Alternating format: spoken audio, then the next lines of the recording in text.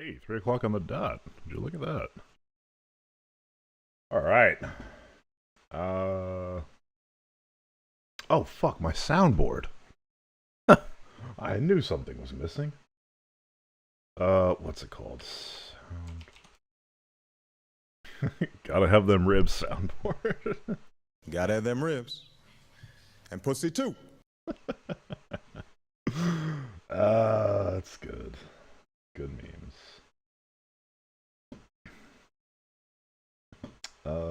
Wait, shit. Okay.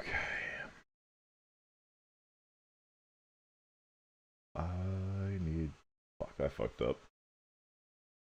Hold on. I need my Twitch window to be over here. This one to be over here. I have way too many tabs and whatnot open. But, you know, they do call this the hardest job on the planet, so it's not for nothing.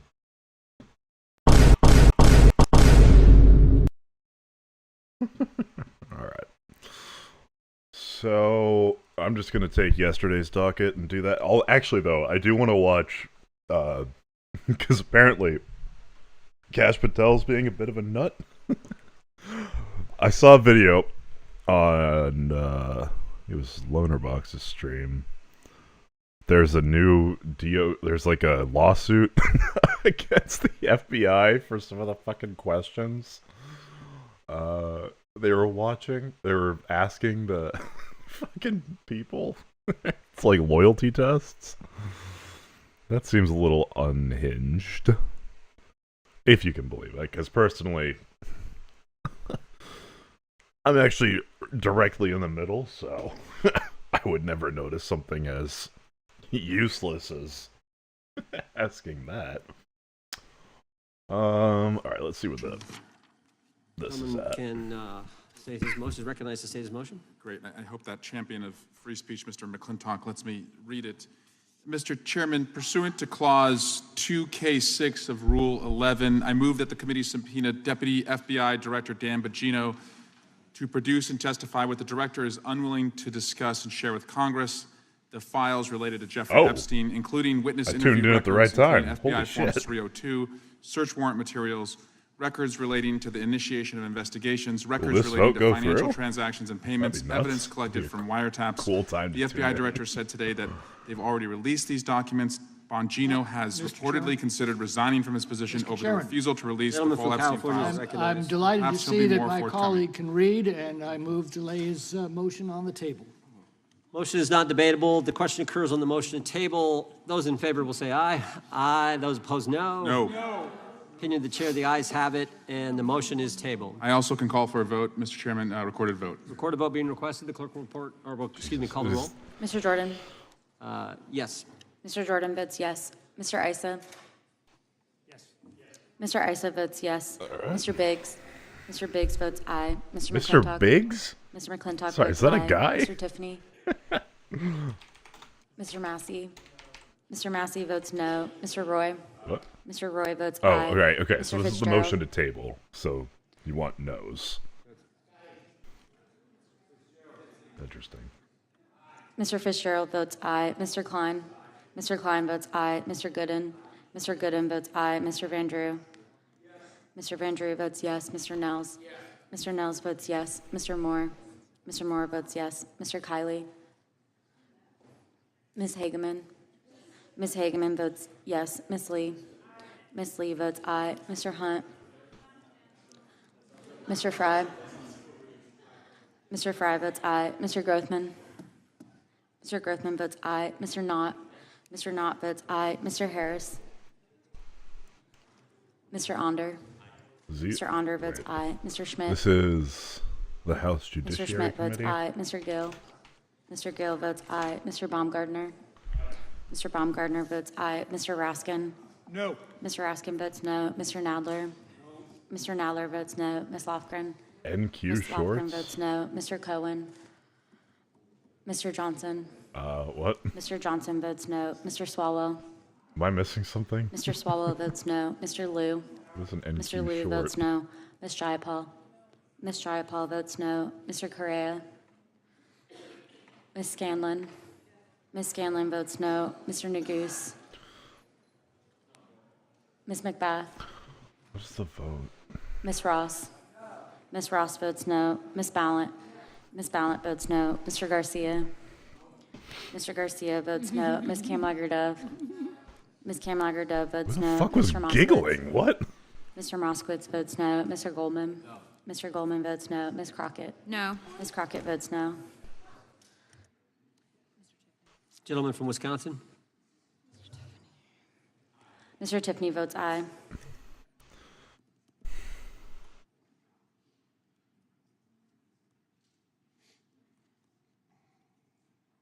Am I looking at the right fucking thing?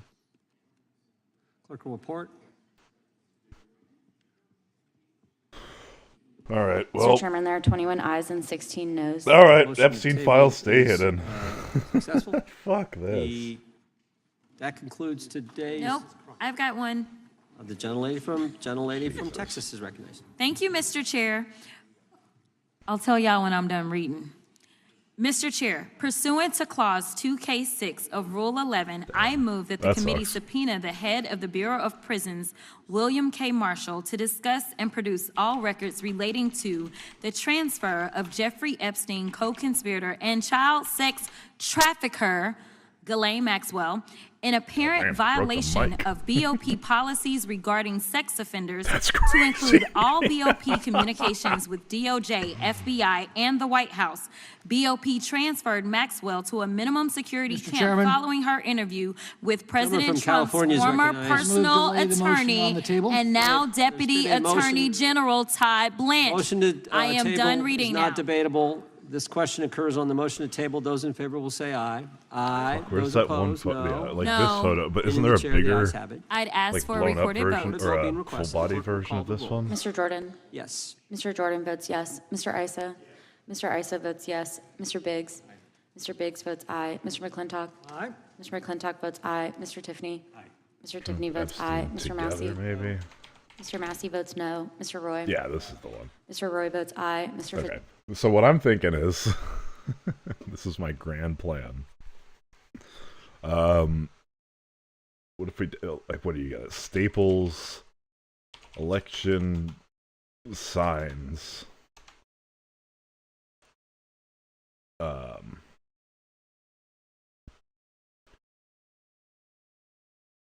The crazy cheap political signs.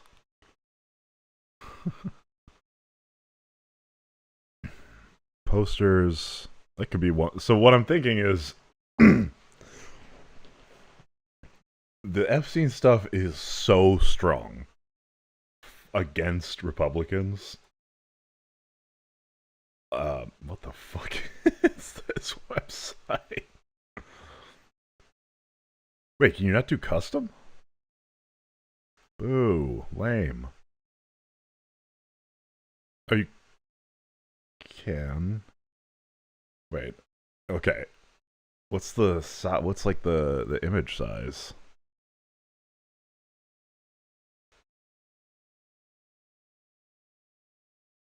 What the fuck? Am I tripping?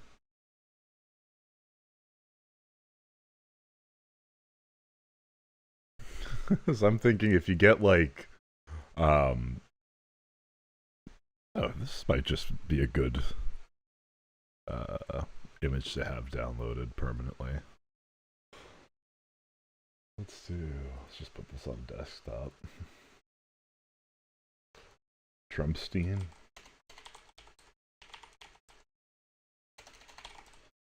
Trumpstein.jpg. There we go. Okay, and then if we move that into fuck, yeah.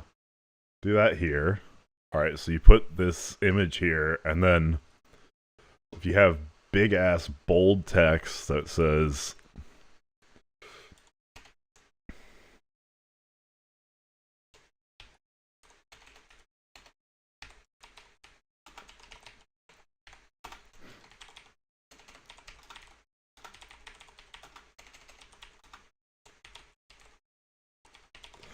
well, okay, so okay, no, it'll make sense. It'll make sense.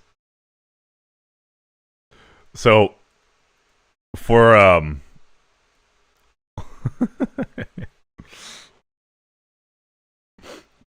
for campaigns going forward, when it comes to midterms, you got to get every single. This is for what I'm gonna do. Like, get every single fucking senator, Republican senator, and Republican House member that voted to like not release any like Epstein information, and then have this poster in the district, all over the district that they are. So it's, and then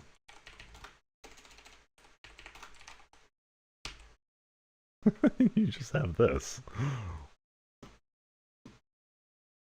Boom. Like, this seems like a you just order like 1,000,000 of these posters, right? I feel like that'd be a pretty strong campaign, right? I feel like this would be. Maybe I make this one red. Not just the U. God damn it. Can I just alter the... No, I can't. Trump's like, man, I want to get out of here and fuck a kid. So, that's wild. But, like...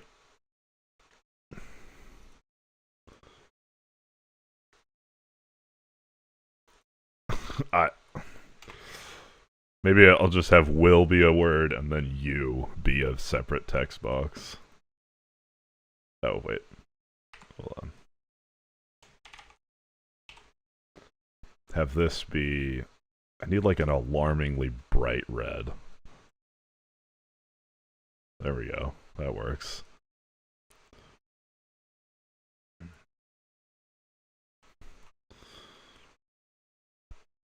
And then I need this to be...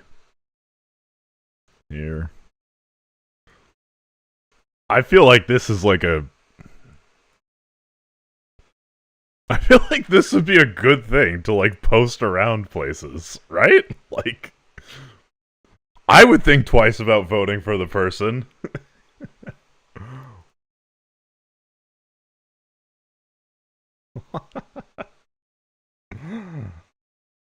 I don't know, man.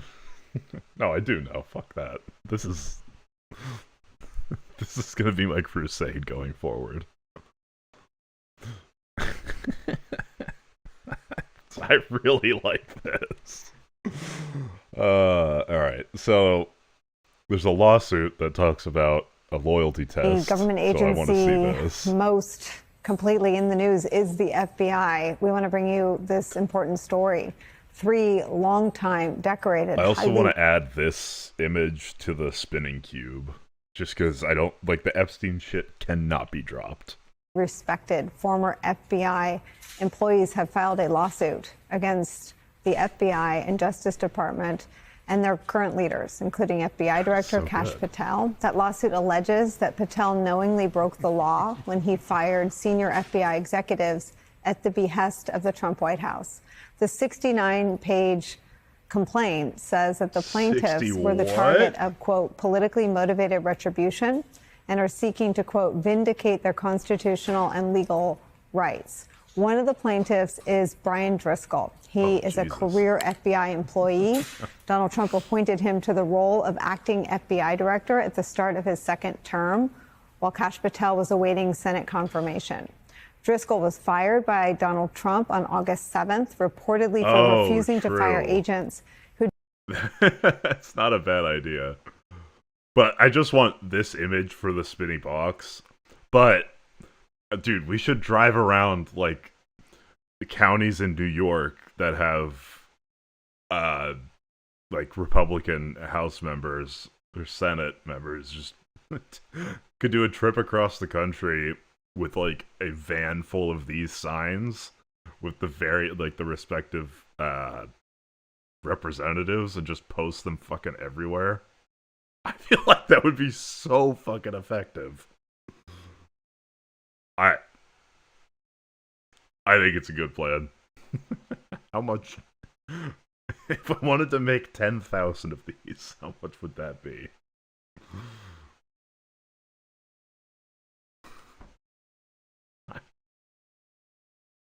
I don't know. Been assigned to the investigations into the January 6th attack on the United States Capitol.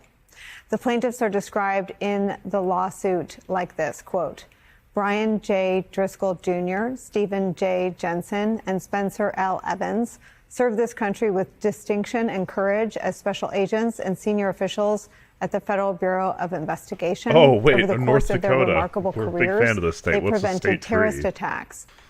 They rescued American hostages. They saved children from predators, and they disabled violent street gangs. That is who they are. According to the lawsuit, the incoming FBI director, Kash Patel, quote, stated that his own job depended on the removal of the agents who worked on the cases against the president, regardless of whether the agents chose to work on those cases or not. The suit argues that Kash Patel's actions are a violation of the federal law and of the United States Constitution, saying this, quote, Patel not only acted unlawfully, but deliberately chose to prioritize politicizing the FBI over protecting the American people. His decision... Dude, Patel, he is so fucking annoying. One, like, yeah, one, because he's just a partisan hack, but two, because it's so, like, I have delivered the most transparent and a decisive FBI. It's like... Bro, you're releasing information that you haven't even verified yet. Like, oh, for the love of God. And to do so degraded the country's national security by firing 3 of the FBI's most experienced operational leaders, each of them experts in preventing terrorist attacks and reducing violent crimes. Joining our coverage, MSNBC senior investigative correspondent Carol Leonnig. Carol Leonnig, that's the first time I've had the pleasure of introducing you that way. Let me first say welcome and thank you for saying yes. And let me ask you about this really serious reporting you have on what is the most serious kind of story we cover around here. And that is a lawsuit alleging a political purge atop the FBI. Well, Nicole, first off, thank you for the warm welcome, which I've received so many places. And thank you for the energy and emphasis you put on this subject and have, whether it's when I was a Washington Post reporter or now that I'm a member of your team. This is, to me, a pretty stunning, striking legal complaint. 69 pages, as you mentioned. But it is the first time there are inside accounts from the top layers of FBI headquarters, these 3 extremely senior career agents, one of them the former acting director, who give voice in their legal complaint to private conversations that they had with Kash Patel, Deputy Director Dan Bongino, and the efforts that they made to sort of stand in the way of a mass purge of FBI agents. And the payback that they received for that was for they themselves to be fired later. The striking thing, Nicole, that comes from this account is several episodes in which Kash Patel and Dan Bongino are described as kind of junior amateurs who don't really know how the FBI works, but are under and admit knowingly that they are under pressure from the White House and from Trump's MAGA supporters online to fire specific agents. In one instance, Acting Director Brian Driscoll refuses to turn over the names of rosters of January 6 investigators because he knows that they are being considered for mass firing without justification. Kash Patel would later would testify before the Senate in sworn testimony that he would never, ever use politics as a justification for firing anyone, and he would never mistreat or abuse any FBI agents. But in fact, he then, in private conversations, according to the legal complaint, then admits that he has to... I thought it was the FBI agents that investigated the classified documents case or the J6 stuff? Fire these individuals who investigated Donald Trump because, quote unquote, they tried to put him in prison and he has not forgotten. Carol, let me play some of what you just described because it's part of the lawsuit. This is where the agents who filed the suit are making the point you just made, that either he's lying, that he's lying under oath when he says this. Watch. You've committed that the FBI will not be politicized. So here's your first test. Will you commit that you will not tolerate the firing of the FBI agents who worked with the special counsel's office on these investigations? Senator, I appreciate the time to visit with you. It is a yes or no answer, and it is your first test. Get him. Senator, every FBI employee will be held to the absolute same standard, and no one will be terminated for case assignments. And I'm not. So one of the earliest claims in the lawsuit is that that was a lie. And one of the things that is in here is we've heard a lot about Regional loyalty life tests. forms? We've heard about threats of polygraphs, but I want to read, because I think this is the first time we've actually had the entire text of the loyalty test. I want to read this from your reporting and from the lawsuit. These were the questions asked of Officer, well, I guess Acting Director Brian Driscoll. 1, how would you define the most significant threats to the United States? Answers: cyber, terrorist, counterintelligence threats posed by China, Russia, Iran, North Korea, ISIS, Syria. That seems like a pretty normal and all question their to affiliates. Porous borders, fentanyl, transnational gangs, cartels. Question 2, what are your thoughts on the structure of the FBI? Response 2, in order to constantly improve, any organization needs to evolve, and the FBI is no exception. Effective evolution with an improved or enhanced end state must be done with a measured and strategic approach. The FBI can be more efficient, nimble, and field-focused with a deep understanding of the nuanced complexities of each area of responsibility for each field office. Question 3, who did you vote for? Well, Response that 3. took a fucking turn. So, what are your thoughts on the structure of the FBI? What do you think our greatest threats Each are? area of responsibility for each field office. So, who did Question you 3, vote for? who did you vote for? That's nuts. Response That's 3. not a good sign. Driscoll refused to answer this question and stated that it was an inappropriate question with Hatch Act implications. Question 4. Hatch Do you Act. agree that the FBI agents who stormed Mar-a-Lago, to include the rank and file, should be held accountable? Response 4. Do you agree that the FBI agents who stormed Mar-a-Lago? Do they have a video of them? Okay, whatever. First of all, they had a warrant. Second, they found what they were there to find. What's the issue? What? No. Accountable for what? Doing a good job? FBI personnel were doing their job in furtherance of court orders, legal warrants, and a properly predicated investigation. Question 5. What are your thoughts on diversity, equity, and inclusion? Response 5. Driscoll mentions that members of his own family were first-generation citizens and that he strongly believes in diversity and a diverse workforce that represents the people the FBI serves. Of course, DEI question. Also, I thought this was fucking hilarious. Response to Tectone. You have no idea what you've created in the fucking picture of him behind the tree.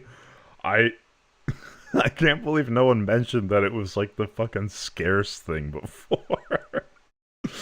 I thought this was a banger. That deserved at least 1 like. That's such a shame. But it's still a banger.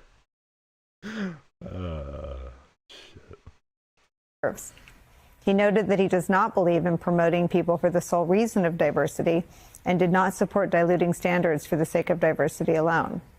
Question 6. When did you start supporting President Trump? Response 6. Driscoll When did you... That's really fucked up. refuses to answer this question. Question 7. Have you voted for a Democrat in the last 5 elections? What? Hold on. Okay. Is this just something that's been filed? What's the substantiation for this? Response 7. Driscoll refused to answer this question. Is After the the FBI final denying question, this? the loyalty test interview ends. I don't know that I don't know, what is it, 10 years of covering the Trump story. That's fucking nuts. Hello? Okay, this was 5 hours ago. Yeah, I've heard there's a bit of fireworks here. Erica. So this can be what we have kind of just going on in the background while we work on other stuff. Alright, let's watch a couple minutes of this, get some headway through the crossword, and then we'll go on to all of these fun videos I have for us to go over. Unhinged executive order signing, Pam Bondi talking about how she's going to ban hate speech, some Fox and Friends shit. There's a lot to take down and record, because I gotta be careful now. Yeah, I don't know. I'll probably be alive for a long time today. Children, the whole family. God bless you, Charlie Kirk. I've asked Director Patel for an update today on this matter. Holy crap, this guy As yaps we for proceed 6 with the minutes hearing, straight. Dr. Patel, For 10 minutes Director straight. Patel. Holy. In the history of the Federal Bureau of Investigation. During my 4 years as chair, I held 4 hearings with then FBI Director Wray. What is that? As a reminder to Republicans who claim the Biden administration weaponized the FBI, President Biden retained Director Wray, a lifelong Republican who was President Trump's nominee for the office. After his second election in an unprecedented move, President Trump forced out Director Wray and nominated Kash Patel, arguably the most partisan FBI director ever. Given Director those Patel came to questions, the that's FBI with a political undeniable. mission, and he spelled it out in writing in detail. He wrote, "Government gangsters, quote, the rot at the core of the FBI is not just scandalous, it's an existential threat to our Republican form of government," end quote. And with the power of his office and the blessings of the president, he attacked the FBI with a vengeance. Mr. Patel had falsely claimed the FBI, quote, was planning January 6th for a year, end quote. What? He even went so far as to produce a song by the January 6 rioters who violently assaulted police officers in the Capitol. He compiled an enemies list of public Fuck, servants he man, called it feels like government years gangsters, ago that we went over like all former this shit. FBI Director Mueller, Is it who really Patel only called, been quote, like an utter a swamp month creature. or a couple months? Former Trump Oh officials my who served God. with Mr. Patel warned us he would weaponize the FBI to protect the president's allies and target his critics. And indeed, Director Patel has already inflicted untold damage on the FBI, putting our national security and public safety at risk. Since January 20th, the Trump administration has engaged in an unprecedented purge of FBI officials. As we heard from highly credible whistleblowers, Mr. Patel was involved in directing this purge even before he was confirmed, despite his sworn testimony to this committee. It began with terminations and forced retirements of all 6 But the problem nonpartisan is, career like, officials what do you who do run with all this 6 branches of the information? FBI, the executive assistant directors. Since then, at least 18... Because realistically, Patel sits here, he says, no, we didn't, no, we didn't. We're actually the most efficient. No, we were screening for top skill, yada, yada. Republicans are like, yeah, see, they didn't. When in reality, they know what they're doing, but they don't care because they enjoy having the FBI purged of crazy liberals who, I don't know, want to uphold the law. So, like, what do we do? Like, I don't know. Talking with people, it genuinely seems like the only angle that conservatives listen to against Trump is the fucking Epstein shit. Now, some of them will deny it. That's true, but it's the best wedge we have. And he knows it too. I don't know. Well, I don't know. I don't want to spend too much time on this. I just want to see Kash Patel squirm a little bit. Okay, let's see if we recognize the senator here.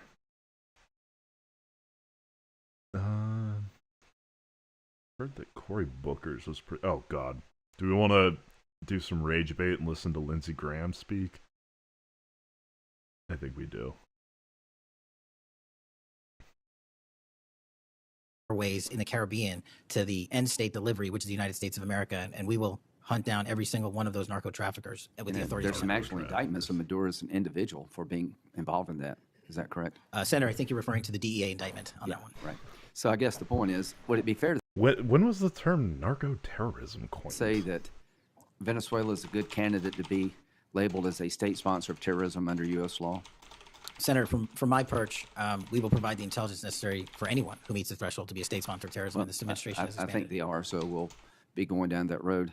China, on a scale of 1 to 10, 1 being nothing, 10 being great, how is China helping with the fentanyl problem here in the United States?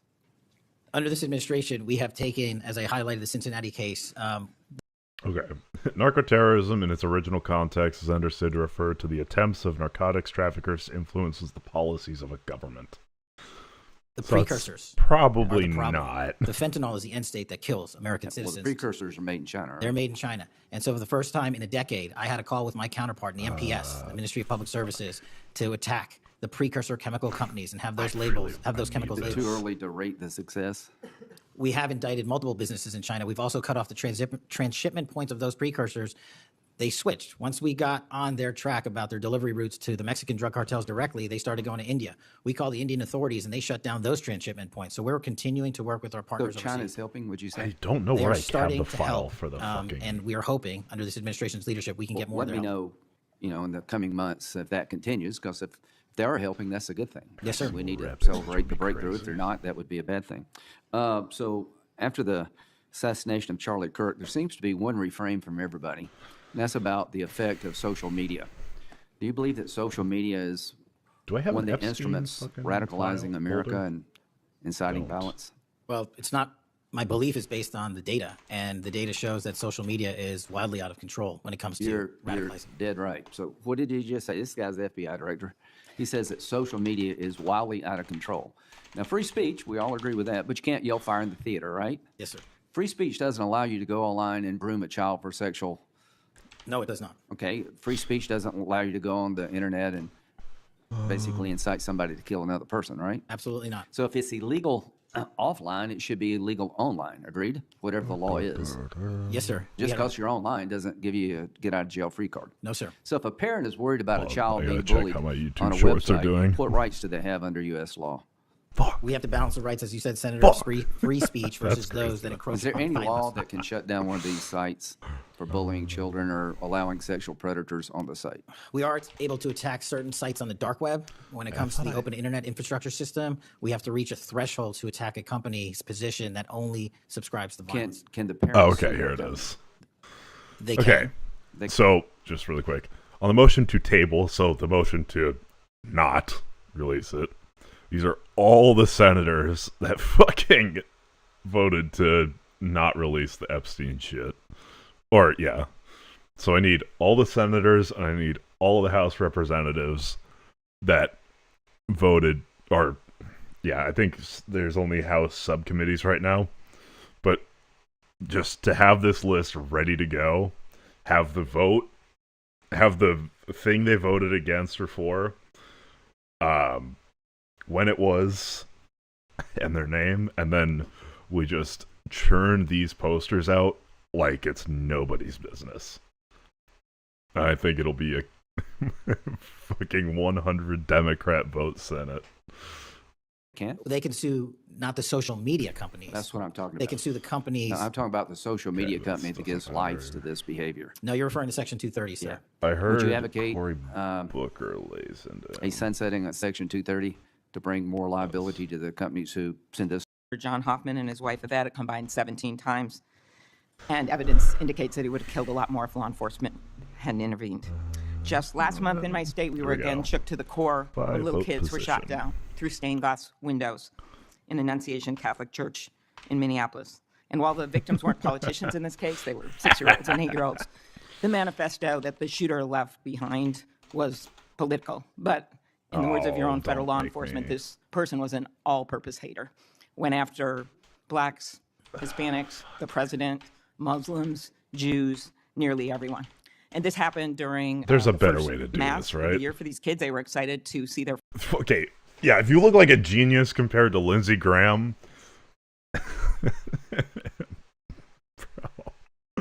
It's like, yeah, I'm stronger than an amoeba. Fucking hell. I hate Lindsey Graham. Friends meet their new teachers, and 2 children, 8-year-old Fletcher Merkel, 10-year-old Harper Moisky, were murdered. 21 other people injured, some of the kids, 18 kids, severely. Fletcher was just starting 3rd grade. He loved his family, his friends. He loved fishing and cooking, in his dad's words, any sport he was allowed to play. Harper, the other child, we celebrated her life this Sunday, thousands of people.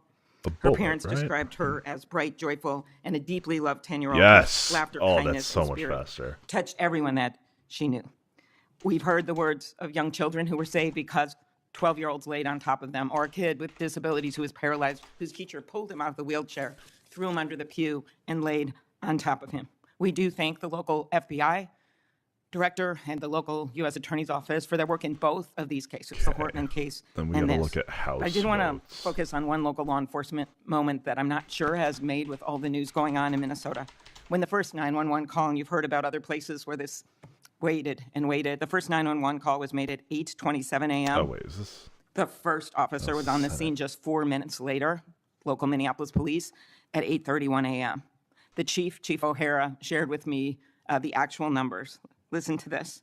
Over 20 people were in ambulances just 14 minutes, all of them, after the police got on the scene. 14 minutes after the first call. Tourniquets, stretchers, and they got them all to Hennepin County Medical Center or Minneapolis Children's Hospital. And I think it is worth looking at what happened there, because one of the dads whose daughter was severely injured, still in the hospital, that I met on Sunday, told me that there is absolutely no way his beautiful daughter would have survived if the police hadn't been there. So it is worth looking at for all of us. So my focus on behalf of these parents, because I promised I would do this on Sunday, was just to figure out how we can do anything to stop this from happening again. Oh, wait, So, we just saw the expanded House background Judiciary. checks, ghost gun bans. Every shooting is different. Raising the minimum age so to we'll get purchase some. assault weapon, even if we're not going to ban them, I favor banning them. But that's one idea that's out there. When so many of these shootings are people who are 18, 19, 20, 21. The one at Annunciation Church was 23. Today. Both shooters in Uvalde and Buffalo had just turned 18 when they purchased the assault weapon ban. I'm not saying any one of these things would prevent every single shooting, but I really ask everyone to look at these. We also need to tackle social media, and I really did appreciate Senator Graham's questions. I think we have to protect free speech and not engage in censorship. But for years, I have supported repealing Section 230, which was made when these companies were little companies starting up in garages. And I think it is one way to get at making this better environment online and preventing violence. So my first question is on the assault weapon ban. Do you think that would be helpful in reducing gun deaths, Director? Senator, if I may, I want to answer the question. But Okay, so I guess we could just do process of elimination here. So all the Republicans on this committee, less Thomas Massey. Awesome. Thank you for your remarks. Especially it relates to my friend Charlie. He looks so and different I without share a beard, and relay dude. my remarks, Holy shit. my sentiments to you. Minnesota has suffered untold tragedy in these last few months, and whatever creativity we can use to eliminate even just one shooting, one horrific death, I am in favor of engaging with Congress fully to do. I don't have the answers. I don't know what will eliminate it in its entirety, but I'm willing to engage and explore new ways with you, Senator. Okay, thank you. And so, assault weapon ban. What do you think? Senator, I think there are Oh, don't hurt yourself, Cash. instances on this legislation that could prevent future attacks, but I'm not going to weigh into the creation of legislation. Could you also look at, and I favor just assault weapon ban, not getting these guns in the hands of people that shouldn't have them. But could you look at the numbers on Clintlock? the ages? Yes. Because from 18, even going from 18 to 21, which wouldn't have prevented the shooter in Annunciation Church from purchasing that gun. He purchased several the same day. Over 100 rounds were fired from the assault weapon through the stained glass windows. So if you went up to 25, it would have stopped that immediate purchase and probably saved the lives of these kids. But if you go to 21, that is the same age that already applies to purchasing handguns from federally licensed dealers. So I prefer another approach, but I was hoping that our Republican colleagues would at least look at that, given Uvalde, Buffalo, and some of these other mass shootings. Yeah, well, we're doing Epstein stuff right now, but arguing will come later. Because, like, again, the only thing Trying to be practical. that Republicans and centrists seem to be able to turn on Trump for, if they haven't already, is Epstein stuff. So I'm I made this wonderful little poster. I want to order like thousands of these and build up this audience till midterms and have people go out and just put these posters everywhere. So I'm compiling a list of House representatives and senators to put on here, because, like, how rough does this come across? So let's do, like, let's pick a name. Let's do Chip Roy. So if I do...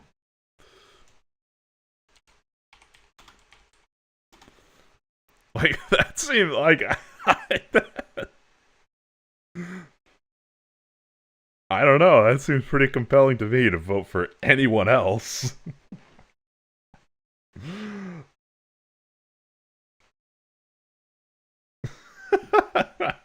Right, I forgot my international audience. Oh wait, but you guys on what is it, Windsor Castle or some shit projected this picture ahead of Trump's visit. So that's pretty funny. But thinking that it could make a major difference. Strengthening background checks, could you also look at that? And then banning ghost guns and bump stocks. What do you think of that? So, Senator, you're talking to my heart here on one of the core missions at the FBI, which is our CGIS facility in Winchester, Virginia, which is our hub for our NICS checks, our NCICs, our capabilities on when we have, I think it's 19,000 state and local community law enforcement come to us for these background checks. I'm like relatively close to Virginia. I could probably go down and do some of this. I'm gonna be real, brother. I know jack and or shit about the royal family.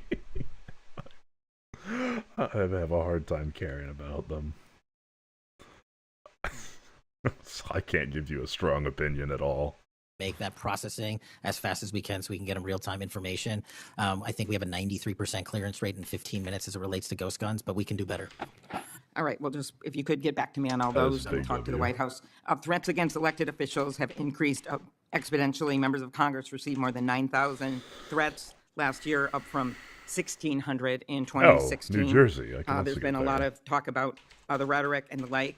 And if we want to move forward on things like Section 230, or even look if we can do anything on guns, I do think we're going to have to be honest about this all-purpose hater issue, and it has bothered me, this thing, we're going to go after this group, we're going to have to go after this group. I just want to, for the record, show that the murder of Speaker Hortman and her husband, I feel like we go through this list, sort by those that are up for re-election, and then those that live in districts that are close. I don't think we will. I think that we can come back from this. We just need everyone to look at each other and acknowledge it and say, all right, we are at a boiling point here. Let's tone it the fuck down. I think that's totally doable as long as everyone's honest. And one thing I've been thinking of is, like, I understand that, but I assure you, accelerating things to war is a worse option. It is worse. There is no victor. Like, I understand being angry. I really want to make a push to bring us back from the brink of this. Yeah. So, I want to... Yeah, fair, okay. Exactly, and I just... We need the right to own that there is violence. Now, factually, there's a majority there, but whatever. We just need them to own that there is violence from their side and get Trump to tell them to tone it the fuck down. Democrats, we already own our violence. You're a Trump supporter? Why? Well, do you acknowledge that there's more violence coming from the right?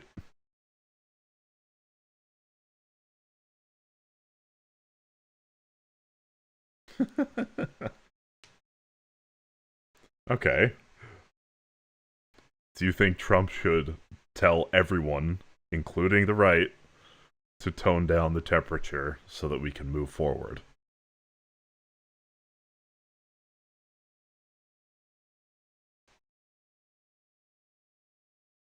Why not?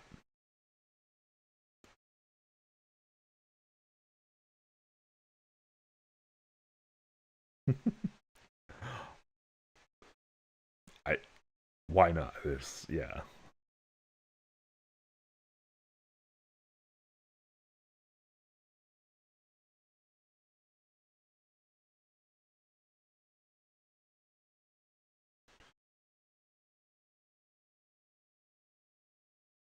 Kept going for 12 years? What? I'm asking, what? I'm asking, why don't you think Trump should tell everyone, including the right, to tone it the fuck down?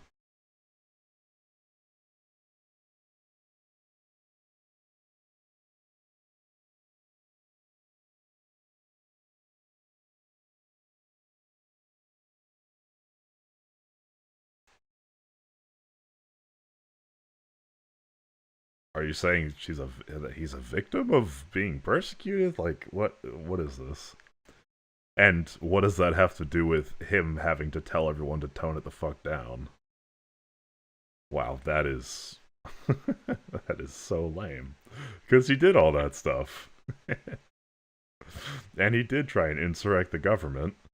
And it's a really simple ask to have him say, look, people on my side and on the other side, let's all tone it down.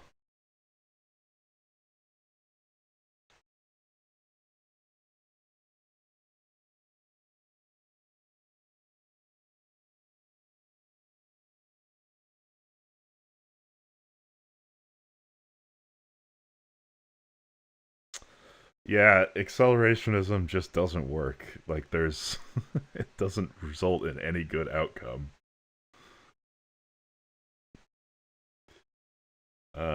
Yeah.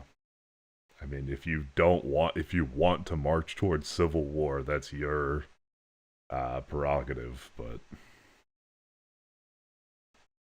I guarantee you that's the wrong option. That's fine. I just needed enough.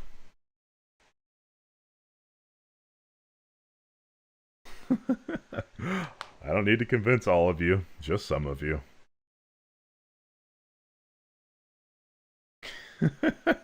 Googling. Look, man, calling for civil war and trying to advance it, that is dangerous, illiberal, and anti-American. So...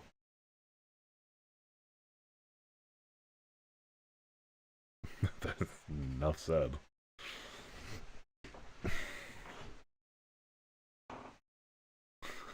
Okay.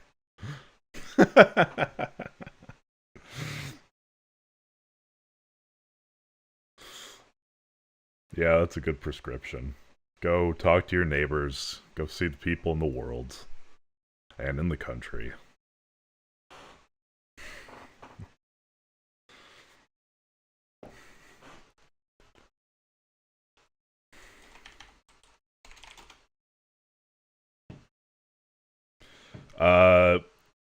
We have a MAGA fella in here saying that they want civil war. That's not true. I like most of the people in this country, and the ones I don't, they're only... Can't really determine, sorry, if I like someone if I haven't met them. Now, I disagree with MAGA a lot, and I think there's a lot of willing ignorance there, but I don't think I have vitriol. I think people that commit crimes should be persecuted. But yeah, I know plenty of MAGA people. And as much as I disagree with them, I don't hate them. No, they're very interested in politics. Very spirited discussions, but look, if you're interested in politics, you would do some reading. If you're interested in waving around a banner, then you'd be a Trump supporter. But I think, in my view, the only way to be a Trump supporter these days is to be willingly ignorant or be supportive of the end of a democratic system in motion towards a dictatorship.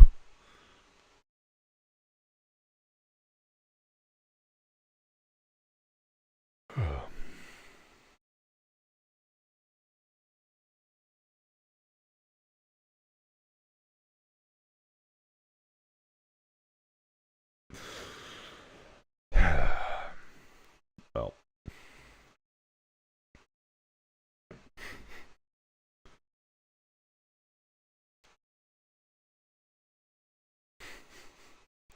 I said willingly ignorant. That doesn't mean dumb.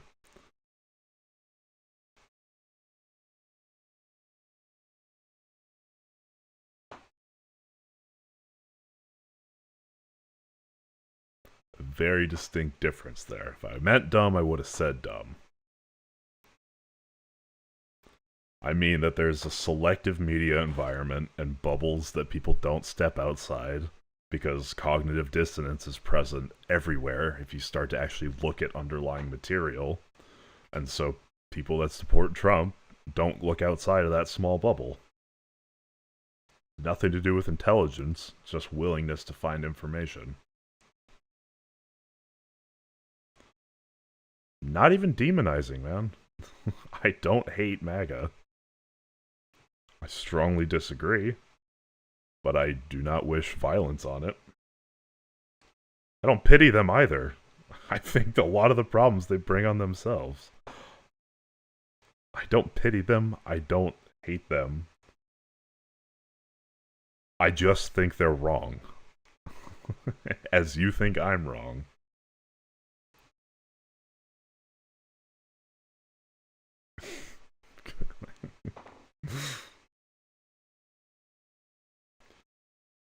This is what I mean by fucking woke right. You coming in here swinging, and then now you're trying to make a victim out of yourself. It's funny.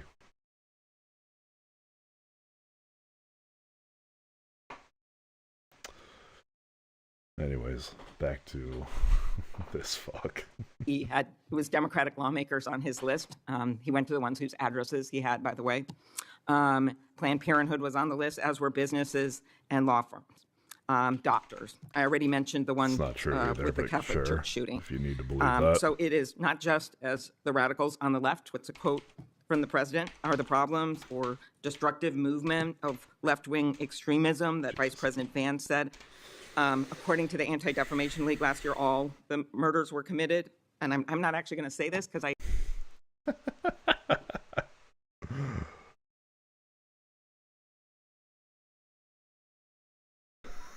What? Wait, hold on. I'm trying to parse this message.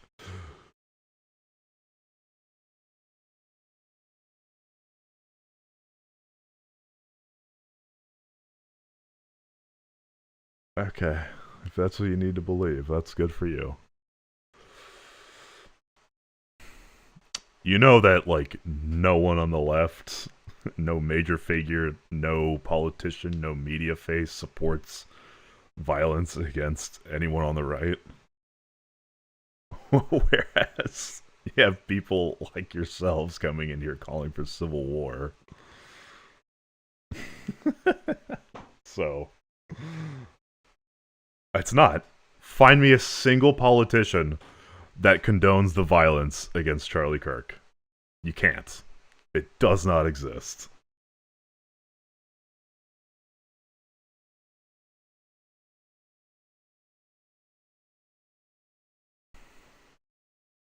And yes, Hassan doesn't count as a politician because he's also not a Democrat. Yes, I've heard of Destiny.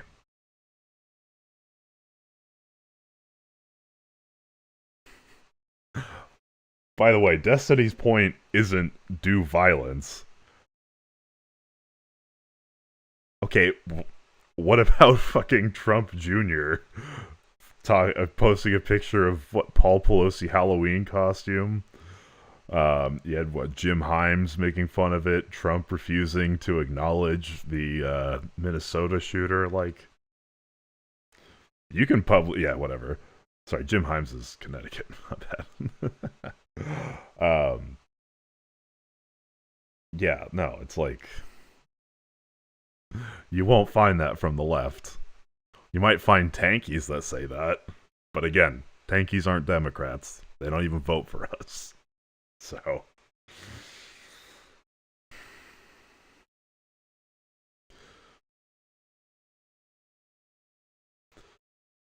that's not true. They had a list of Democratic House or state senators and people to go and kill. Just because they got appointed to a tiny position by Tim Walz one time. Like,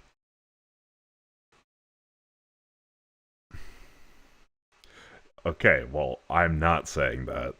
So, you want to talk about a straw man? There's a lot of pro-Palestine Republicans. The guy was fucking... Have you heard of a Groiper? That's like... That fits the bill.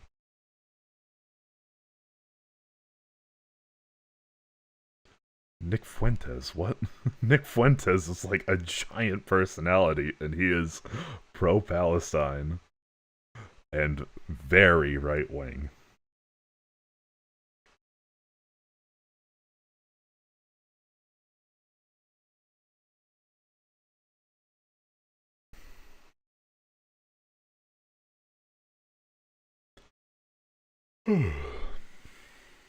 Also, Destiny's argument is that, yes, political violence is bad, but people on the left shouldn't be chomping at the bit to disavow it if we can't get the President of the United States to disavow violence.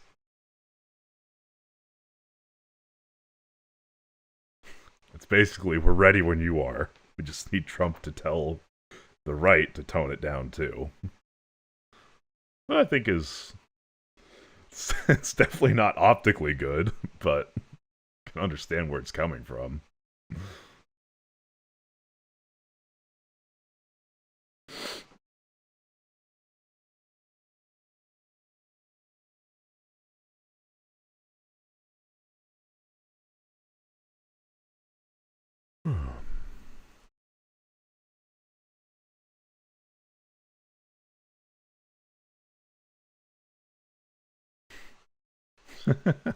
Take your time, brother.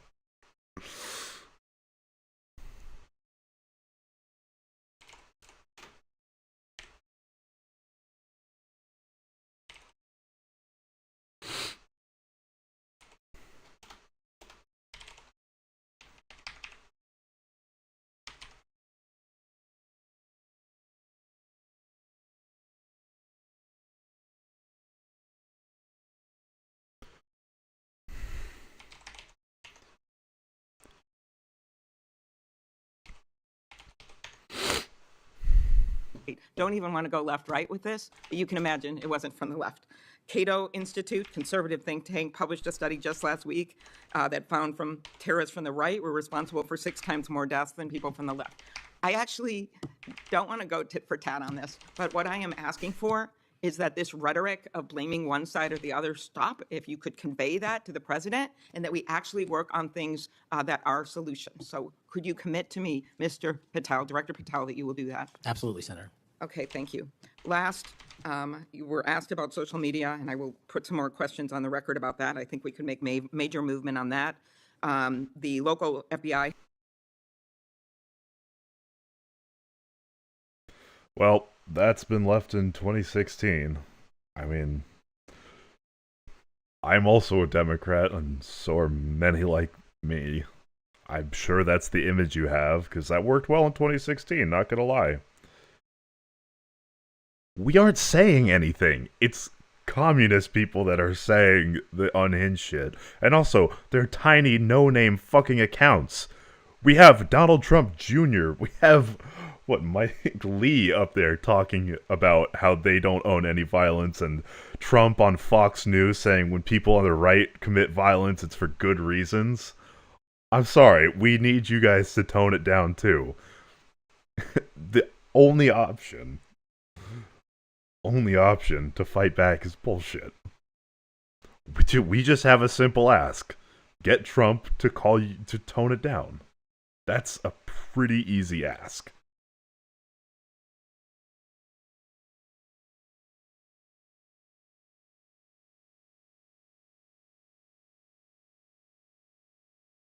Helped when the city of St. Paul was a victim of a cyber attack. And I'm concerned about some of the cyber attack cuts. I'll ask you that on the record. AI, I'm glad you raised that. I think we have to do more, but also including election interference because they're using AI videos. I just had one happen in this very committee on me. So he's been calling Democrats communists, and are you guys so fucking soyed out that when someone gets called a name in politics, they suddenly can't do something to bring us back from more violence? Who is the fucking woke side now? Jesus. That's insane. And it's not like the shit slinging goes one way in terms of name calling. That was literally Trump's platform in 2016, was shit slinging. Let's be fucking real here. Not to mention that got adjudicated in the courts, so. And I just think they're going to start using it in democracy, election. They could be foreign. Do you think some of this is foreign entities, Mr. Patel? Generally speaking, we have traced a lot of this to loose groups overseas that don't have any sort of central cluster. There's going to be a lot on you then. And then last, I'll put on the record just my concern about protecting journalists. The new guidance that came out of the department. Have you deployed any FBI resources to investigate members of the media for activities related to news gathering, reporting, or reporting on government whistleblowers, something near and dear to the chairman's heart? The only time we would involve an investigation of a journalist if they've conducted or committed an allegation of separate criminal activity, most prominently leaks of classified information. Thank you. Senator Hawley. Thank you very much, Mr. Chairman. Director Patel, good to see you. Thank you for being here. You're leading the FBI at a very critical time for that agency and also a critical time for our country. And I want to start by talking to you about the tide of violence that we have seen, ideological violence against people of faith, particularly Christians. You just think here, take a rough catalog. Just in the last couple of years, we've seen shooting at the Covenant School, Christian School in Nashville. We've seen school shooting at the Annunciation School. We've seen church shootings multiply. We've seen acts of crime and violence, vandalism, arson against churches and parishes all across the country. And then, of course, last week, Charlie Kirk, who said, "I want to be remembered for my courage, for my faith," was shot on a college campus. Let me just start with the assassination of Charlie Kirk. Is the FBI, and I appreciate the tremendous work the FBI has done in this investigation, is the FBI investigating the Kirk assassination as part of this broader pattern of anti-religious, anti-Christian violence? We are investigating Charlie's assassination fully and completely and running out every lead related to any allegation of broader violence, and we're producing results on that we'll disclose when appropriate. Good. I'm glad to hear that. Let me just ask you a few questions about that if I could. Sure. Reports have suggested that the FBI is investigating a broader network of groups that may have had some knowledge of the shooter's plans. Can you give us any details on that, following up what you've already said in public? How's the FBI working to find other potential accomplices, folks who may have known about the shooter's plans, folks who may have encouraged him? Any update on any of that? So in terms of what we do for an interrogation perspective, we go and reach out to the family and community immediately. And we've conducted those investigations and interrogations with local law enforcement, and we're continuing to do that because those closest to the suspect are going to hopefully know the most about the suspect and his beliefs and his ideology. On top of that, unfortunately, it has been leaked that there was a Discord chat, and for those unfamiliar with it, it's a gaming chat room online that the suspect participated in. So what we're doing, we've already we've done is serve legal process, not just on Discord, so that the information we gathered is sustained and held in a evidentiary posture that we could use in prosecution should it be decided to do so. And we're also going to be investigating anyone and everyone involved in that Discord chat. Okay, very good. I see the public reports that the Discord thread had as many as 20 additional users. It sounds like you're trying to run down all of that to see if that's accurate, who else may have been on that thread, what they may have known. Is that fair to say? It's a lot more than that, and we're running them all down. It's a lot more than 20? Yes, sir. And you're running all of that together? Every single one. Yeah, fantastic. Let me just turn to the. I mean, it's a place where people on the internet congregate. If it wasn't Discord, it'd be Skype, and if it wasn't Skype, it'd be TeamSpeak. It's Discord because it's the most popular messaging app. It's not the other way around. I don't think there's anything inherent in Discord that radicalizes people. I think it's just a place for niche internet communities to hang out. Yeah, I mean, it was. Like, it seems like the people in that chat didn't condone. Yeah, they probably should.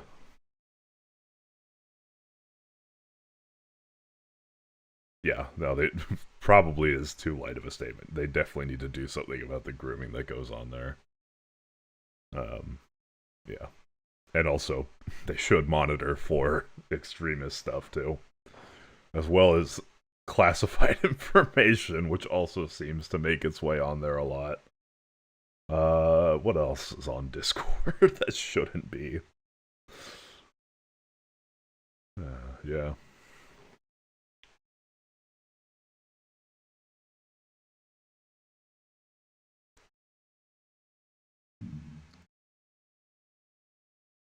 Yeah, no, the people in the chat with him, from the messages they've released, seemed like they at first didn't even think he did it. And when they found out, they were kind of shocked. Discord is great for a normal person, too. Again, it's not the app that makes the crazy. It's the crazy that uses the app, so... I use Discord. I'm sure you use Discord. It's just a helpful application. Like... It's great for anyone who needs to talk with another person on a computer.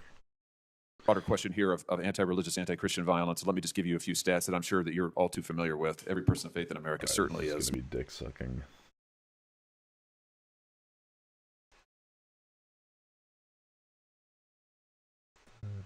Oh, God.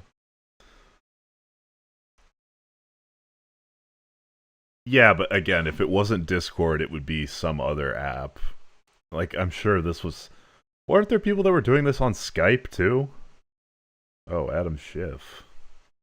No, that's not Adam Schiff. It looked like him from a distance.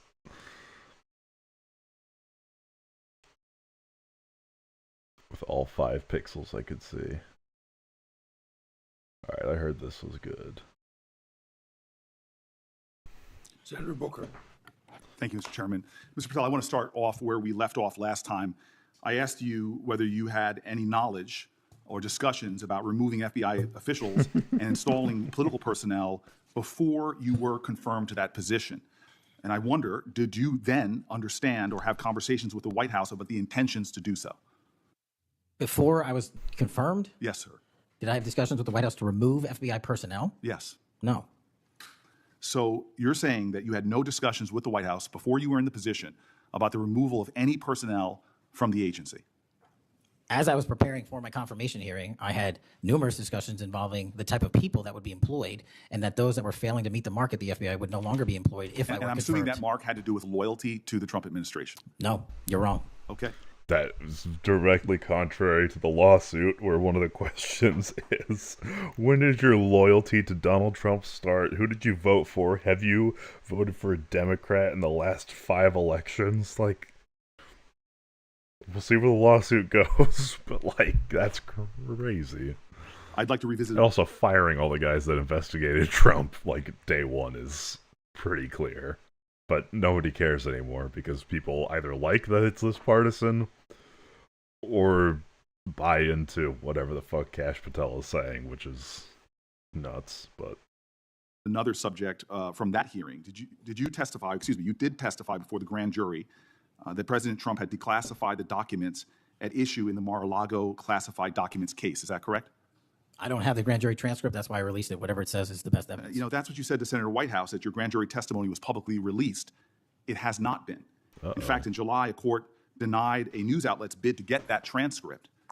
But the court said quite clearly that you are free to discuss your grand jury testimony. So I ask you again, did you testify before the grand jury that President Trump declassified the documents at issue? We don't condone the violence here. As opposed as I was to him as a figure, violence is not the answer.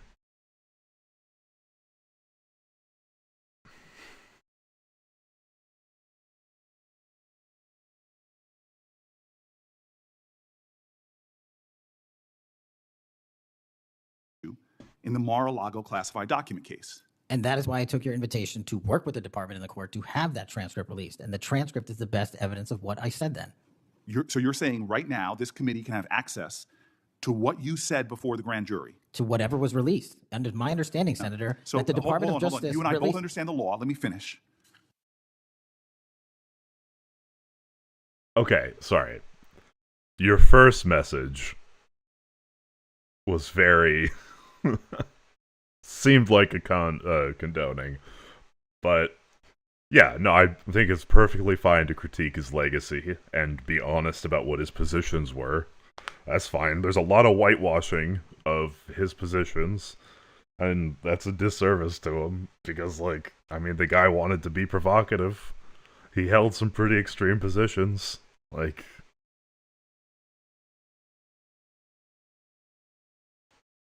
celebrating someone's death is not unlawful.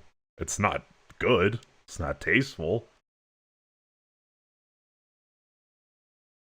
But at least as of yet, we'll see what Pam Bondi does. It's not illegal.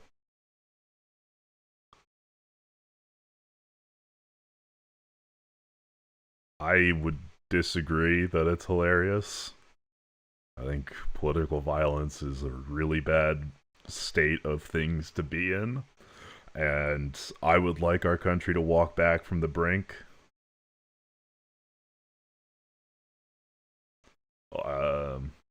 Jesus, I mean, you guys can fight this one out here. Yes, that's what I want, but part of that is the right needs to admit that violence does happen on their side and that they need to tone it down too.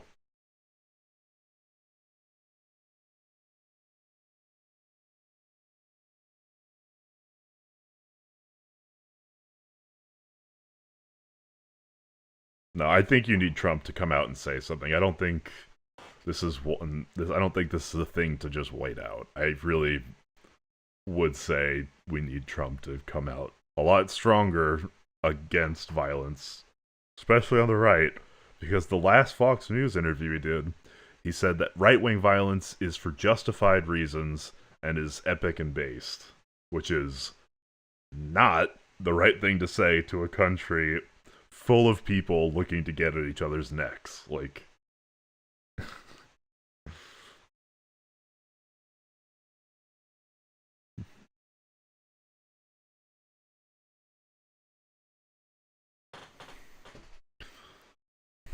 I understand under Rule 6 of the Federal Rules of Procedure, a grand jury witness, in this case you, is not barred from sharing their grand jury testimony.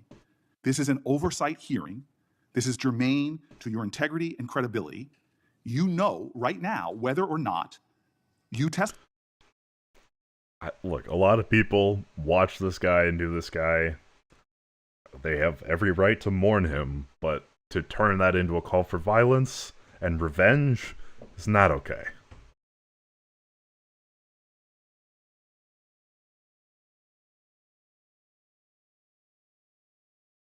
I'm not saying we're going to civil war. I'm just saying there's people that are using this to amp up rhetoric, and there might be a copycat thing because of all of the rhetoric on the major news stations. I don't know what you are.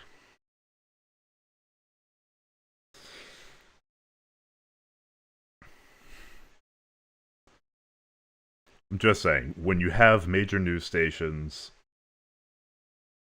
and like big media figures and even like senators and the president condoning, making jokes, amping up the rhetoric, you drastically increase the chances of a copycat attack. And that's, again, not good, because we can either keep spiraling down and end up in a really bad place, or we can all look at each other in the eye and say, okay, shit, it has gotten way the fuck out of hand. Let's take it down a couple degrees. I think that starts with the most powerful man in our country, which is the president. I would say he's probably playing it up. I mean, given that he was at like a baseball game later that day doing this stupid fucking dance. But yeah, I mean, on the internet there's always people arguing and shit. That's just a mental civil war is fine. That's just arguing. Yes, the jerking tube giraffe dance.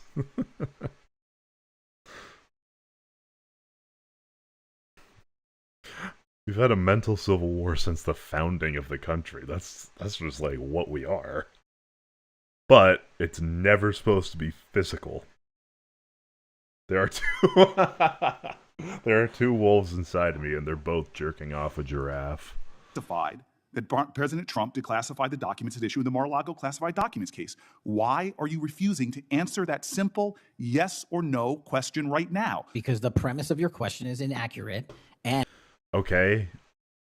And we can all take it as a lesson and move on like adults.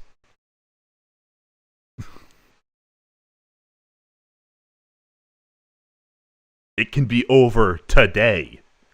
If Trump just says, all right, on the right, we gotta own when stuff happens on our side, as the left owns when shit happens from their side, and let's all tone it the fuck down. It's so easy. Just need a little honesty.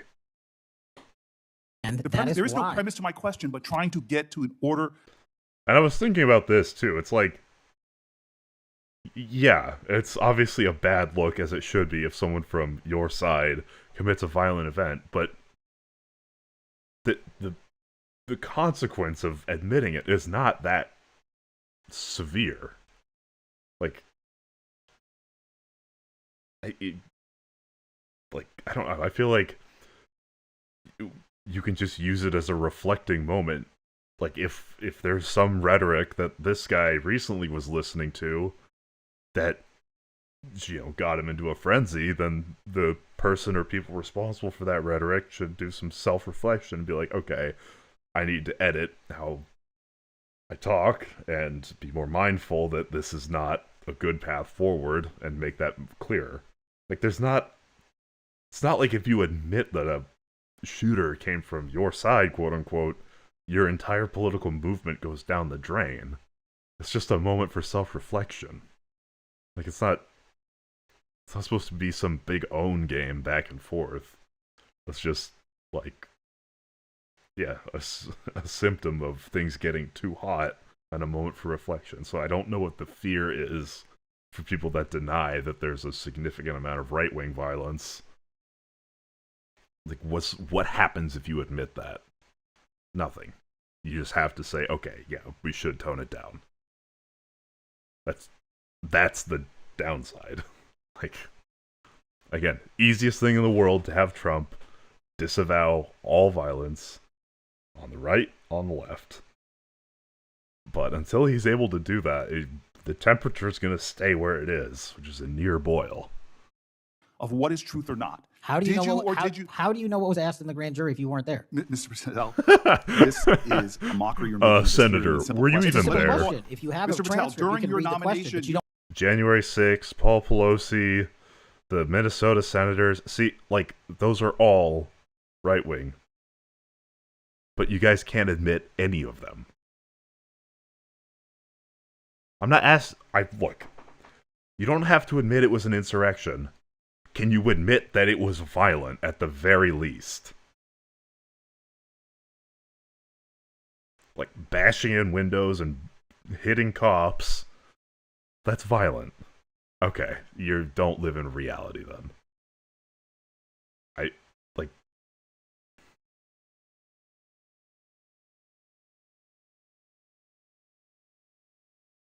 And you don't admit that there were windows broken, that there were people pushing police officers, stampeding, hitting officers. Like, I'm sorry. If you cannot admit what we all saw on video, and what has been proven in court, and what people got sent to jail for, like, dude, I don't know what to say. Like, you just don't, if we don't live in the same reality, where do we go from here?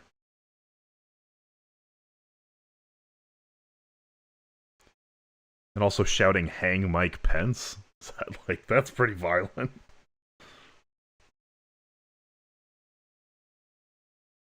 I mean, there's shootings too. There were Minnesota senators that got or state senators that got assassinated. Like, a cop died a day later, but, like, again, it's not necessarily about death count or injury count. It's about that it happened. Okay, let's... I mean, fuck it. Whatever.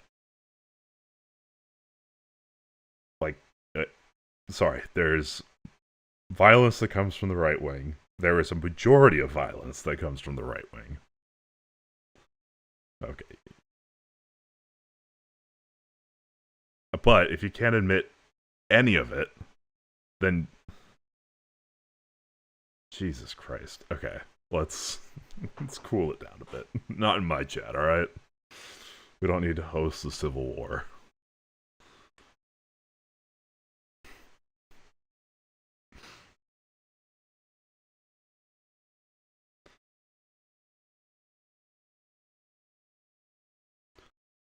Yeah.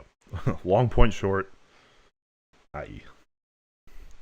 if people on the right can't admit that there's violence that comes from their side and get Trump to tell them to turn it down, shit stays where it's at right now, which is not good. It's not healthy.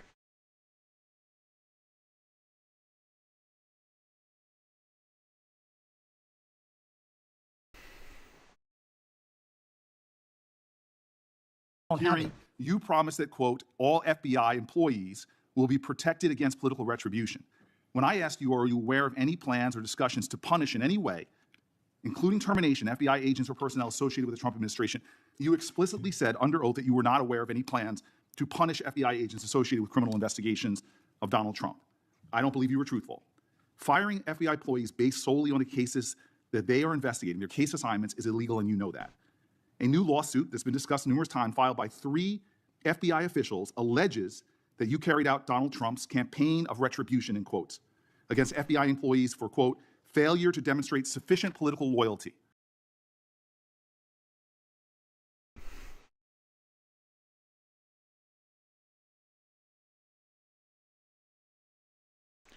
Christ almighty. Again, the liberal you all remember from 2016 is largely just not the archetype. Are you selling teas with that slogan? That's good. Again, it's a simple ask. Admit that there is violence that comes from your side, and push Trump to tell everyone to tone it down. If you like where the temperature's at right now, and you like the on and off killings, then do nothing. But if you want it to actually tone down, you have to get a disavowal from Trump. Like, it's simple as. One of those plaintiffs has been discussed today, Brian Driscoll. Now, we know 20 years of distinguished service to the FBI before you terminated him. special agent in charge of FBI's Newark field office, where he operated with distinction. Medal of Valor winner, Shield of Bravery awards. He's a patriot. You terminated Driscoll via a letter dated October 8th, 2025. And in that letter, you said that you were firing him pursuant to Article 2 of the Constitution. Well, you're not the President of the United States. And so I'm wondering under what authority you were allowed to terminate him. That matter is under litigation, and I'm not able to discuss it. Okay, we'll discuss you this. fucking pussy. Did you have discussions with Stephen Miller about firing this particular person or about his continuing fuck. in the FBI? Not that I recall. How often do you speak to Stephen Miller? Frequently on our Homeland Security task forces. You frequently talk with Stephen Miller about There's subjects such a other good than Homeland tweet. Security task force issues, correct? Fuck. I frequently talk to Mr. Miller about Homeland Security task forces. Yeah. Has Stephen Miller ever given... There's a tweet that had this, and the caption was Steven Valhalla brother. So fucking... Oh, Lord. you his opinions on how to run your agency? Mr. Miller's interagency operations are invaluable to the success of the FBI. That's what we talk about. So you frequently discuss your job and your responsibilities with Stephen Miller and Pam Bondi, I imagine, as well. Absolutely. She's the Attorney General. Understood. Okay. I would probably agree with that. I think things are mostly a meme nowadays. I don't know. There's some people holding on for dear life. Just keep the threads of the country together. But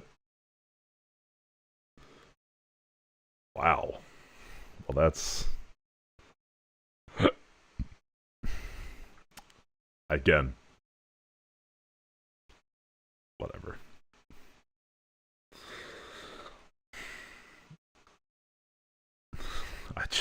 Man. Midterms, blue sweep, blue president in. It'll be nice to have things chill out, go back to normal. God, I miss Biden. Donald Trump promised to make us all safer. You have pushed out senior FBI agents with decades of knowledge and experience. In fact, this is the first time in FBI history that neither the director nor the deputy director have any experience with the FBI. Your country too, brother. Agency's priorities primarily to pursuing Donald Trump's immigration enforcement agenda. According to ICE data, the Cato Institute, which is a conservative think tank, found that 20% of all agents have been diverted from their work to assist ICE immigration enforcement. 20%. Part of this operation... I mean, would you even say that rhetoric and temperature is in a bad spot right now, or are you just happy that we're here? ...is the work of masked law enforcement who jump out of cars, snatch people off streets at churches, schools, and their jobs and hospitals. Have there been any FBI agents who investigate crimes against children that have been assigned to immigration enforcement, yes or no? The premise of what you say is entirely Have there been false. any FBI agents who investigate foreign domestic terrorism? You don't get to say America is not safer under this leadership. I am not saying America that. is You're safer because of the work of the FBI. You're making a presumption of premise. 4,700 children. Sir, we have seized 6,000 weapons and you are 24,000 not violent denying felons have that been FBI arrested. agents who investigate human trafficking have been reassigned to immigration enforcement. You are not denying that FBI agents who are on the task force that fight against Russian oligarchs have not been reassigned. Public Correction Squad reassigned. People who defend us, defend children reassigned. You're not denying that. I've seen FBI time and agents time don't again get reassigned. attack my colleagues' premises of questions as a way to not answer the question. So let me end with this. I believe you have made our country weaker and less safe. Damn. I believe that we are more vulnerable to a major event, and I pray to God it doesn't happen. You've gutted the Bureau of Institutional Knowledge and Expertise. You fired or pushed out seasoned FBI officials, many with more than 20 years of experience, and were working on cases that were critical. You've been purging thousands of serious law enforcement officials who spent their careers keeping us safe, only to lower hiring standards in order to find anyone to replace them. And shockingly, you admitted in this hearing to Senator Coons. I think the finger pointing is a kind of a symptom that's been growing for a while. I think it has to go the other order. I think you have to tone down the temperature first, then the finger pointing will cool off. I think it's got to be top down. It's like, all right, let's step back from the brink. Then we can get some more healthy dialogue back and forth. Then we can stop or try and evolve past the traditional or the last 10 years of name calling and finger pointing. I think accountability from those that do bad things, and also accountability and ownership of the good things that happen. It's just, right now, step one is let's step back from the fucking brink. That it would take 14 And also release the years Epstein to files. fill the vacancies at your agency. Many are the result of your purge. 20% of FBI agents are doing low-level immigration enforcement instead of their mission-critical work.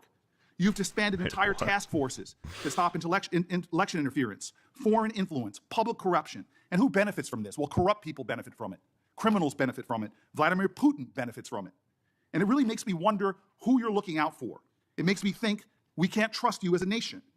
You swear to release the Epstein files, but now you're withholding the Epstein files. You claim that you have a suspect in a serious assassination. Whoops, Liberty then Twitcher. you don't have a suspect. You know nothing about plans to remove FBI agents, yet you're directly involved in those plans. In the words of an ex-FBI official, I don't think morals, I mean, sure, but they've always have been. Morals are always subjective. People have different morals. That's why we have laws. It's because not everyone has the same moral basis, so we enforce things via a legal basis, you know?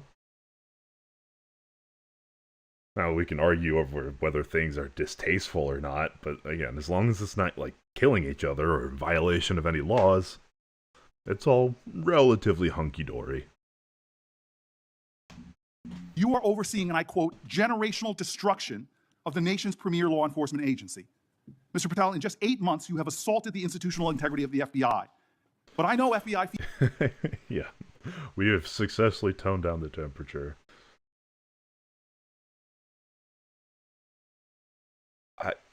I don't know. I was looking at different media environments, and yes, that is very true. But that's why the right-wing information bubble is very isolated. It's because there's a lot of news and a lot of facts that create cognitive dissonance. And stepping outside of it is disruptive towards a worldview. I'm not saying that liberals always tell the truth, but it's a far less insulated bubble media environment. Field agents. I've worked with them in Newark.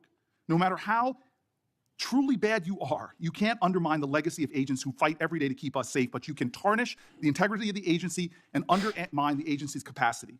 I believe you're failing as a leader, and that your failure does have serious implications for the safety and security of Americans and our families. We're more vulnerable to domestic and foreign attack because of your failures of leadership. I don't think you're fit to hand the Bureau, but here's the thing, Mr. Patel. I think you're not going to be around long. I think this might be your last oversight. Is that a threat? Because as much as you supplicate yourself to the will of Donald Trump and not the Constitution of the United States of America, Donald Trump has shown us in his first term and in this term, he is not loyal.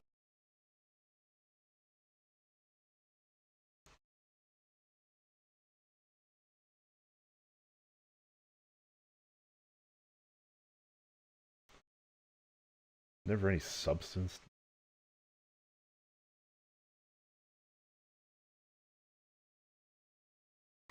Trump did do an insurrection. Every court found that he did, except the Supreme Court, which said, well, we're just gonna fuck that part of the what is it, the 14th Amendment? You can run anyways. Elon, I don't think he's a Nazi. I think he's just a little bit of a great replacement truther or something.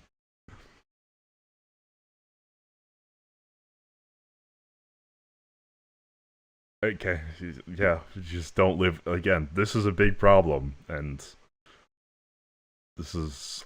I don't know what the remedy is for this, but we just don't live in the same information environment. Like, there are just fundamental differences in near factual understanding that we just do not see eye to eye on. And I don't think there's any There is remedy. It's people stepping outside of their media bubbles or just reading the primary sources or whatnot. But if you did that, you'd see that it was an insurrection. Like, there was no voter fraud. The people putting the boxes under the tables did that because they got called to put them under the boxes. And then once they're like, nope, you're staying all night, they brought them back out. The footage that was shown was cut up. The full footage is available. It's just... Okay, but objectivism will help you get to the same underlying facts. And once there's the same underlying factual reality, in my view, it's a lot harder to be a Trump supporter, because all of the shit he says, or not all of it, but a lot of it is lies.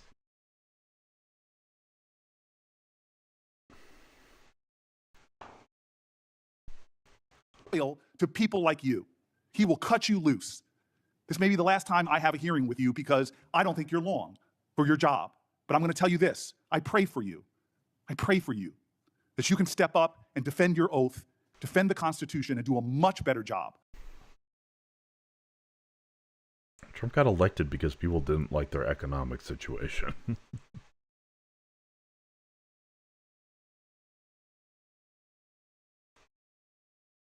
Oh, I see what you're saying. Yeah, you're right. He talks a good talk. I'll give him credit for that. And that's definitely causing some reflection on this side. Yeah, if it was all fact-based reality, I don't think we would have seen a Trump thing, but just because people believe something doesn't make it true or right. Still. I understand why people voted for Trump. It doesn't mean I agree with their decision. And it doesn't mean the country's better off for it. Like, we're in a pretty bad spot right now.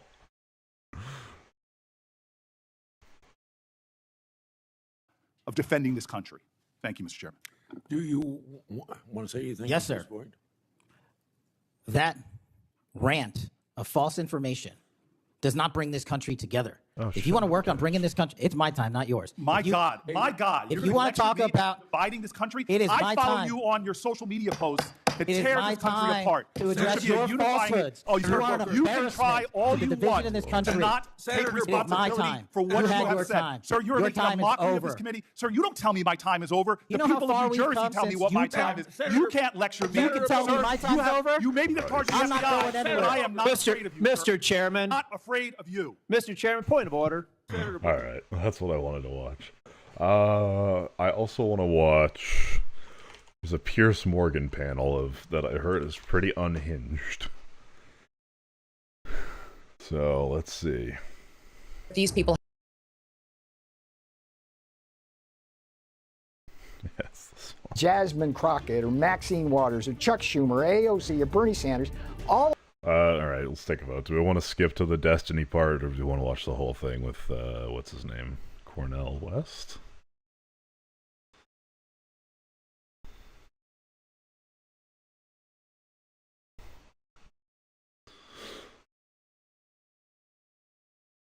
Alright, well, Jesus. Does everyone get their one-on-one intro? Alright, let's just skip to the panel. At the very least. Erin, what was your immediate reaction when you heard about what had happened to Charlie Kirk, and presumably at some stage saw the video? Well, it started with absolute shock, followed by despair, followed by fear of what this means for the country and how things could potentially and very likely devolve further.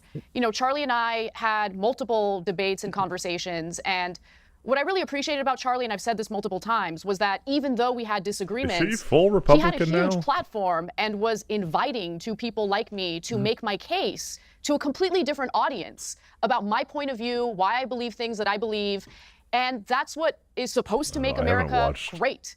The ability to live in a pluralistic society where people have differences of opinion but can engage with one another in good faith and make their case. You know, I was recently on Tucker Carlson's show for a pretty lengthy interview, and after that interview ended, Tucker Carlson let me know that Charlie Kirk reached out to him and said that he loved the interview and would like to have me on his show. That's the kind of person Charlie Kirk was. Now, that's not to take away from the things that I vehemently disagreed with him on. But engaging in violence is an act of cowardice. It's what losers do. I don't think it's that what was on people my who end. are I think unable that was the to show. articulate their arguments effectively resort to. That's my take on what happened to Charlie Kirk. And I have to say, the video of him getting killed was one of the most disgusting, horrific things I've seen, and I can't get that image out of my mind. It's seared in my mind. Do not watch it if you haven't. Thank you for saying what you just said. Very clear. What has been truly shocking to me, not just the murder itself, which was obviously just horrific, as was the video. And I agree, it's very hard to ever lose that image of what happened. But the reaction from young people in particular on the left, I have to say, I have found absolutely sickening. The glee, the celebration, the TikToks, the general, the behavior of this here's your rap big band. old challenge. Find a major media figure celebrating it on the left. Find a politician that's a Democrat celebrating it. Find someone that's not a random dumbfuck TikTok account celebrating it. And yes, those dumbfuck accounts do exist, but they're nobody. Villain. And then the line about the fact they were clearly celebrating in the most despicable manner what had happened to Charlie Kirk. You know, I've got no problem with people appraising Charlie Kirk's record and criticizing him where they feel he was wrong about stuff. That's fine. That happens to every public figure when they die. But to gleefully celebrate the cold-blooded execution of a 31-year-old father of two, I just found crossed every line of humanity. And I guess, Anna, you know, a lot of these young people, you've met a lot of these young people on the left. What is going on with young people on the left? And I'm not for a moment saying there aren't young people on the right that have similar mindsets about their opponents. But what is going on with these young people on the woke left who genuinely look at that and think this is something to celebrate? Hello and welcome. We begin with some breaking news. Why is he staring so intently? He's terrifying. Jesus, Pierce. Dead. The war on common sense is officially over. Cancelled celebrities are emerging. Pierce Morgan's new book, Woke is Dead. God.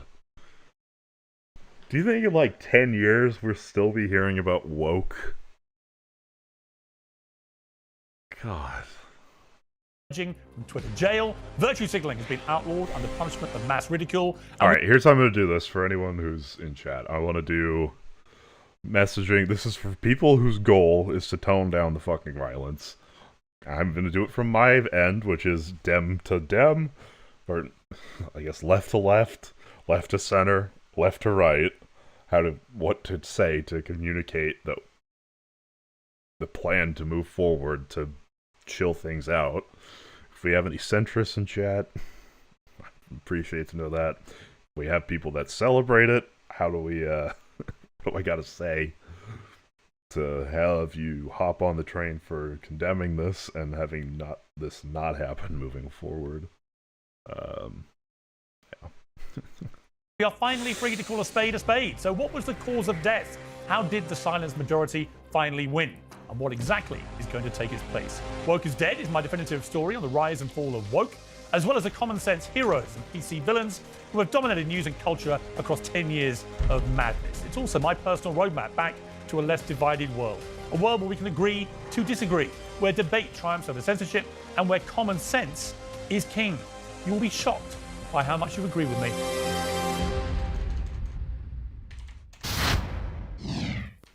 Well, I'm going to answer the question, but let me just note that there are different factions on the left. And I think the way that this is kind of being discussed in a way that just kind of generalizes everyone on the left is kind of unfair. But putting that aside, I do think that we have an overall problem. I think what happened is a symptom of a bigger issue that we have, not just in this country, but I'm seeing it happen globally, where there's just this dehumanization of people based on their political views. Jesus, and on top of that, the devaluing of human life. Right? I mean, we've been seeing images of people being butchered, children being butchered endlessly on social media over the last nearly 2 years. Prior to that, I mean, the rhetoric that devalues human life, I think, has played a role into it. But also, I just think that there's this dumb idea that all you need to do is, like, get rid of or take out some of the encouraging. Prominent figures on the political side of the aisle that you disagree with, and that'll somehow solve the issue. No, that doesn't solve the issue. What it does is it makes the situation in various countries where this type of political violence plays out far worse. Now you're hearing talk of retaliation in a violent way. When it comes to the Trump administration, you're hearing, policies that are being proposed that would limit the legitimate political speech of Americans. I am concerned about that. What that disgusting murderer did is he pushed for this country to devolve further. And I wish that cooler heads would prevail, but at the same time, I don't begrudge people who are angry. I mean, that poor wife and her 2 children witnessed Charlie Kirk get shot and killed in the neck. I don't begrudge her at all for being furious. No. I can't even imagine where my headspace would be at right now if that happened to my husband. Right. Andrew Wilson, where were you when you heard about Charlie Kirk, and what is your view of the fallout from this? Yeah, I was sitting with my wife watching TV. So the thing is I remember this picture circulating around of Charlie Kirk. He was debating the incoming president. This seems pretty reasonable. Like I don't have like a fully formed thing on this. I think Destiny raises an interesting point of like why admit or why like confess or condemn anything if the other side isn't going to condemn it, but it's also just, it doesn't look good intuitively, it doesn't feel good. So I don't know if there's a different way to go about that with the same messages of like, hey, we really need you guys to condemn this too. I don't know. And another big thing is, again, the admission of just the facts. I don't know. Of the Oxford Union, and they were all smiles and handshakes, and by the next day, this guy was saying the most insane rhetoric about how he basically had it coming. So how many of these leftists have murderous intent? When we show up to have a conversation with them, we show up to debate our views, we show up to in some way engage with them. How many of them have seething murderous intent behind their eyes, and they don't really want to do any of that? They really want you dead. And that is the biggest demonstration of that, by the way, in that one single picture. You have Anna Kasparian here, and she's talking about this. The Young Turks called Charlie Kirk a fascist how many times? The Young Turks played into this rhetoric how much? They went out of their way to do so. Rubin recently called him out for doing it. Trump has also called the left fascist and communist and all the like. It again, this is the rise of the woke right. It's yeah. So I've never called him a fascist. Hang on. I've literally never. I don't even call Trump a fascist. You can call him a fascist. You can't make things up about what I've said about Charlie Kirk. You can talk when I'm done talking, like I was respectful enough to let you do. So the thing is like, yes, they do. This network does do that, and these leftists do that, and they set all the rhetoric up in the world to make sure something like this happened, and they were dancing on the grave of this guy before he was even cold. I have tweets from Destiny which are insane. The leftists have gone off the reservation. And it's time for us to stop pretending that it's not their rhetoric which is leading to these types of assassinations, because it is. I don't want to hear about factions. All of you guys are doing this. All of you guys have the same type of rhetoric which leads to this, or the networks you work for do. Well, Anna, let me let you respond to that before I bring Cornell. I've never called him. I have never called Charlie Kirk a fascist, number one. In fact, if anything, we have received a tremendous amount. I don't remember Trump. I don't remember Cenk calling Charlie Kirk a fascist. In fact, Cenk and I got into a debate about whether or not. Hold on. I don't remember Cenk calling Charlie Kirk a fascist. Okay, can someone please help me phrase this? Because I think you can understand what I'm trying to say here. When I say, like, admitting that violence has come from your side doesn't mean, like, the consequences of that don't need to be, like, severe. Like, it's not like if you admit the Paul Pelosi guy was a right-winger, that all of a sudden the Republican movement goes away. That's not what it is. It's just ownership, and the consequence is joining us and saying, let's tone it down. Like, that's it. It's not like there's no big. I don't want to say it's not a big deal, but like you know, it's like you can admit that something bad happened from someone on your side. Like, I think the majority of people understand that there are people that are crazy, and that we all want a world where this stuff doesn't happen. So if we can work together to, bring it down a bit, that's a good thing. But I think part of that starts with, look, we'll reset it. We won't, dance on this. Just, if you can admit it, that's fine. We'll move from here. But I don't know. I feel like they're.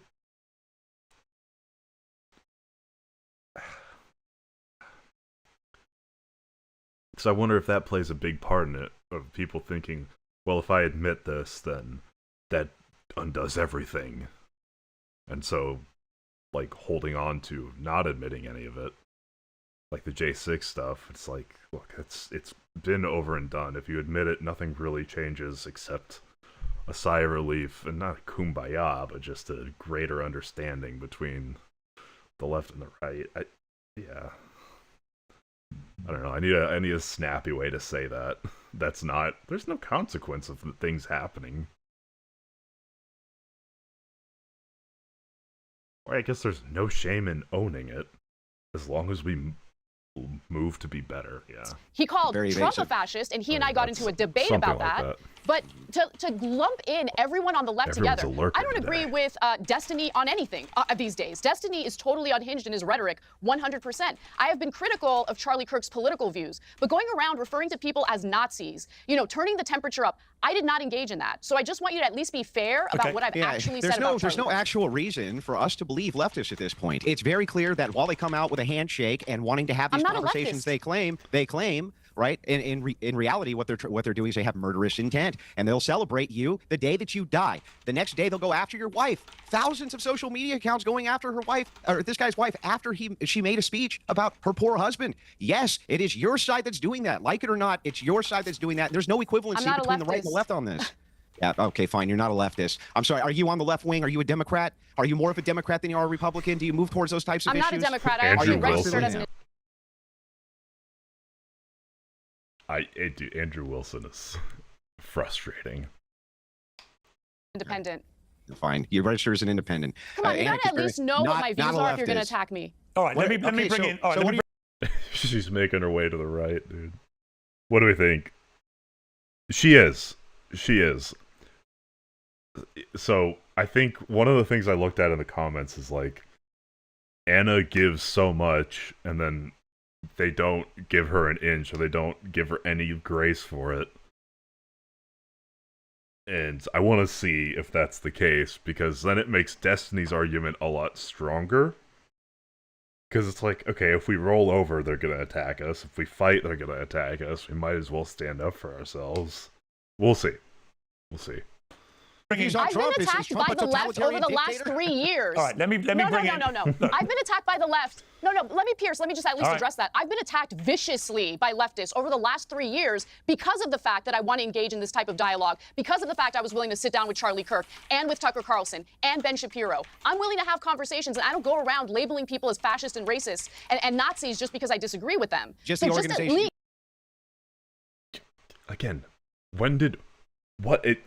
the last month or two, we suddenly decided that name calling is bad, even though Trump was the epic-based crooked Hillary, Sleepy Joe. That was funny, epic. They're all communist, commie Kamal or whatever.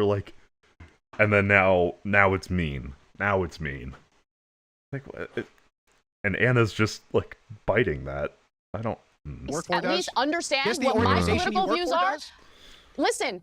I'm not going to be blamed for what everyone in that company has to say. Anyone in that company has to say. I'm an individual. We are supposed to judge people based on individuals. He did not go around calling Charlie Kirk a fascist and a Nazi. Saying that you don't have good reasoning skills. If it's the case that you think, oh my God, you can't be calling people Nazis. You can't be calling people Nazis while your boss does all the time. Why are you making that up? You're just making it up. You're just making it up. We're all the same. That's how simple-minded you are. You're all the same. Okay, then everyone on the right is just like Dylan Roof. Holy shit. Let me put together a 30-minute video. I asked for a 10-minute video. Dude, this one's banging. I want to bring in Cornel West. He's been waiting. Please, let Cornel come in now. He's been waiting very patiently. Cornel, welcome back to Uncensored, where things are getting incendiary quite quickly. I think the overriding point I would make about the debate we've just been hearing between Andrew and Anna is that there is little doubt to me that the constant rhetoric on the left, the woke left, let me be specific to where I think a lot of the blame lies. Oh, right, sorry. In case you forgot, it's not just the left. That the constant rhetoric on the left, the woke left, let me be specific to where I think a lot of the blame lies, ever since Donald Trump came into power in 2016, has been this relentless use of the phrases Hitler, Nazis, fascists, about Trump and about Trump supporters. And the problem with constantly saying this as a group, as the woke left have done for 9 years now, is that eventually it permeates down to young, impressionable minds who genuinely believe that it is their mission to stop America from being taken over by the new Nazis or the new fascists or the new Hitler. And that leads to the kind of thing we saw with Charlie Kirk. Do you agree that this language, this... I think you can...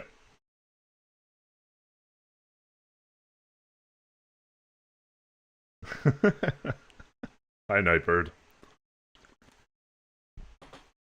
Relentless, in my view, woeful misuse, particularly of the word Nazi, towards Trump and his supporters. This is part of the problem.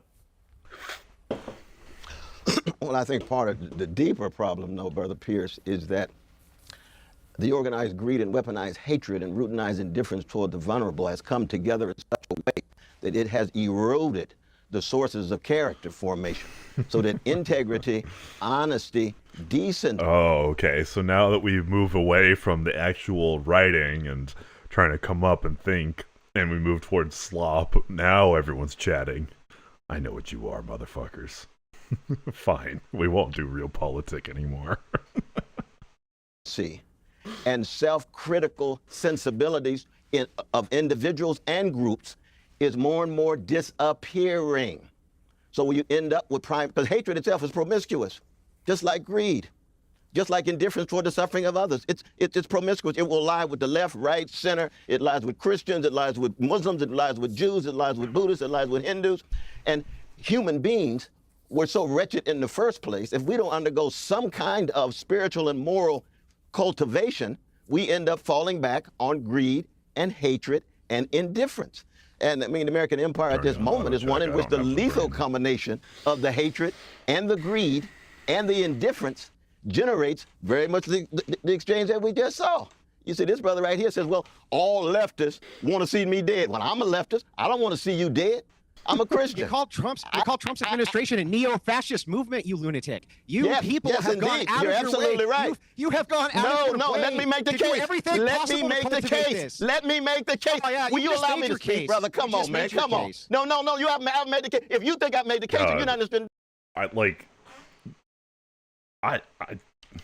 Wilson seems No, let me make the case. Let me make the case. Let me make the like.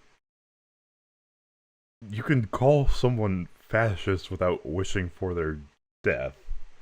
Yes, it is a strong term, but it's a term with a definition. That is, it is a contested definition, to be fair, but like, people can do fascistic things. You can call people fascists if they're acting like fascists, but that also doesn't mean you should kill them. Case. Will you allow me to speak, brother? Come on, man. Come on. No, you haven't made the case. If you think I've made the case, then you're not understanding dialogue. You just said this brother over here said this. You're very, very different than Brother Charlie, man. You're very different than Charlie, though, man. Yes, absolutely. Yeah, and I can it's make your the rhetoric case to for the that, people too. like you that got that man killed, sir. No. There are such a thing as neo-fascists. This is where politics Pierce, why you have a brother on who's not gonna allow nobody to speak, man? We're just wasting time. If all you're interested in is making your money, and you bring this brother on it, and nobody can say a word, and we can't even mourn Brother Charlie passing. I had dialogues with Brother Charlie. This brother's going to say, oh, this kumbaya and so forth. No, Charlie was made in the image of a loving and mighty God. I believe that. I say my prayers for Sister Erica and the kids, because this brother wants to trash my Christian sensibility, and look at him laughing now. It's a joke, man. Pierce, it's not worth it. Is Charlie Kirk part of the neo-fascist movement? Is he part of your neo-fascist? What is he doing? The kids, because this brother wants to trash my Christian sensibility, and look at him laughing now. It's a joke, man. Pierce, it's not worth it. Is Charlie Kirk part of the neo-fascist movement? Is he part of your neo-fascist movement? Not with this brother. When Charlie himself says that he is against Civil Rights Act, does that make him a proponent of Jim Crow? When he calls Martin Luther King Jr. an awful human being and a scumbag? I'm critical of that. I am critical of that. You're absolutely right, Brother Wilson. You're absolutely right. But if all you're going to do is be arrogant, you're arrogant just like the so-called leftists you're talking about. But Pierce, you making your money, brother. Go on and make your money, man. It's not about making. Not worth it. This brother right here is part of the problem. This other brother who has a deep connection to Charlie, he's willing to at least listen. But this brother's not willing to listen. Cornell, can you sit down? I would like you to remain part of the debate. This is ridiculous. This is ridiculous. Smoking his cigarettes with his arrogant self. Come on, man. We don't have enough dialogue at all. Surely you're not going to walk out in a debate about dialogue. Go ahead and make your money, man. Right. Base? It's What kind the of farcical fuck? to quit a debate where we're literally debating about the importance of free speech and being able to listen to each other's opinions, which seems to me completely insane. Anyway, we've lost Cornel West for now. Maybe we'll get him back. Well, Andrew Wilson referred to Destiny's insane tweets a little earlier, which were disavowed by Anna Kasparin. Well, Destiny joins I need us a now. Frogan-based Destiny, you've been quite active on social media since Charlie Kirk's death. When Erica Kirk posted Charlie's coffin, you responded, she tagged him, brackets, crying face emojis. In response to Alina Haber's tweet ordering people to fly their flags at half-mast in memory of Charlie, you posted on X buying flags and poles just to fly them fully erect. And you then posted yesterday, ending every Conservative debate call out I do in 2026 with, oh my God. Don't dodge, bro. That's not what Charlie would have wanted. I mean, do you think wild. that your response to the cold-blooded murder of Charlie Kirk has been appropriate? Nebraska Steve. Yes. I think that the only way this country moves forward into a better world is when conservatives can finally realize that they need to turn the temperature down on their side. We are 10 years into whatever this Trump madness is, and there is not a single mainstream conservative that will call for a lowering of the temperature on their side. I think that liberals need to wake up and finally realize that if they're not willing to do it, it will never come down. If you wanted Charlie Kirk to be alive, Donald Trump shouldn't have been president for the second term. Every time he's in office, this happens. People joked about when Biden came in, it was so boring, nothing was going on. 7 out of 10 of the largest protests in American history have happened under Donald Trump. All of the recent political violence that's happened in this country over the past 20 years, the majority of it, the overwhelming majority of it, everybody gets mad because they keep asking Grok about it, has been conservative. Who shot Charlie Kirk? A guy from Utah who was raised in a Christian family, who was a 22-year-old A guy white described- dude. He wasn't no, Destiny. trans. He No, didn't have Destiny. a trans girlfriend. He didn't have any trans Right. influences. He didn't have any trans bullets. Yeah, I'm sorry, you Well, guys were wrong on all of that. To be clear, the governor of Utah, Spencer Cox, has made it clear that their investigation has now established that he had been radicalized by a leftist ideology, which drove him to do this. One singular leftist ideology. Can I go to woke McDonald? Wait, fuck, you go to the drive-thru. Hi, woke McDonald's, can I take your order? One leftist ideology, please, and a medium fry. That's just I'm sorry, excuse me, when? That was like a 3 out Yesterday, of 10 you said that. Fuck. No. When was he radicalized? In the 6 months that he did remote college? I don't know when he was radicalized, but I do know the very reasonable sounding governor of Utah has made it clear that the you may not want to hear this. Ongoing investigation. You may not want to hear it, Destiny, but the reality is the investigators, according to the governor of Utah, have established that Can't just anyone go. I don't know what the smallest creator he's had on is. Yeah, I mean, he's a British guy that does centrist political hobbyism. I've been thinking about this too. Sorry, you're getting a lot of my thoughts, God forbid, as a streamer and commentator. You're gonna have some original thoughts here. Centrist to me is wild, okay? Not that there isn't a political, compass and there's a middle of it. Like that, sure, there's a center there. But when it comes to voting, and in the United States, we kind of move in there's one of 3 motions. We either move towards the right, which the current right is authoritarian right, and the left, which is kind of authoritarian left. So it's really just about which way you want it to move. If you're in the center, or you consider yourself a centrist, or you want to see both sides equally, the implication there, at least the way I'm seeing it, is that you're fine with how things are now. You don't want things to be more right, you don't want things to be more left. And if you don't want to play in the primaries, you don't want things to be more libertarian or more authoritarian. If you're centrist, that means status quo is A-okay.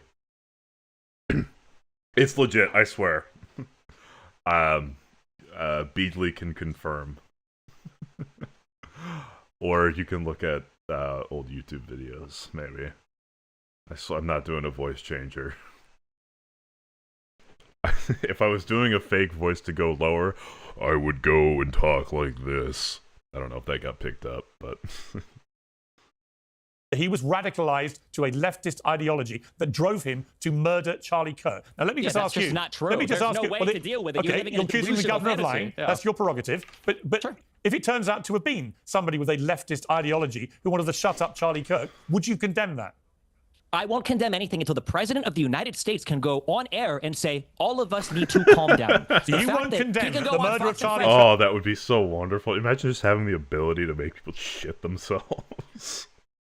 Until Donald Trump says something. I'm a YouTuber. Leftists and Democrats have been sorry, condemning that's and a turning down the sub-only temperature, condemning emote. violence, turning down the temperature for a decade. Donald Trump can't go on TV and say, all of us need to calm down. Right. Can you tell me why he cannot? Why tell would you his side expect to anybody, calm down? Destiny? You What- can't answer that. Can you answer that question? Why Okay, can't can Trump you go on answer TV this and say, question? all of us should be less violent? Why do you can't think- Trump say that? why do you Why think- is your Trump say behavior that? I feel like contingent I'm on Donald being Trump? insane. Okay, hold on. Cannot. Why tell would you his side expect to anybody, calm down. Destiny? You What- can't answer that. Can you answer that question? Why Okay, can't can Trump you go on answer TV this and say, question? all of us should be less violent? Why do you can't think- Trump say that? why do I you- don't think they ever answer this question. I don't think the gentleman here earlier said, like, yeah, Trump should tell everyone to calm down. Why not? Why can't Trump just go and say that? It's a pretty easy thing to say. Don't even need to admit anything. You could just... Jesus. I need to give you something else to do as channel points. Oh my god. What's your behavior? But if you want to play a pipe falling sound effect or a vine boom, there's a 50 cent and I think 20 cent bit option, and then $1 of bits is a TTS message. I got that up and running, but odds are it's a waste of money because I'll just play a vine boom anyways. Contingent on Donald Trump. Insane right now. Why do you is think? your No, let me behavior ask a contingent question. on Donald Trump? Let me Why ask is a that? question. Because he's the President of the United States of America and the leader of the Yeah, opposing Destiny, political Destiny. party. Let me You just. have a huge audience of young men who I'm a listen to YouTuber everything you have to who say. has more So young when men you, following it him. doesn't matter. Who You has have a more young- huge it doesn't audience, matter. and because This of is the fact that world you have a I'm huge living in, audience, and you your have brain a has been responsibility broken by to not online turn. rhetoric. No, And it your hasn't. brain It has hasn't been been broken. destroyed Actually care because about the people country bully you and on want to bring Twitter. people together. If You you've do been the I opposite. have You no represent idea. the worst of us, be Destiny. less You're violent. embarrassing. You should tell You're Donald- embarrassing. All right, let me. I literally have no idea how to do it. Isn't there a bits button next to the channel points? Oh, did it not? I don't know. Considering the whole... I would disagree with you. I think it really does matter what Trump says, because Trump says jump, they jump.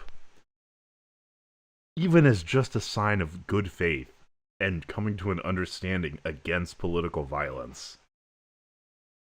Just to say, look, right, left, we all need to tone it down. It's a really easy thing to do. I do think it would help if the fearless leader of a movement tells its movement, look, we need to tone it down. I think that would do numbers. Part of me is glad there's people like Destiny, at least to be on these panels, to force the issue. Because it looks really optically bad. But I mean, he's pushed so many people away that he's kind of insulated from all this shit. And I think it is probably helpful to have people contend with the idea of, yeah, why can't Trump just do that? Is it the best way to do it? I don't know. It looks really rough. It definitely doesn't feel good. But at least the issue's kind of being forced. I don't know. I'm really on the edge with this one. Oh, shit. Thank you for the sub, brother.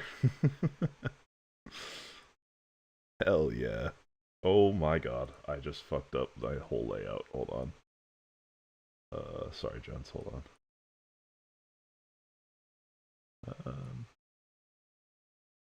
on. The perversion of reality of even quotes now. I don't think what people say. Yeah, but when it's Trump, it's different. Like, I think we can just disagree on this one. I think if it's Trump, his followers will change, because if it's Trump, because it's Trump and Fox News that want to spin what's said by other people. If it's coming from the top, it's like an order coming down from the top. rather than, hey, this piece of information, this senator said something, how are we going to chop this up and edit it?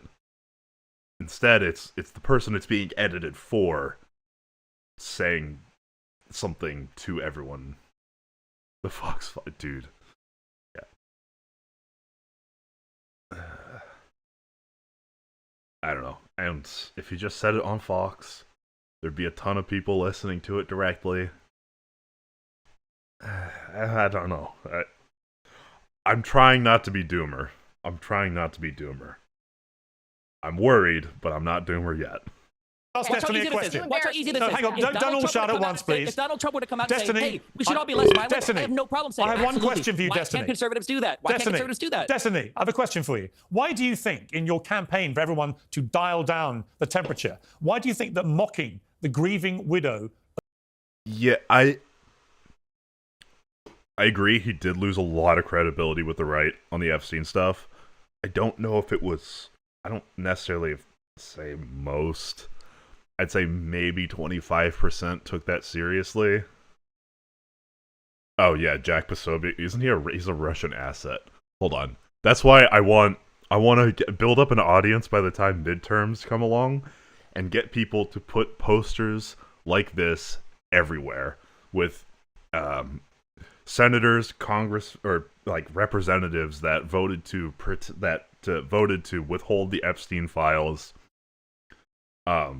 Just put this on posters in their districts, get these out everywhere, because that's really rough to, like, look at that poster and be like, oh, fuck. My senator, my representative did that? Am I really going to vote for them after that? I feel like this would resonate.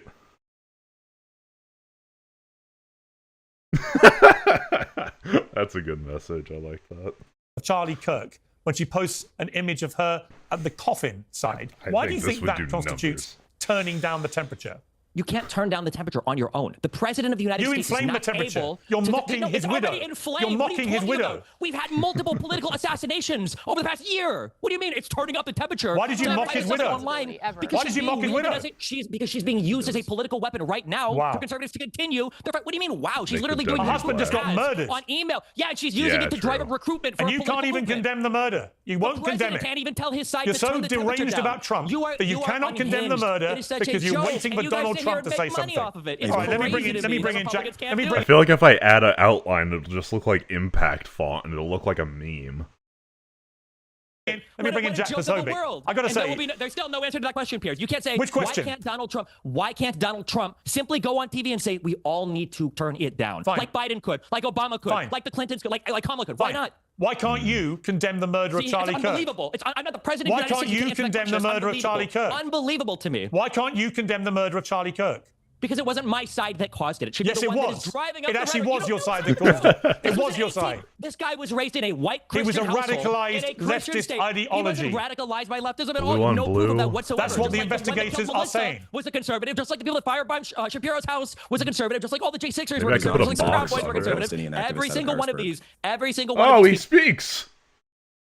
Oh, it's Jack Posobiec. What, the author of Unhuman? Another person that Charlie's putting? Good one, dude. Well, I'll give you one last chance, Destiny, to condemn the murder of Charlie Kirk. Yes, you are acting like a non-human. Why can't I hear Donald Trump condemn violence in this country? All right, you won't condemn it. Okay, Hey, we've all heard you repeatedly refuse to condemn. I can do the Jack Posobiec. Well, you gotta have a stick up your ass, or the Epstein files up your ass. Destiny, your rhetoric is really reprehensible. You're acting like an unhuman. He probably is. This is a Twitter bot made with a body.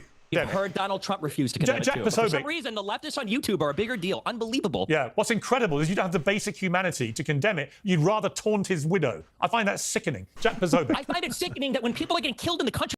Wait, are you talking about Posobiec here or Andrew Wilson? Andrew Wilson's the middle guy. This is Posobiec. Piers Morgan, is a known fucking... I don't even know what Piers Morgan is, man.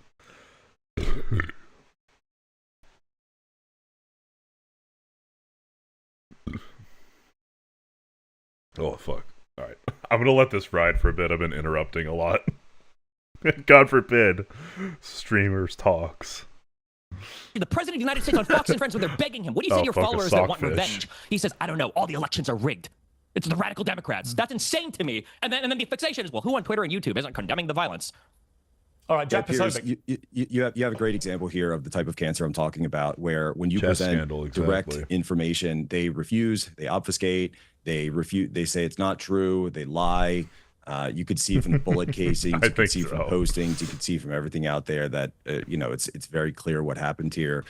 This is the same people who supported President Trump almost getting assassinated twice last year, Cory Capatore being assassinated last year in a situation. Again, see, just lies. That's all they do. They talk over. They don't even let you give a chance to speak. And something needs to be done, Piers. Something absolutely needs to be done. This ideology should be shamed, humiliated. I lied. I'm not done pausing. You're not allowed to say no more. No more. Something needs to be done. If you are unhappy with the way things are, you have to propose an alternative. You can't just say, "Oh, this sucks. Let me talk about how much it sucks," and then propose nothing. It's the reason just asking questions is so dumb.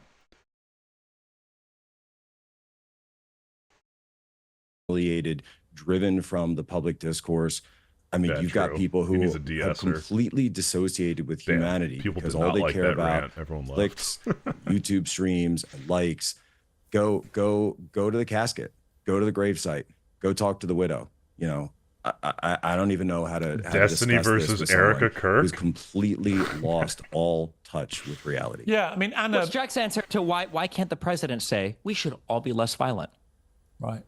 Because you can't even condemn the cold-blooded execution of Donald Trump turns on Destiny. I don't think you're in the position to demand anything from anybody on YouTube. That's how I'm going to take my. You're not in any position to condemn anybody for anything. You won't condemn a cold-blooded murder. He's the president of the United States. He's the president of the United States. No one here can answer that question. Basic humanity says the murder was horrific. Why can't you say it? To be less violent. Why can't you say it, Destiny? Over a decade. To say the murder was horrific and Why unacceptable. can't Donald Trump say it? You can't do it, can you? Here have any words for Donald Trump? All right, Anna Kasperin. Donald Trump. Nothing exactly. Anna Kasperin. To me, this is what I'm talking about. That I think there is an element of the left, the hard woke left, that have completely. I don't like. How do you take this seriously? The left. Oh shit! Sorry, I misspoke. The hard woke left. Are we hard or are we woke? Because those two seem to be diametrically opposed. Are we dangerous killers, or are we soy boys? We're everything, all the time. Lost their minds. If you are not able to just outright simply condemn the murder of Charlie Kirk, and if you cannot stop yourself from mocking his grieving widow, you are sick. As I've just seen from Destiny. The sick thing is weaponizing a widow's grief to try to do recruitment for your political party. That's probably one of the most disgusting things I've ever seen. British She's showing up in emails for recruitment drives for TPUSA. Yeah. Dude, this guy is he's a blight on whatever country's holding him. Destiny, what did you think the assassination of a political figure would do? What did you think the outcome was going to be? What did you think the outcome was? And by the way, are you asking me for the pragmatic political outcome, or are you asking me for?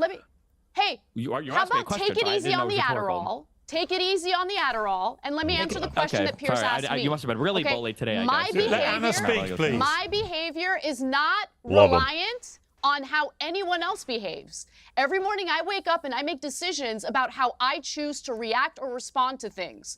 I don't wake up in the morning, check what Donald Trump has to say, and then base my own personal behavior on his behavior. I agree with you in that it would be very helpful to have the leader of this country want to turn the temperature down. And he hasn't done that. I agree with you on that. But that doesn't change the way I choose to respond to what's going on. The idea of mocking a woman who is now a widow with 2 young children who witnessed her husband get shot in the neck and bleed out to death. How could you mock that? What is wrong with you? I just don't understand it.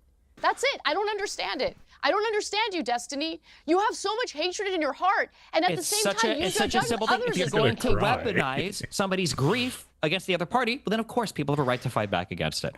I think that she has every right to grieve and whatever. The coffin video is insane.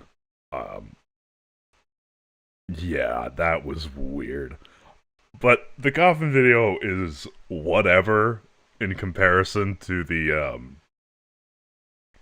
speech he gave. Like, for context, like, okay, fuck it. I think it's important to watch this because it's pretty charged. Come on, just air the whole thing. Jesus. What about him? It is. That's why we're watching evening. it. My name is Erica Kirk. Charlie Kirk is my husband. Yeah. I first want to thank the local, state, and federal law enforcement who worked tirelessly to capture my husband's assassin so that he can be brought to justice. I want to thank the first responders who struggled heroically to save Charles's life. Whatever. And the police who acted bravely to make sure that there were no other victims on that terrible afternoon. Just be tactful in your responses. Now, some of this seems very performative, I will say. Just let's keep it to a dull roar in chat. I want to thank the officers who have protected our Turning Point USA family these past 2 days. And I want to thank the Turning Point USA board, the COO, Justin Strife, and my husband's chief of staff, the amazing Mikey McCoy, for all their work in these terrible days to be the stability for our family and for the wider Turning Point USA family as well. My heart is with every one of my husband's employees who lost a friend and a mentor. I want to thank the staffers of his amazing Charlie Kirk show. Is it in bad taste to 2x? Broadcast from this studio, this God. chair. I didn't realize that was his empty chair. He loved it. He loved what he did.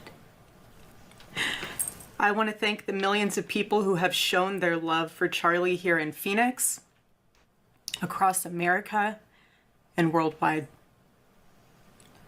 I want to thank my husband's dear friend, Vice President Vance, and his phenomenal wife, Usha, for their love and support.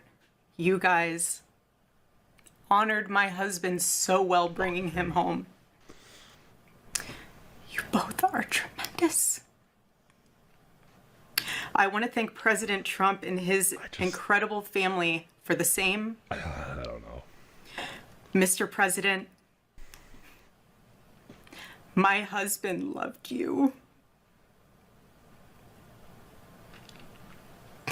And he knew that you loved him too. He did. Your friendship was amazing. You supported him so well, as did he for you.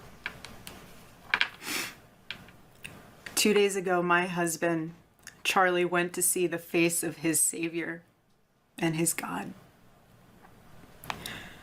Charlie always said that when he was gone, he wanted to be remembered for his courage and for his faith.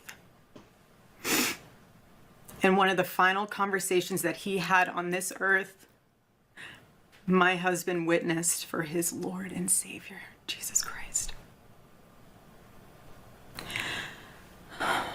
Now and for all eternity, he will stand at his Savior's side, wearing the glorious crown of a martyr. Okay, that's pretty strong language. Charlie loved life. He loved his life. But again, nothing loved like crazy America. thus far. He loved nature, which helped him always bring him closer to God. He loved the Chicago Cubs. And my goodness, did he love the Oregon Ducks. He'd want me to say go Ducks, so I have to since they play on Saturday. So go Ducks. But most of all, Charlie loved his children, and he loved me with all of his heart. Dude. And I knew that. Every day I knew that. He made sure I knew that every day. Every day he would ask me, how can I serve you better? How can I be a better husband? How can I be a better father? Every day. Oh, God. Okay. Every day. Shut. He still is a good man. He was the perfect father. I'm going to get shot. He was the perfect husband. Charlie always believed that God's design for marriage and the family was absolutely amazing, and it is. It is, and it was the greatest joy of his life. And over I did not and over, he would tell all these young people to come and find their future spouse, become wives and husbands and parents. And the reason why is because he wanted you all to experience what he had and still has. Oh. He wanted everyone to bring heaven into this earth through love and joy that comes from raising a family. It's beautiful.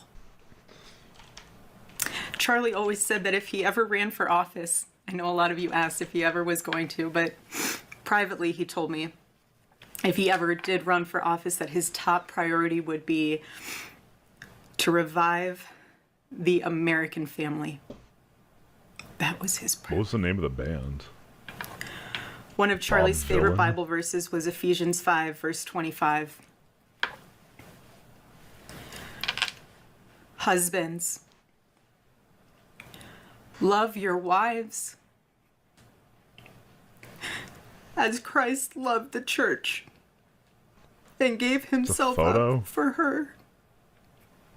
My husband laid down his life for me. Where's the video? For our nation. Oh my God. For our children. He showed the ultimate and true covenantal love. I will never, ever have the words to describe the loss that I feel in my heart. I honestly have no idea what any of this means. I know that God does, but I don't. Hold on. Oh, Jesus. But Charlie, baby, I know you do too. I know you do. So does our Lord. Okay. And our world is filled with evil. Okay. But our God... Twitch's layout adjuster thing is so awful. He's so incredibly good. And we know that for those who love God, all things work together for good. Because if you chat shit, you will get banned. I want to dedicate this next one to an absolute piece of shit of a human being. The pronouns was, were.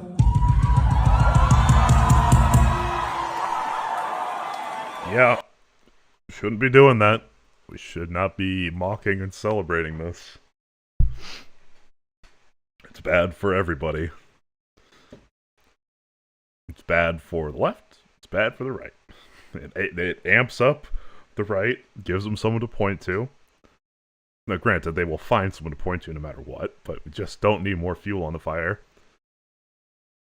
And it creates a bit of a division in the left of trying to get everyone together to call for a universal condemnation. Whatever. Those who are called according to his purpose. Oh yeah, now they're like doxing already I have people, seen aren't the they? worldwide outpouring of love for my husband. I've heard the testimonies from people my husband inspired to get married, to start families, to seek out a relationship with God. It's the most important one of all. Yeah, I was gonna look into this. Although, I know Trump would consider me radical left, even though I'm a centrist Dem, and I'm calling for a total bringing down of the temperature. So I hope I'm okay. But the evildoers. Your voice is deep. I can't even try. Okay, that's the standard we're setting. Yeah, I'm gonna look into that next, because I'm not a communist. But okay. Oh well.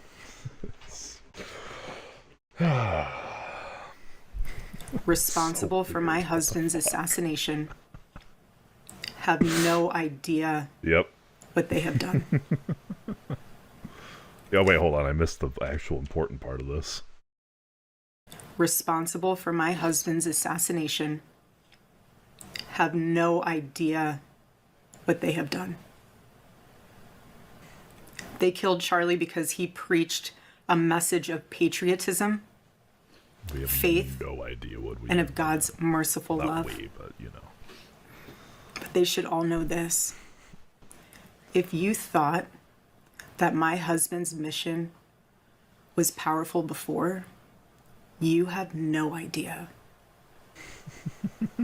You have no idea what you just have unleashed across this entire country.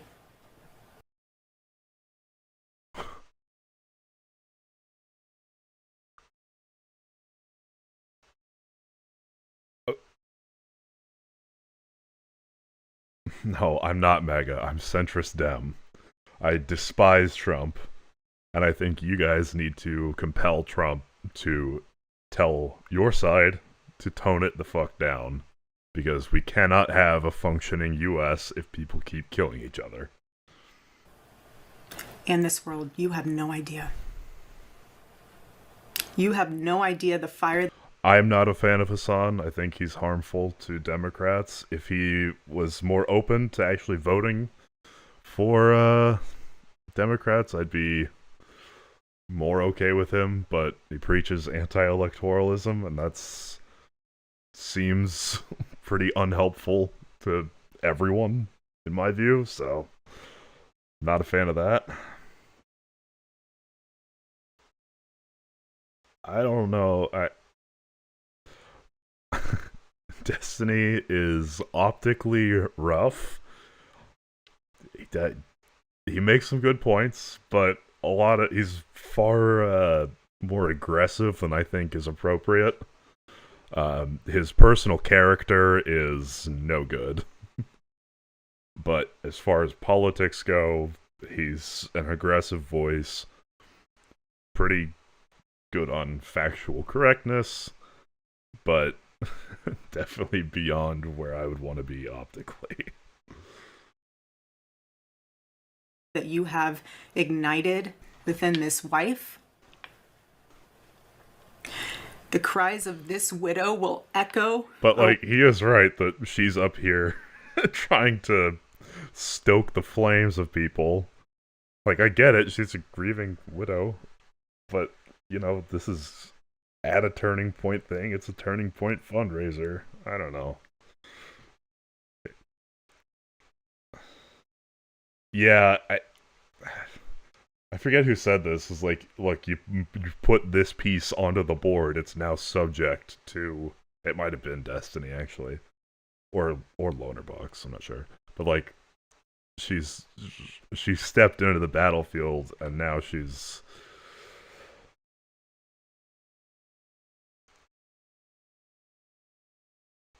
Look, Hassan's not a Democrat. He doesn't vote Democratic. He doesn't support Democrats.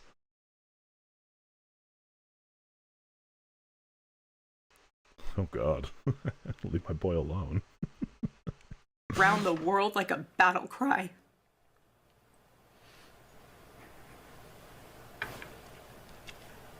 To everyone listening tonight across America, the movement my husband built will not die. It won't. I refuse to let that happen. It will not die. All of us. We got a lot of possible ban evaders in chat. That's a good sign of a good stream. No, I don't think so. I think the Russian economic collapse is coming faster than anticipated, and I think poking the bear with NATO is a bad idea.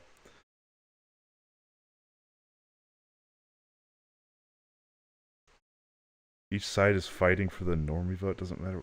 Okay. You are odd. But I don't know. We support Ukraine here. That's such a easy... yeah, same. Yeah. I mean, I think Russia will probably end up taking some territory. But... I don't know. For whatever they end up getting, it's like a ton of loss. And it's shown the weakness of the Russian military. Given that, you know, they were planning on this being done in like a couple weeks, and here we are, and they've taken like, what, 1 or 2 oblasts? And they're close to getting some more, but they're not there yet, and Ukraine is bleeding them.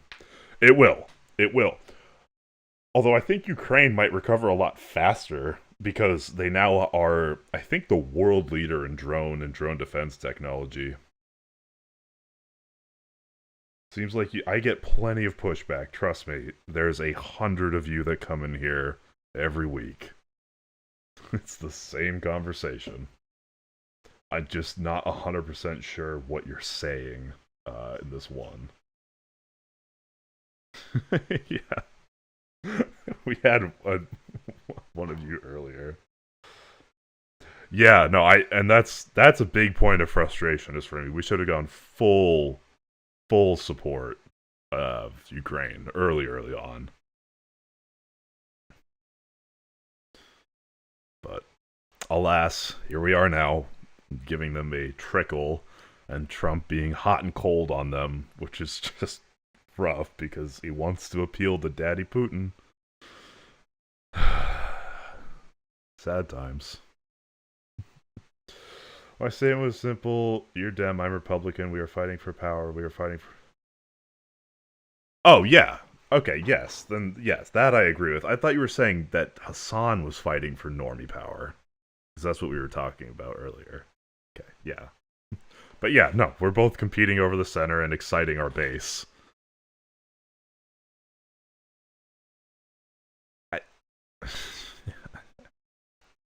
That's... will refuse to let that happen. No one will ever forget my husband's name, and I will make sure of it. It will become stronger, bolder, louder, and greater than ever. My husband's mission will not end, not even for a moment. Did one of Charlie's greatest Toilet talents Paper was USA his ability, end up getting banned? this phenomenal ability to choose great people to follow him. He could always find the ones who could handle any setback.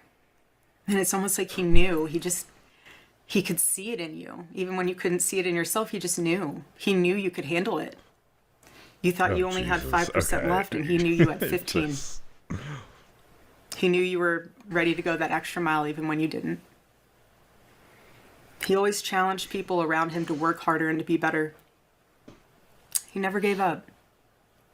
And I love knowing that one of his mottos was never surrender.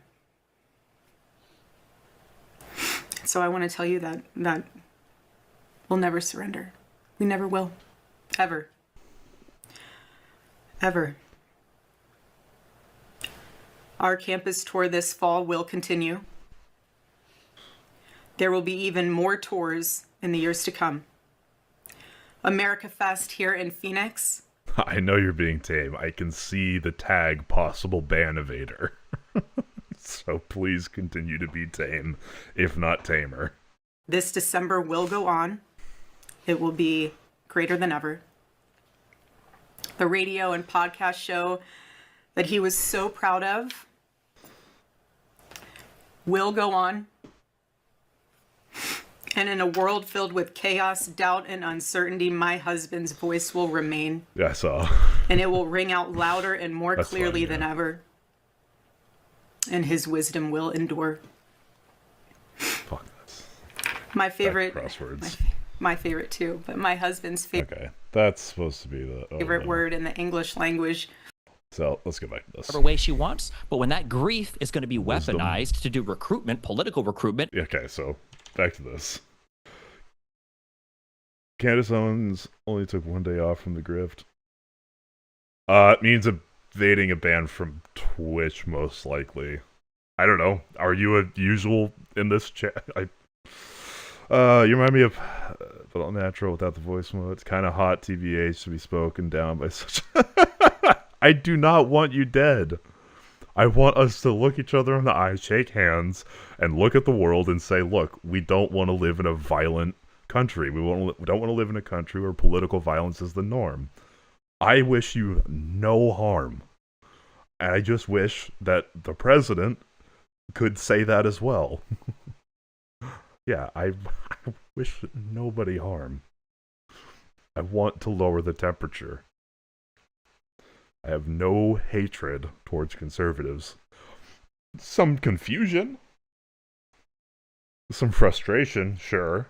But again, nothing ever would make me want to do an act of political violence in these great United States where we have institutions to talk about all this stuff. So, anyways. Against the other party, well, then of course people have a right to fight back against it.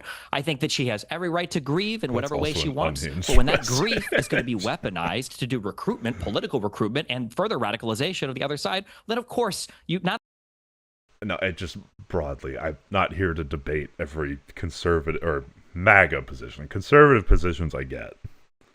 Some of the MAGA stuff is beyond the pale. Do I agree? I'm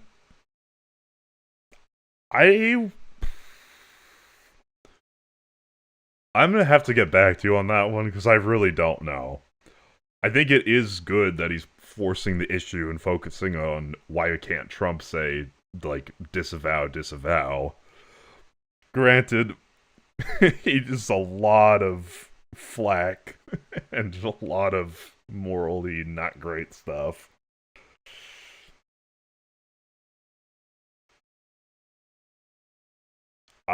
He's already banned on... What? He's already banned on Twitch. He's been banned on Twitch since 2022. He's not getting unbanned. Twitch hates him. That's a known quantity. Although, there is a clip of Jesse Waters getting pranked by him.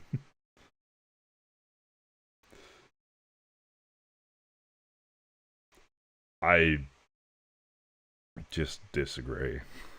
I mean, the silencing is coming from, like, Pam Bondi and the admin. So I could not give less of a shit about what Dan Clancy has to say. not only have the ability to mock it, I think you have the obligation to mock it. It's insane. Let me understand. He's not, though. That's the thing. You got, like, it takes a lot of context, and that's the problem with, I think it's a pretty big problem with Destiny, is, like, you gotta get a lot more of the shit around what he's saying. Because just, like, clips and snippets, it's very easy to think that, but it's not the case. Let me understand your argument. So since others are using her grief to politically recruit, you think that it's okay to mock her specifically? Since others are using her grief, sense? she's the one who gave a 17-minute speech on TV where she talked about good versus evil. She's the one showing up in Destiny, TPUSA ads to 1 or 2 days after. If someone assassinated my husband, I would not be able to have the level of composure she had during that speech. So that quote was... And that's a tough one, because cut up, it's rough, but in the context of, look, temperature is really, really high in the country. There's a lot of fear that already exists. People need to recognize the moment we're in. It's not saying go out and make people feel unsafe. It's just, yes, he's, again, that's why I say, optically, he's too much. I like some of his points, but optically, I think he's too much.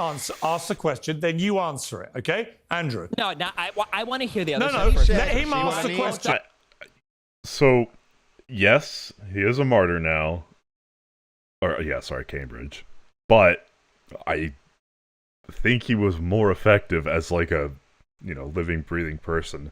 Yes, he will have some influence like as a martyr, but I think it would have been stronger for him to be able to continue on. So I mean, it's rough. I mean, credit where it's due. His company, his whole thing was extremely effective. Yeah, and I think even though he is somewhat of a martyr figure, I don't think it'll be as effective without him. Which is, again, is just credit to his ability. Donald Trump. Let him ask the question, Destiny, and then you answer it. Andrew. Destiny told his co-host, when asked point blank if he wanted the bullet to kill Trump, that the worst thing that could have happened was the bullet missing. He said this to Pisco. I watched it. Okay? Yeah. This guy's an obfuscation That's what I'm worried machine. about. And you know what else, Destiny? Why should we believe you? I think you... Just empirically, there is more violence that comes from the right. You can look into it yourself. But rather than pointing fingers, all I want is for the right to be able to say, okay, there is at least some violence that comes from our side. We should tone it down too. That's all I want. Specifically from Trump, but... You are glad Kirk is dead. And all of your tweets seem to prove that, and you would have been happy if Trump was assassinated. You've made that very clear. So why not just be truthful for once in your fucking life and say the truth, that you don't care that Kirk is dead, and you're actually probably glad he is. Isn't that really what's true? I don't want anybody in this country to die to political violence. I don't think in the United States of America that should be happening. I don't know why it's so hard for the president to say the same. I think it'd be the easiest thing in the world as a president. Biden did it for 4 years. That's why everything was way cooler when he was here, like in terms of temperature. The Clintons have no problem saying it. Barack Obama has no problem saying it. Kamala Harris has come out and said it. Every Democratic lawmaker and leader has basically come out and said it. But for some reason on the Republican side, it's just civil war, civil war, civil war. And the Republican president of the United States, who has presided over more violence politically in this country, more large protests than any president in all of U.S. history, for some reason can't bring himself to say, all of us need to calm down. And so did Trump deserve the bullet? To say it. Did Trump deserve the bullet? This is all you care about are the political hit jobs. Just answer the question, bro. Did Trump deserve the bullet? Did Donald Trump deserve the bullet on his side ever? Did Donald Trump answer the question? Did Trump deserve the bullet? You can't answer the question. We're here to play. No, bro. It's my turn to ask the question. It's your turn to answer. Did Trump deserve the bullet? Again, there was a lot of mass shootings recently that a majority recently weren't trans. You just get pushed the trans ones. Because we all live, especially with the way Twitter is now, in very isolated media ecosystems that'll push you shit to make you angrier. That's why we gotta take a step back, look at everything in totality. And yes, we do have a goldfish memory, and yes, if this person turns out to be left-wing, then yes, it does put a lot of heat on Dems. The guy on the subway should have been institutionalized a while ago. I don't necessarily know if that's a Dem judge thing, but yes, that guy should have been. That guy was actually crazy. I don't know if you saw some of the shit he was saying, or I think he called the police on himself. I don't know. I just want everyone to come together, say, our side has some shit, your side has some shit, let's all tone it the fuck down. So reasonable, so easy. Did Trump disavow violence in this country ever? Did he deserve the bullet? Yes, he's disavowed violence. But again, I just did. Now your turn. Now your turn. It's your turn. Did Donald Trump? Did Trump deserve the bullet? I never said that. No, I never said that. No. Okay, except you did to your co-host. No, I didn't. Oh, wait. When did Donald Trump disavow? Wait. When did Donald Trump disavow violence in this country? Your co-host, you lying sack of shit. If he wanted to kill Trump, yeah, it does seem like he wants to escalate, which is crazy. And this is, yeah. And this is where when you're putting YouTubers and tweeters on the same level as the president of the United States, this is why conservatives are absolutely brain broken when it comes to violence in this country. And that's why it'll continue. But Destiny, there'll be more deaths. Maybe it'll be me at the next one. Who knows? There'll be more Destiny. Okay, Destiny. If you care so much about political violence in America, why don't you lead the way yourself without mentioning anybody else? Why don't you, Destiny, right now just outright condemn the murder of Charlie Kirk? Because we've been doing that for a decade. One side can't turn down the temperature. One side can't turn down the temperature. If Donald Trump can't, then the left shouldn't until he does. Got it. Republicans Okay, you don't want to do it. need accountability for Jack, their actions. fuck, They that need looks some amazing. responsibility for the insanity. He had they it coming, caused. even though you take none yourself. Let me bring in Jack Posobiec. We absolutely, All right, Democrats will that's take enough, accountability when it's Destiny. their I'll fault. bring in Jack Posobiec. Yeah, Jack. okay. Nice, both sides. It. Reminds me of someone Jack. I know. What is your response to this? I mean, Piers, this is exactly what I'm talking about. You know, this type of ideology where you've got someone who's willing to mock Erica, who's been standing strong for her family, for her children. You vote on what food looks better at different soccer matches. It's called Scrandle, and it's amazing. Who's just, she will never be able to grow old with Charlie. She will never be able to be with them I love my again, trivia games. have more children, to have grandchildren, to have those memories, to raise them. It's all gone. Every single moment of that future that they had was gone because someone fired a bullet at Charlie Kirk that said, "Hey, fascist, catch." And now you have people celebrating it. And when you ask people That's about not even it, the they bullet say, that was fired. "Oh, How are you lying about this? Shut even? up, Destiny. Holy Shut shit, up." You're so Oh, there he is.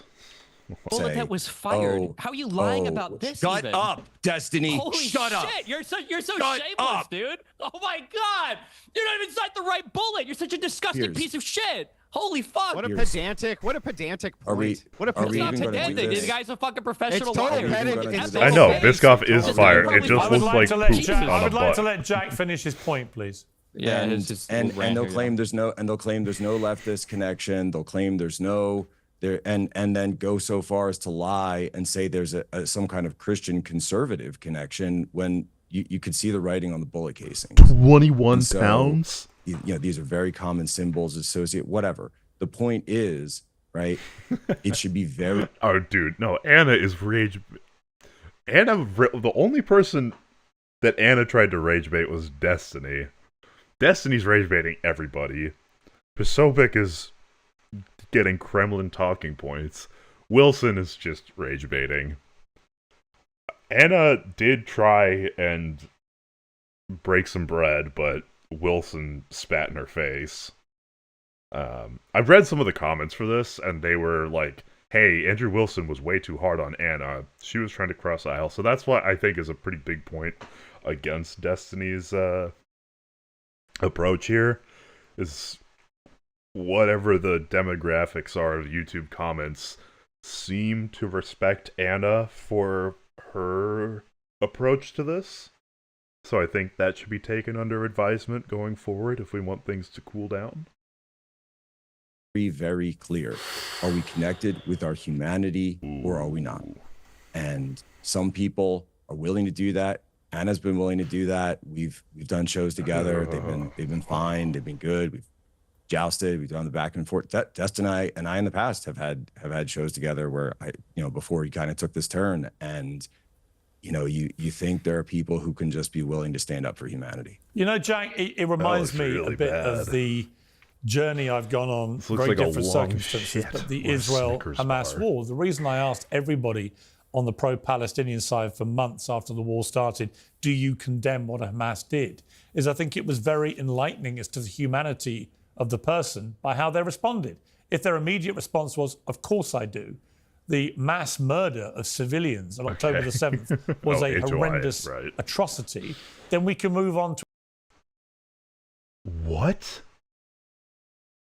Wait. Trump's approval rating went up recently? They just...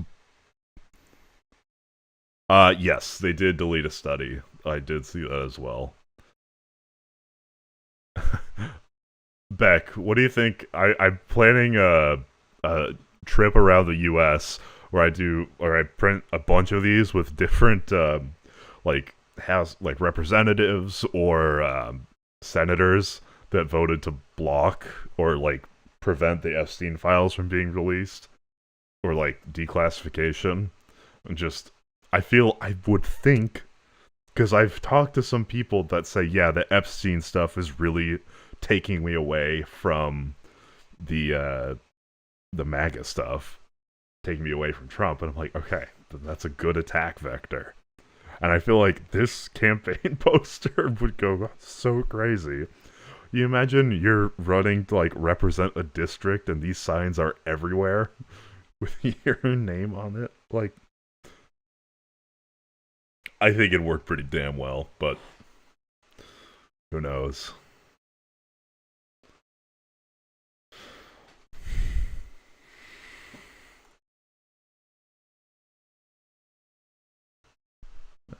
An intellectually honest debate. If they refuse to condemn what Hamas did, it's a completely different debate. And similarly, right now, I feel if you can't condemn a lot of what the IDF are doing, frankly, it's my opinion, in Gaza, then the same thing. If you're unequivocally like, it's I gotta all look up fine what the laws are. with 20,000 Perfect plus kids being scrandal. killed, then I've got a problem with that too. But I do think you've got to try and maintain in all of these debates a modicum of humanity about people who are actually being killed. And what is terrifying about the mindset of a lot of people on the woke left have seen since Charlie Kirk's death is the brazen glee that they're taking to his murder. And then when I see even Destiny, who's a very well-followed person on the internet, well-known, when Destiny, frankly, if you can't bring yourself just to say the murder was horrific and should never have happened, it's a very simple sentence. It's just basic humanity. It really makes me despair for where everything is going, because it's indicative of the mindset of, I can't give an inch to my political opponents, therefore I lose my humanity. How can that be right? Because you can't give an inch to political opponents that won't recognize or acknowledge anything they've done is wrong. We did see this in real time. Of the MAGA folk that came in here, did any of them admit that there was some violence from the right? The Blop Bombs might have. Did he? I don't know. It's like again, we can't we can't just bite bullets that don't exist. That's all we ever do.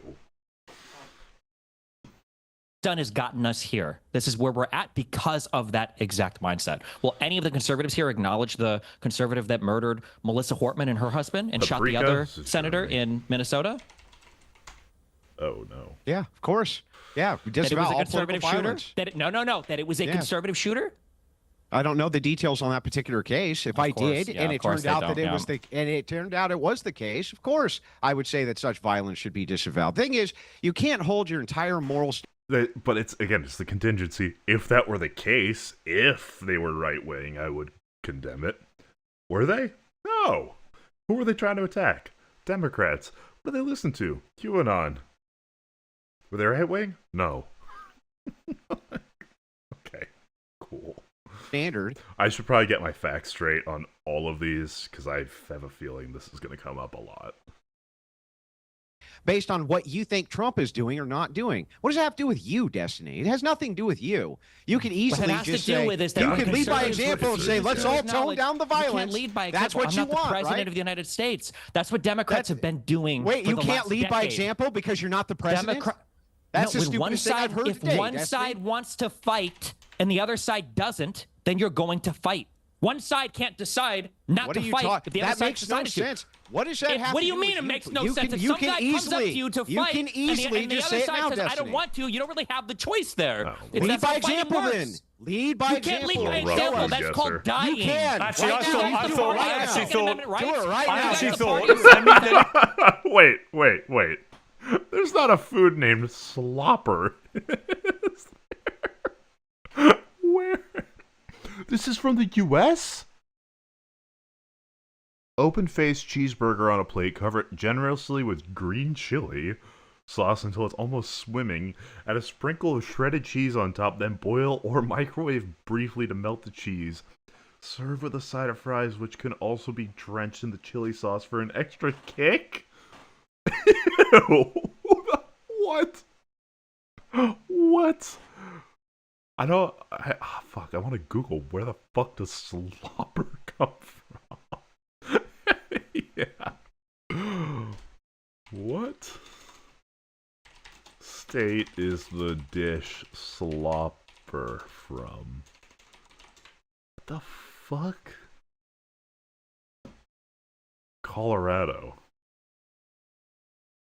Okay. Yeah, I guess you legalize weed in a state and they start to do some shit. Jump in because you're actually happy. Let me about jump it, in Destiny. here. Just be honest, you're happy I actually about it. felt that Anna hit the nail on the head here, which is she did not need to wait for Donald Trump to comment on this to make her own mind up about what had happened. That is intellectual honesty, right? Yes, it may have been somebody that she totally disagreed with on many issues. The simple, humane thing to do with any event like this is to ask yourself, how do I personally feel about it? Not what does Donald Trump think about it, or what does Joe Biden think about it, or what does Timbuktu think about it. It's what do I personally feel about this. It didn't take me very long, Destiny, to understand that I felt repulsed by the execution of somebody in cold blood with his wife and 2 young children there watching. It's a human reaction. I don't... Dude, he's being stoic. He's being stoic. It's a long connection from Moscow to the U.S. All right, he can get one sentence through every 20 minutes. I don't need to know what Donald Trump thinks about it at all. I don't understand why you need to wait for him before your own humanity I don't need to wait in. for anybody. No, you're not asking how we feel about it. You're asking what the public statements should be. And the public statements should be the President of the United States. I'm not. Yes, you are. No, You're I'm asking not. me for a public statement I'm right asking, now. where is your humanity? You can't just say... Yeah, I've heard that that's false. I'll double check on that one. That's why I don't even trust that the roommate was trans yet. Like, I just know how horny they are to have this be a trans-related thing. So I don't trust it. I have to do an inspection myself. The murder Where is your was humanity, wrong. peers? You guys are playing into this exactly. I think you probably know it. I think Cornell was right about this. You know where your bread is buttered as well. You guys play into this. It's insane to me that the President of the United States can't say, hey, all of us need to be less violent. We all need to calm the fuck down. That the President of the United States can't say this, but you will endlessly scour Twitter and YouTube for leftists to bring on and say, don't you guys disavow the violence? The chat messages are kind of sus. Wait. Am I tripping? It's absolutely absurd to me. You know, Cornel West should have stayed in his seat. We were debating free speech, actually, and whether You're not debating free speech. Let me finish. And whether the overuse, of words like Hitler, Nazis, and fascists was actually empowering deranged young minds to think they were battling actual new Hitler, Nazis, and fascists. And actually, when Andrew pointed out to Cornell that he had used the phrase neo-fascist about Trump, that's when Cornell decided he couldn't take part in the debate anymore, when he was reminded of something he had said. He didn't try and deny it. He just said, I don't want to have this debate, and left. Piers, how long have you been in the United States, like following our politics? Over 20 years, I've lived and worked in America. Okay, if you've lived and worked in America, I grew up as a conservative listening to Rush Limbaugh and to Glenn Beck and to Billy Cunningham and to Sean Hannity. You're going to sit here and pretend like Democrats are the ones that started the name calling? I heard them call Obama. Yeah, that's the problem. It's like American institutions, right or left, used to mean something because they were, independent relatively. Now they all have the same amount of trust as Trump does. And it sucks. I like our institutions. But I don't like what's happening now. It was fine under Bush, Obama, Biden.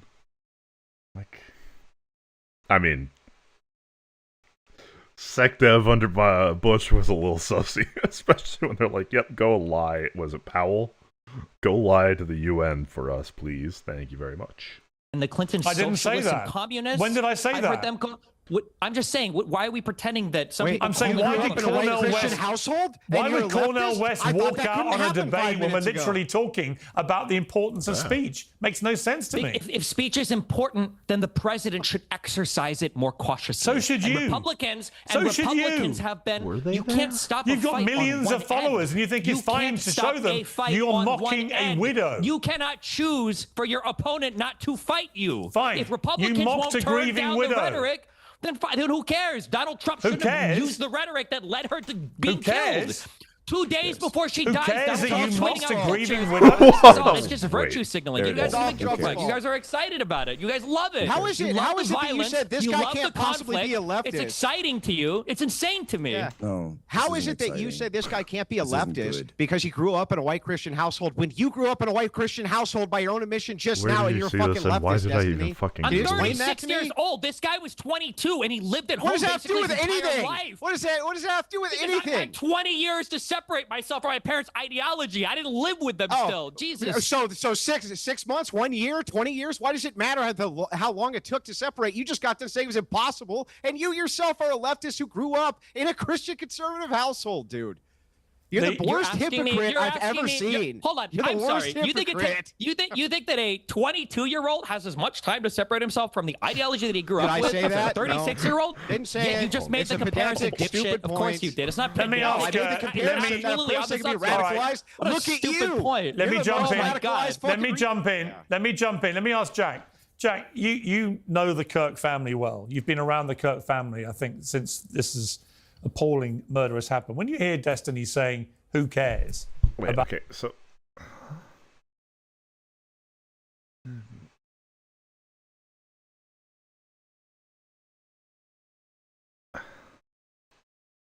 Is there anything confirming or denying the...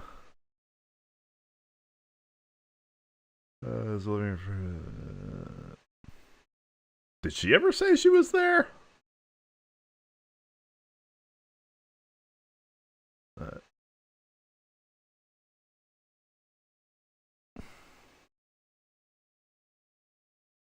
Fuck.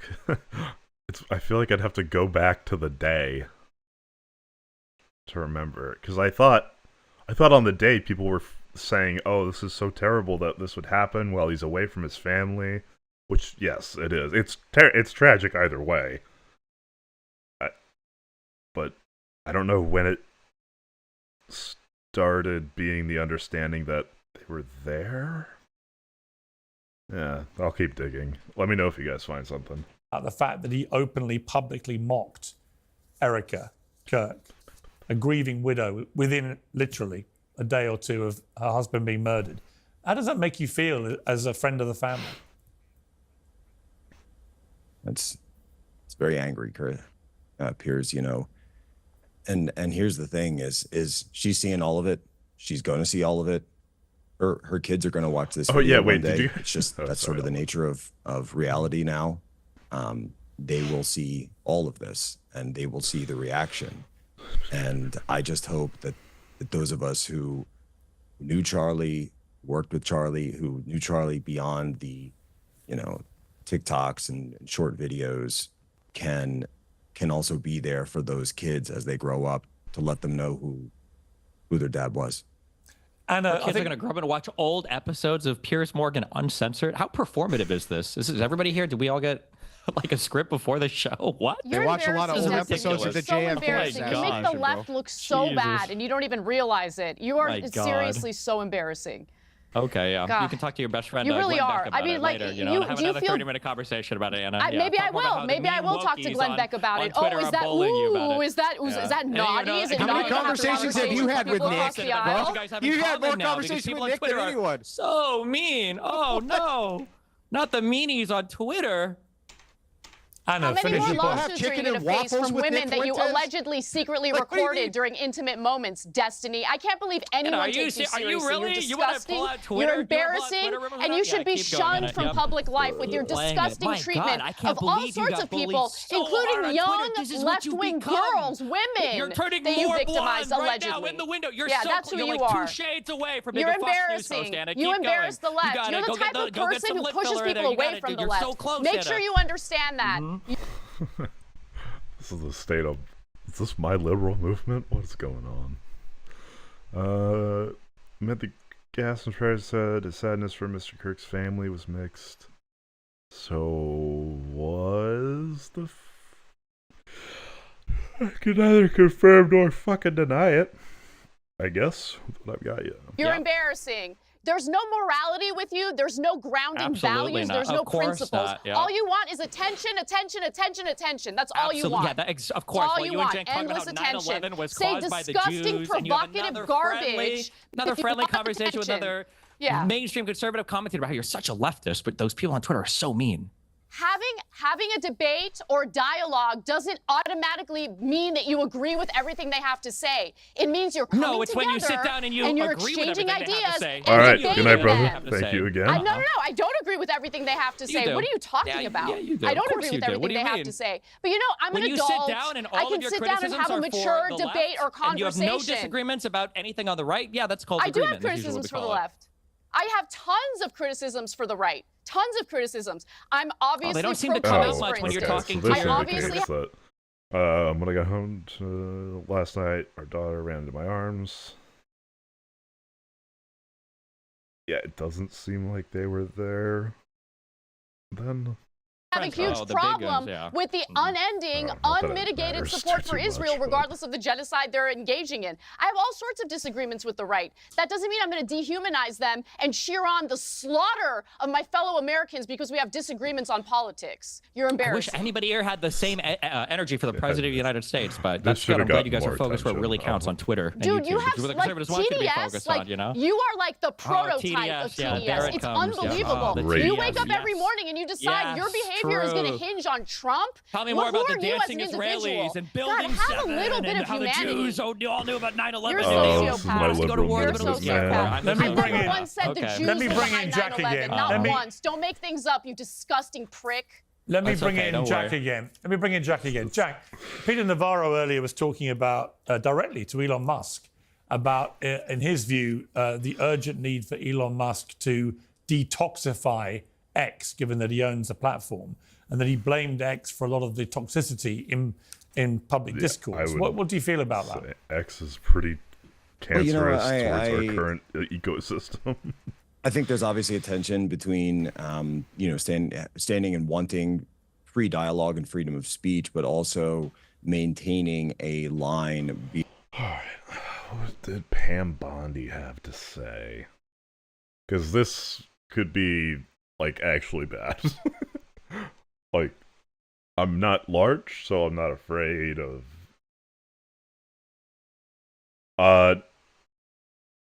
No, I'm center left. I'm making fun of the right because of the shit Pam Bondi was saying.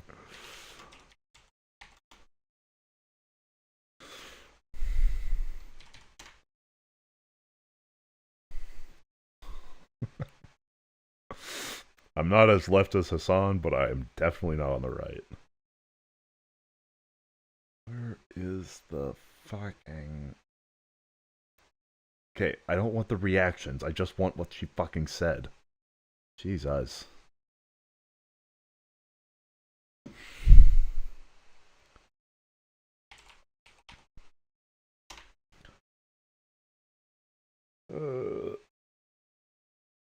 Yeah, Twitch is further left than I am, but... Wait, she said this on a podcast? No fucking way. Well, Asmongold is still on. And Asmongold is right. Tectone did just get banned.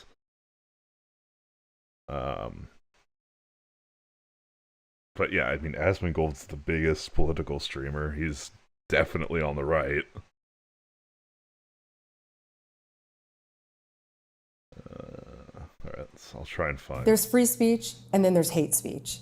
And there is no place, especially now, especially after what happened to Charlie, There's no way this only has 5.7 thousand views. in our society. And I think what Erica said is they had no idea what they unleashed by doing this around this country and around this world, how so many more conservatives, I think, who were quiet are going to come out and be so outspoken. They thought they could silence Charlie, and it was the opposite. His words will be heard far and wide now. I think that's such a change from the first term, is that this cabinet really likes each other, supports each other, wants to work together to achieve the goals. We all say that. We genuinely love and care about each other. And when one of us is having a bad day because sometimes the context is important, I need to know if I'm going to get arrested for saying the Trump admin sucks ass.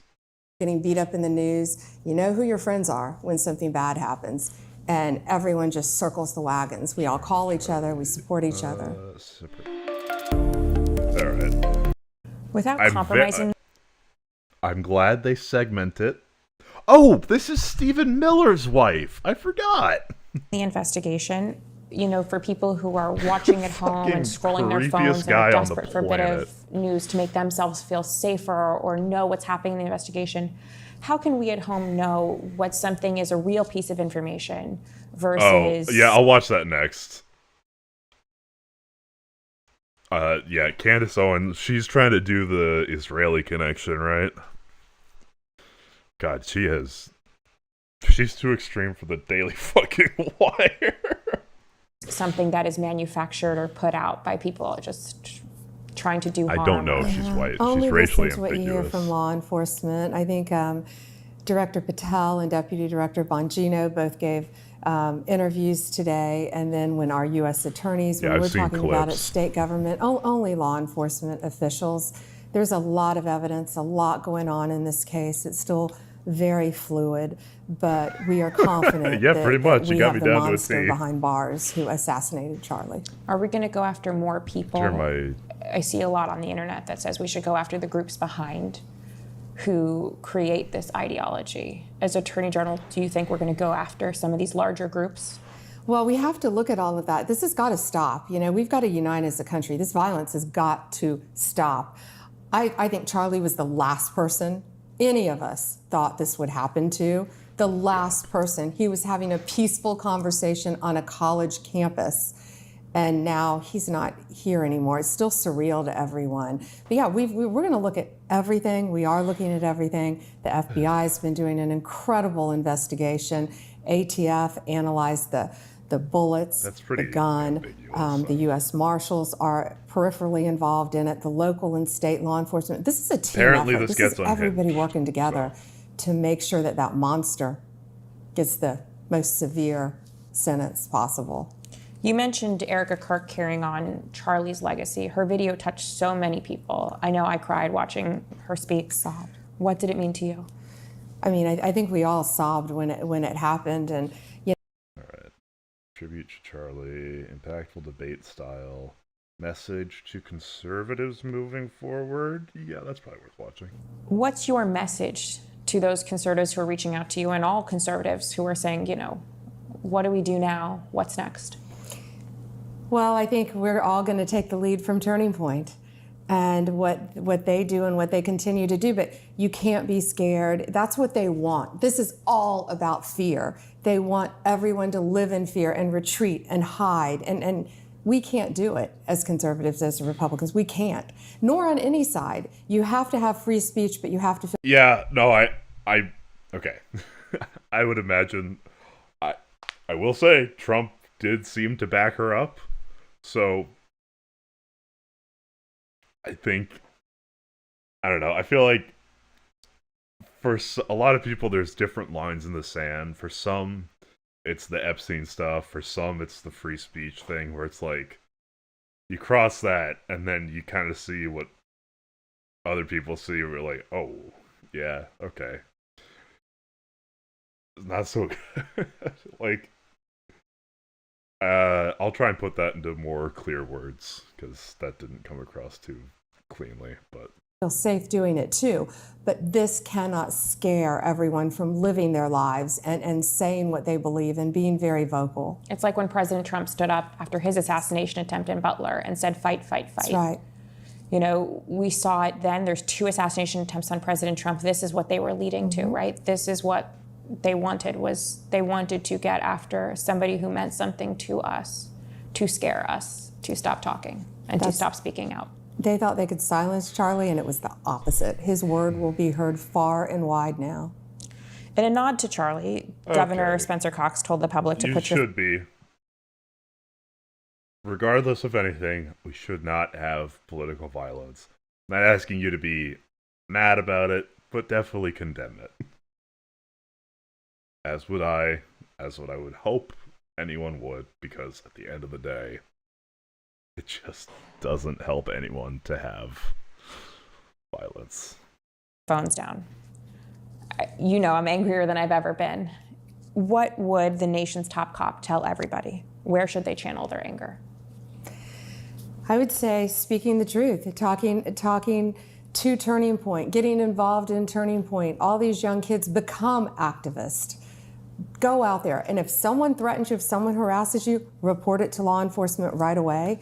And we're going to do everything we can to protect you and stop it. But we can't go into hiding. We can't retreat. We have to fight for this country. We have to fight for our faith. I mean, so many people out there are so religious, all different faiths.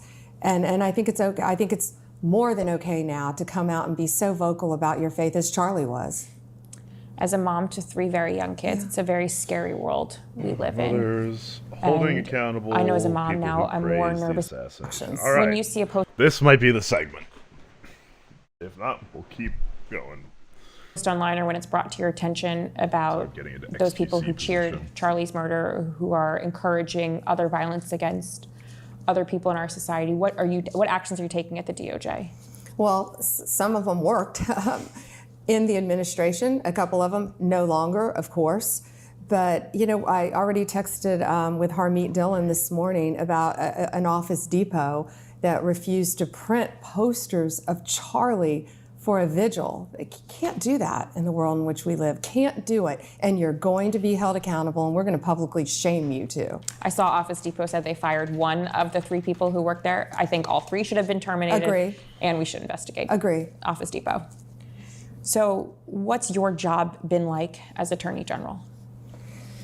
Loaded question. Drinking out of Niagara Falls, you know, a fire hose doesn't do it justice. You know, when you take a job like this, you think if I can help one person every day, I'm making a difference. And that's what I try to do. When I was state AG, it was combating drugs and the opioid epidemic, and you know, you still want to do that, but right now we're still in a defense mode. We're still trying to get all our U.S. attorneys confirmed, and we're still fighting back, and people around us within these walls don't like us and don't want us here, don't want President Trump in office, but for the majority, we have great people. We're trying to get more great people in to prosecute cases and to really fulfill his agenda. My job is to make America safe again, and that's what we're trying to do every single day. What's been the biggest difference between being a state attorney general, who some would argue doesn't have a ton of power, versus the U.S. attorney general, who I'm not going to stop? There's free speech, and then there's hate speech. And there is no place, especially now, especially after what happened to Charlie, in our society. Do you see more law enforcement going after these groups who are using hate speech and putting cuffs on people, so we show them that some action is better than no action? We will absolutely target you, go after you, if you are targeting anyone with hate speech, anything. And that's across the aisle. Wow. I mean, look what happened. Think about Josh Shapiro. That's pretty bad. What happened to Governor Shapiro? I talked to Josh multiple times. Democrat governor, Jewish. They firebombed his house while his wife and children were sleeping upstairs. It's a miracle. Nothing worse happened to. It's a miracle that nothing happened to Josh, and he and his family are safe. They're traumatized, but that's what's happened in this world, and we are going to fight every step of the way to show. Hate speech is legal. Incitement is not.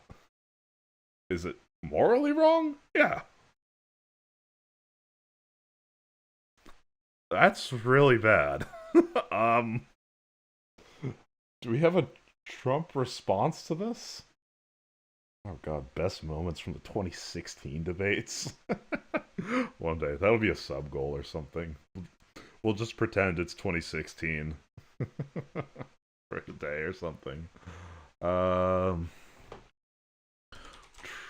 my god.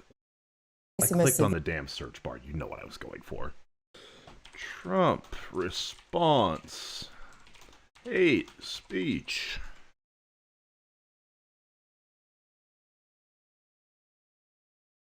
Yeah. Okay. Fucking, I hate these ones where he's on the green. Is that, I mean, a lot of people, a lot of your allies, they hate speech is free speech. You probably go after people like you. What? Huh? Sorry, real voice moment. Sorry. What do you think of Pam Bondi saying she's gonna go after hate speech? A lot of people, a lot of your allies, a lot of your allies think hate speech. Go after people like should probably go after people like you? Probably go after people like you because you treat me so unfairly. You have a lot of hate in your heart. Treat me so unfairly, it's hate?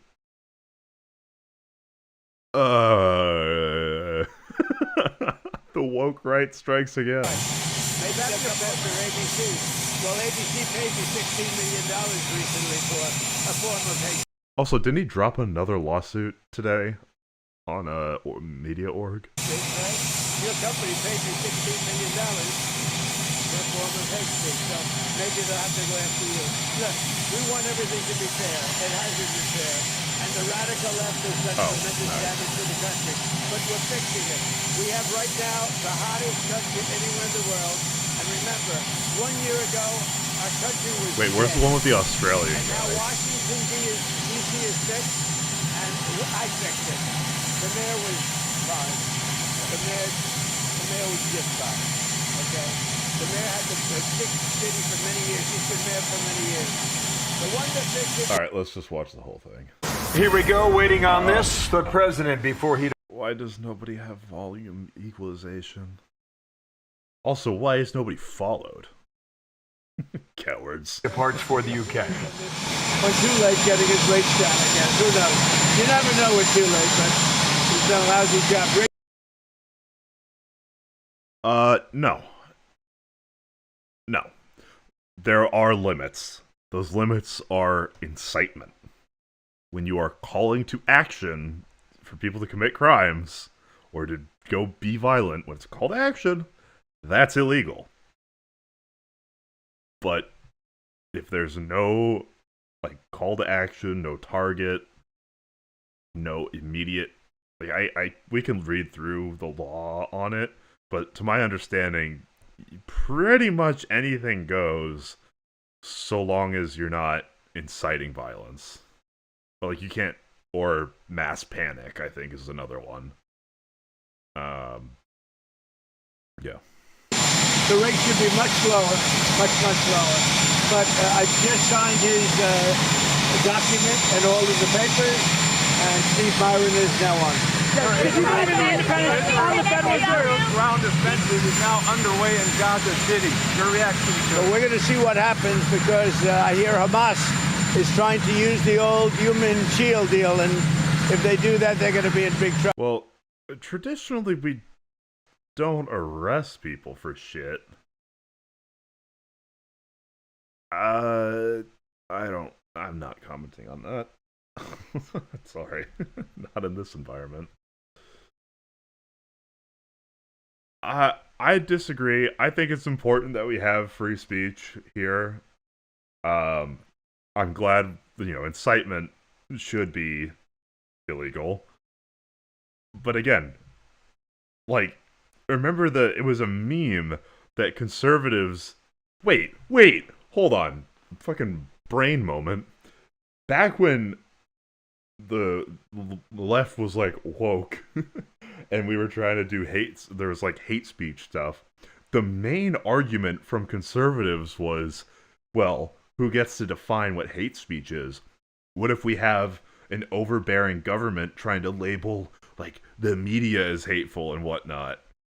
And now it's them, and they're like, like, this is what the right was warning about years ago.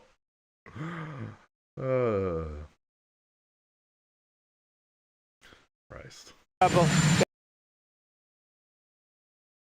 They're going to be in big trouble. They put it out 2 days ago that they're going to use the hostages as human shields. That's something that hasn't done for a long time, you know?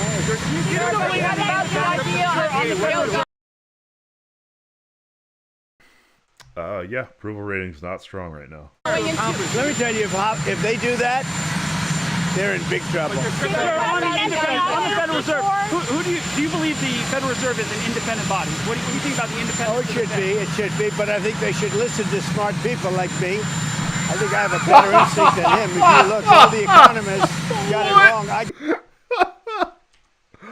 Hamas is pretty damn bad. What do you think about the independence? Oh, it should be, but I think they should listen to smart people like me. I think I have a better instinct than him. If you look, all the economists got it wrong. I got it right along with one other people out of 100. So they should listen to people that are smart. Nothing wrong with that.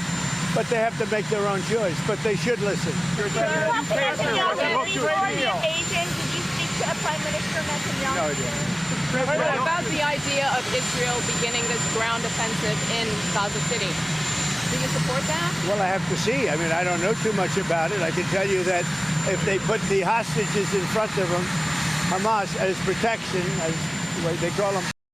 Look, Blop, and I think Polina would agree. If they're supporting Hamas, they're probably not a Democrat. They're probably farther left. And I would imagine I don't have any knowledge of what the fuck goes on in Kazakhstan. Yeah. But, I don't know, generally, were we going to have a Kazakhstan debate? I'm sorry, I'm trying to figure out what the fuck's going on in my own country. I don't know. Generally, the people that support Hamas are further left and are not too thrilled about Democrats and typically don't vote for Democrats. I'm not Canadian. I am from the grand old US of A. I'm not starting the debate here. I've done this literally every day I've been live because people like tankies come in here and want to debate Israel-Palestine. That's not true. Okay, look, drop it now or I'm gonna ban you. I'm not doing Israel-Palestine for the 800th time in a row. Bodyguards, Hamas is going to have hell to pay.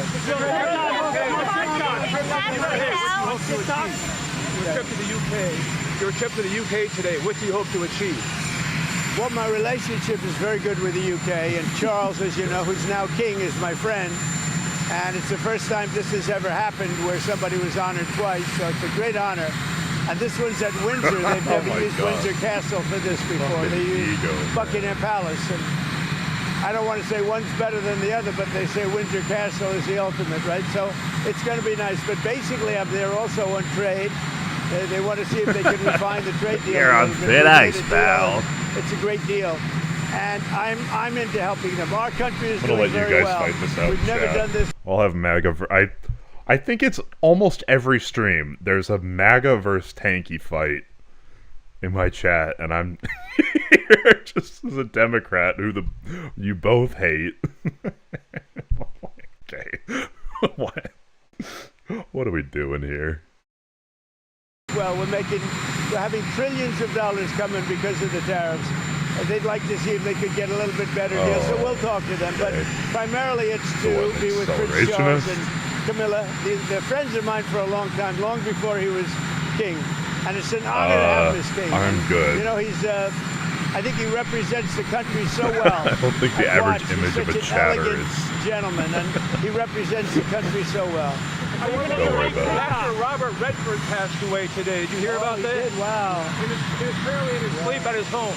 Well, that's a good way to go, I guess. But I'll tell you, Robert Redford was great. He had a series of years that there was nobody better. This just happened, I guess. Huh? Wow. That's what I'm saying. It's like, we can all argue here. It's the internet. Go talk to your neighbors. Go be with your friends. Like, it's just... We can argue on the internet, but again, no one on the internet's real. I'm not real. You're not real. Your family, your friends, your neighbors. Those people are real. So, you know, love thy neighbor and all that. Yeah. And what movie would you say you liked the best in? Well, you have a lot of them. Honestly, I'd say he made 7 or 8 great movies. They were really great. There was a period of time when he was the hottest.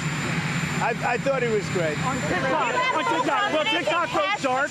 Are you going to delay the TikTok ban? Well, we have a deal on TikTok. I've reached a deal with China. I'm going to speak to President Xi on Friday to confirm everything up. We made a very good trade deal, and I hope good for both countries, but a very different deal than they've made in the past.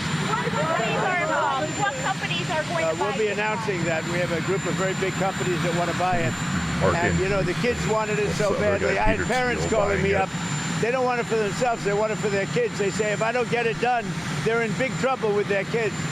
And I think it's great. I hate to see value like that thrown out the window. So on auto executive. On the internet, I'm a benevolent political warlord. In real life, I'm an Amazon delivery driver. Drive faster. Drive faster. I'm waiting for my package. Is nuts. Base dad for saving TikTok. I mean, I know this is going on deaf ears or tired ears. He's saving it because he likes that people like him on TikTok. If TikTok was like Reddit where they dislike him, he would ban it instantly. But we all know that. Some of us think it's based, some of us think it's not based. That's what it's coming down to. So yeah, exactly. See? In real time. Like, that's... Like, what are we doing here? What is politics? You know, you're talking about tens of billions of dollars. Some auto executives are concerned that compromising the 15% for auto tariffs coming in hurts American automakers. What do you say to... Well, I haven't compromised anything. Where did I compromise? Going down to 15% from Going down to 15%. From we charge, well, and where did the Hey, thank you for the follow. I really appreciate that. You get to see the Biden blast. God, that lingers on screen for a while. That's good. Come from? It came from there. Can you tell me?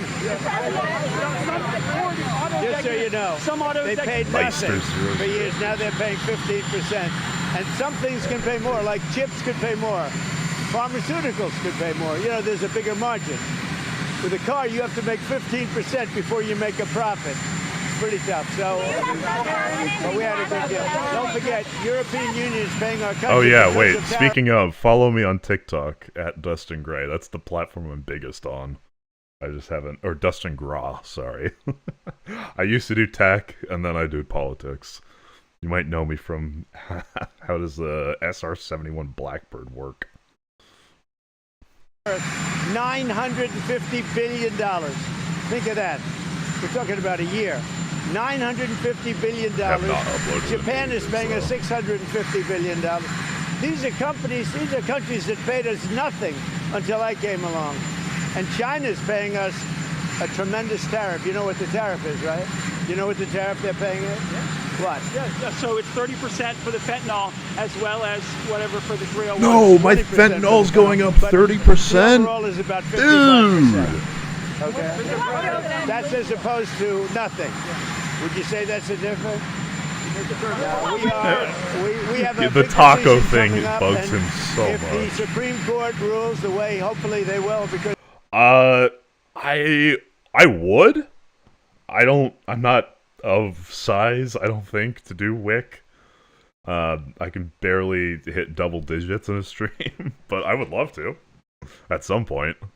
But I'd have to know the topic well in advance because I do like to do my reading, my research. Yeah, I know. I'm pissed. Oh man. Fuck, fentanyl prices were already rising because of inflation, man. 30% upward? Damn. I mean, every legal expert said we win that case, but you still have to watch. And the Supreme Court's been terrific. I think they're very fair. All I want is fairness, and we win. But if we win the Supreme Court case, which is the finalization of tariffs, we will be by far the richest country anywhere in the world, and we'll be able to help our people more, and we'll be able to help other countries when we want to. But I will say, if we win that case, our country, you see what we've taken in just on a temporary basis. We've taken in trillions of dollars, trillions with a T, and we will be by far the richest country in the world. There'll be nothing else. And one other thing, we'll have tremendous power to negotiate. The use of tariffs, I settled what, Rob Knorr? Oh, that fucker. Yeah, it would be fun. But again, I'd have to like really study up, because again, I'm relatively new to the political world, and when I watch these debates, people have a really extensive background. And I don't want to debate just for the blood sport. I want to, like, really come up with a position that I feel like I can defend. 7 wars. 4 of them was because I was able to use tariffs. Hopefully you'll get an interview criticize the fact that some CEOs make hundreds of times more in salary than average workers. He's worried about polarization. Okay, so he's saying we've already raised trillions from tariffs. Mind you, our entire trade volume last year was 5.4 trillion. He's saying we've already done that, and we've already tariffed.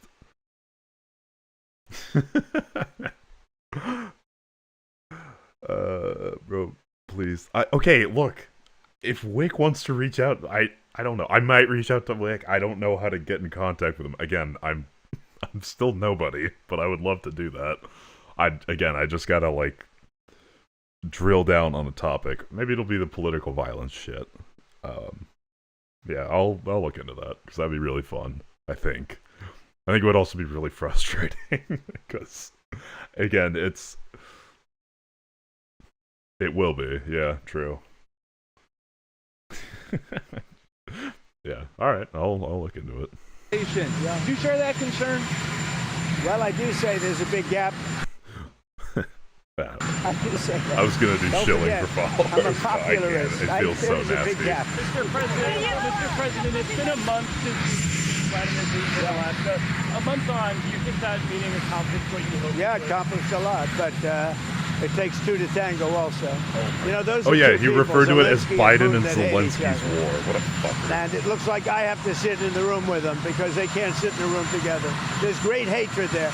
But no, that meeting accomplished a lot. Mr. President, do you still have complete confidence in Kash Patel? What are you hoping comes from his testimony on the Hill today? Well, first of all, I think that Pam Bondi has done an unbelievable job, and everybody agrees with that.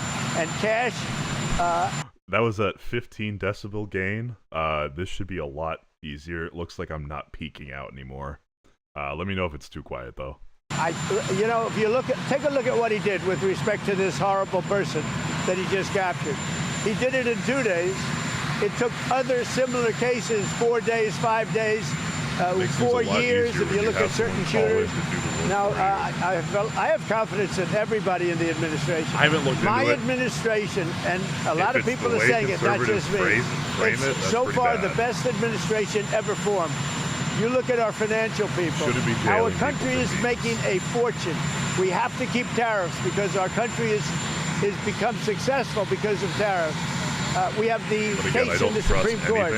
That's a very vital case for the success of our country. It's very vital to negotiate with other countries.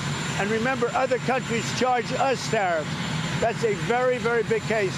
And if we win that case, our country will be by far the richest country anywhere in the world. And then we can help our people. We'll get rid of debt. We'll get rid of everything. We can help our people, and we can even help other countries where they need it. Mr. President, narcotics in Venezuela. Narcotics in Venezuela. President Maduro in Venezuela says that you're getting ready to invade his country. What is his message to him? Well, I would say this right away. Stop sending Tren de Aragua into the United States. Stop sending drugs into the United States. We knocked off actually 3 boats, not 2, but you saw 2. And the problem is there are very few boats out in the water. There are not a lot of boats out in the water. I can't imagine why. Not even fishing boats. Nobody wants to go take a fish. So it's one of those things. But I would say to him very strongly, stop sending people from your prisons. I did not realize I accidentally hid my, Is it? No, that's not it. Where the fuck is the window capture? There it is. Sorry, I didn't realize that. If I fuck that up, you gotta let me know. Into our country. They're sending their prisoners. They've done that already. So the numbers just came out. Another month with 0 people getting into our country. And these are figures, John, with people like you that would like me to do badly. I did not see that. Nobody has ever done on the border like I've done. Mr. President, what will you tell President Zelensky if you meet with him in New York? Well, he's going to have to get going and make a deal. He's going to have to make a deal. Zelensky's going to have to make a deal. And Europe... Smart people don't like me, you know, and they don't like what we talk about, but he's become radicalized so many... Oh, yeah, okay.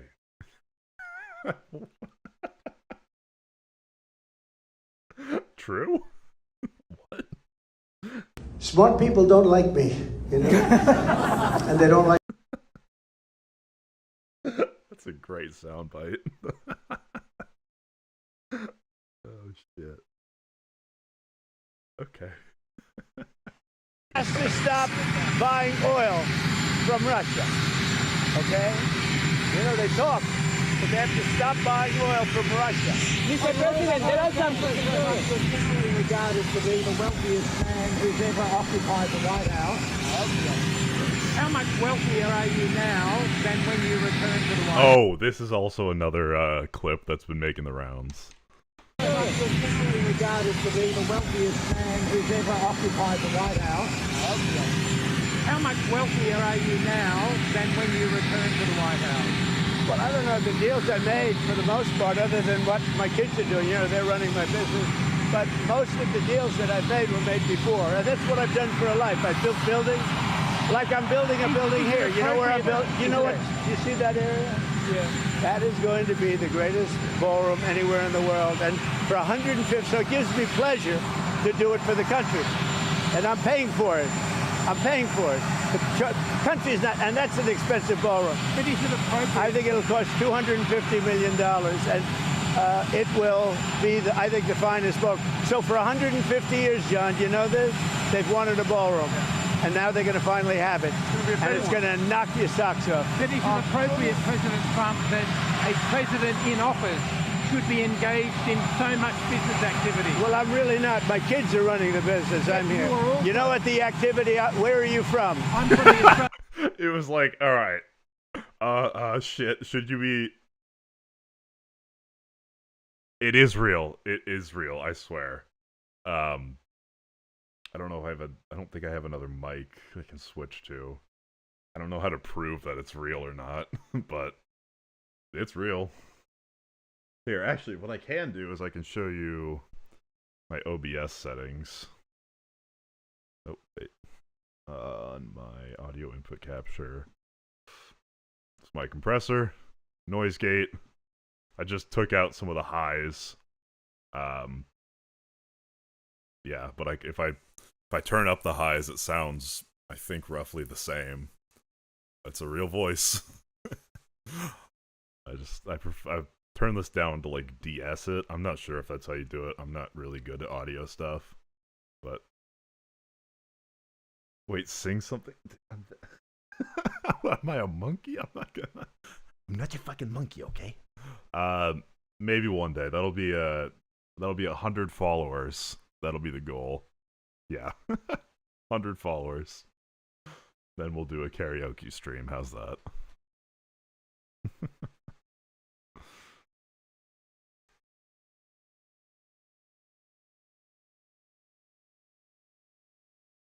I can use for side? Oh. Yeah, dude, it's so funny watching old streamers and their voice goes from really high to modern day where they're like all of a sudden a lot deeper. I think Hassan did it via microphone settings and a little bit of coaching.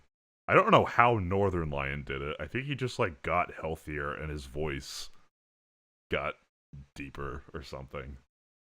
Australian Broadcasting Corporation, Four Corners program. Well, the Australians, you're hurting Australia, right? You're hurting In my Australia. opinion, you are hurting Australia very much right now. And they want to get along with me. You know, your leader is coming over to see me very soon. I'm going to tell him about you. You set a very bad tone. I'm going to tell on you. John. Okay, maybe you can set a nicer tone. When the UAE does a deal, what does it want in return? Quiet. Mr. President, what are you hearing about the operation in Gaza, the Israeli operation? Are you concerned? Well, I'm hearing that they want to go in, and I'm also hearing that Hamas wants to take our 20 hostages, plus dead bodies. You know, they have about 32 of them, and they want to put them in the way of any attack. And nobody's happy about that situation. It came out yesterday. I'm sure you saw that. They want to, supposedly they've taken the hostage out of deep caves and tunnels, and they're bringing them, putting them on the front line. Nobody's heard of that one for a few centuries. You saw that the UN said that Israel is guilty of genocide and have committed acts of genocide in Gaza. They voted on that? They have a new report out saying multiple acts of genocide. When it comes to a vote, we'll see what happens. That'll come to a vote, but we'll see what happens. And what do you make Pam Bondi saying she's going to go after hate speech? Is that, I mean, a lot of people, a lot of your... Wait, hold on. Hi, I'm Jimmy. I am the host of the show. All right. Thank you very much. This VOD will be taken down because... Jesus. God, yeah. Los Angeles. We'll see. I'll give you my opinion as your base and The second largest city in our bitterly streamer. divided nation, where, like the rest of the country, we're still trying to wrap our heads around the senseless murder of the popular podcaster and conservative activist Charlie Kirk yesterday, whose death has amplified. I would just like to say pretty much everyone who got canceled either actually ended up being a rapist or has like 5 times the amount of reach because of the Joe Rogan sphere. So like, I'm just saying. Our anger, our differences. And I've seen a lot of extraordinarily vile responses to this from both sides of the political spectrum. Some people are cheering this, which is something I won't ever understand. And we had another school shooting yesterday in Colorado, the 100th one of the year. And with all these terrible things happening, you would think that our president will at least make an attempt to bring us together, but he didn't. President Obama did. President Biden did. Presidents Bush and Clinton did. President Trump did not. Instead, he blamed Democrats for their rhetoric. The man who told a crowd of supporters that maybe the Second Amendment people should do something about Hillary Clinton. So wait, the man who said he wouldn't mind if Twink Destroy. Is there like a jaw drop moment that we'll know is the one that he got pulled for?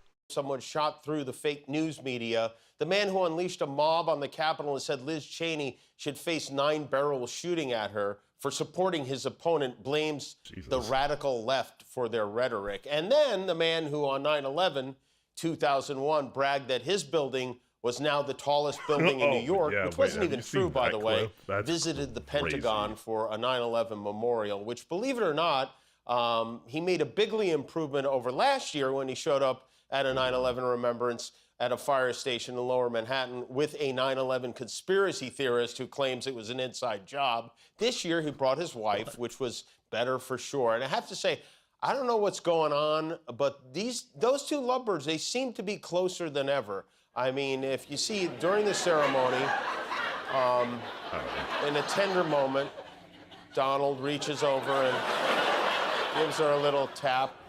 He taps her like he's hoping ketchup would come out. And she didn't really respond. Maybe that's their signal for my diaper is full. I don't know. And then he was off to New York for a Yankees game. Slow DiMaggio made an appearance at Yankee Stadium after an appearance last week at the U.S. Open. Look, if your employer sees that and that makes them uncomfortable, they have the right to fire you. I think it's a little cringe to make like a master docs list, but yeah, whatever. Hello, Anzaras. Anzaras? I don't know. It's all part of his Getting Booed in Public tour. Former Mayor Rudy Giuliani was supposed to go to the Yankee game with him to sit with the president, but he accidentally showed up at a Yankee Candle store. So Uncle Scam, though, he's all over the place right now. You know, last month, Trump, he fired the commissioner of the Bureau of Labor and Statistics because he didn't like the job numbers she released. So he replaced her, and now we have a new round of numbers. And guess what? Those numbers are bad, too. We added 900,000 fewer jobs than projected. I wonder, do you think they fight over who has to give them the news? Like, no, you go. I'm not bringing them these numbers. But say what you like about him. He surrounds himself with the best people. They had hearings this morning to confirm some new Trump nominees, including our next ambassador to the Bahamas, which is former NFL running back and disgraced former Senate candidate Herschel Walker. You may remember Herschel. I don't think it's a sign of a healthy democracy to have the president have like kill button on different media figureheads. Walker, when he ran for Senate in Georgia, was plagued by a series of scandals and gaffes, including an admission that he fathered multiple children out of wedlock and allegations that he paid for 2 abortions despite his strong pro-life stance. So today, he sat before the Foreign Affairs Committee and the Honorable Senator Ted Cruz. He is a man of great faith, discipline, dependability, and resilience. Indeed, when it comes to discipline, one of the things I've learned about Herschel is he doesn't eat breakfast and he doesn't eat lunch. Neither do I. That's right. He can't figure out how to use a fork. So Herschel is not what you might call a scholar. Let's just say if it wasn't for football, there's a chance Herschel might not have gotten into college. At one time, science said man came from apes. Did it not? Well, this was interesting, though. If that is true, why are there still apes? Think about it. Sure. You know what, Twink Destroyer? I'll get behind that. I haven't been able to stop thinking about it for years since you said it. So with that kind of brain power sloshing around in his head, it was time for the H-Man to answer some questions. What policy approaches, in your judgment, should we pursue to help the Bahamas resist Chinese pressure?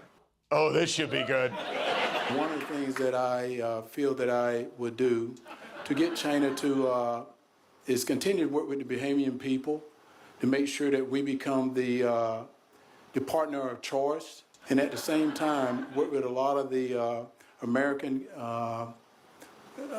companies to come to the Bahamas to see the key investments that they can make down in the Bahamas to combat against China, because I think they're coming down with a lot of money. Well, maybe sports don't prepare you for life, you know? I feel like we could just send him to a Margaritaville and tell him he's in the Bahamas. Welcome, Ambassador Walker. Can I get you a double cheeseburger in paradise? Oh, right, you don't eat lunch. Never mind. If confirmed, Walker would join another former football player. Yeah, links are allowed. Just, like, save yourself and myself the time and energy. If you post something that's NSFW, I do open everything off camera, so, like, it just... In the Trump administration last month, he named Hall of Fame linebacker Lawrence Taylor to his council on sports, fitness, and nutrition, though that seemed to be news to Lawrence. I'm just like that. Proud to be on this. That's funny. On this team.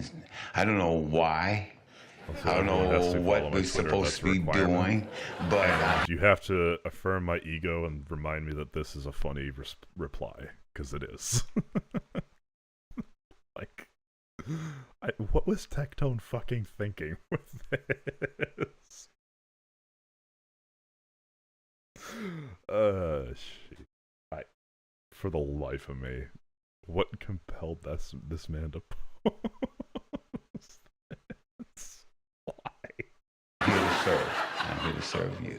Okay, so I'm gonna do the best I can for as long as I can. Thank you very much. Well, at least LT's honest. He's like, I have no idea what I'm doing here, but here I am. You know, down in Florida, there's always something stupid going on. No state provides us with more nonsense. And with that said, it's time to check in on This Week in Florida. Okay, where's the comment?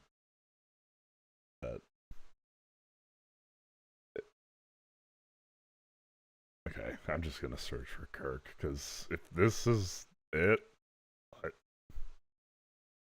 the fuck was he fired for?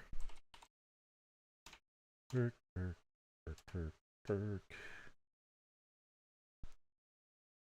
Is that the only time he mentions her? That's it? He was fired for this? Activist Charlie Kirk yesterday, whose death has amplified our anger I gotta on be missing differences. something, And I've 'cause seen this a is lot nothing. of extraordinarily vile responses to this from both sides of the political spectrum. Some people are cheering this, which is something out of supporters that maybe the Second Amendment people should do something about Hillary Clinton. The man who said he wouldn't mind if someone shot through the fake news media. The man who... Okay.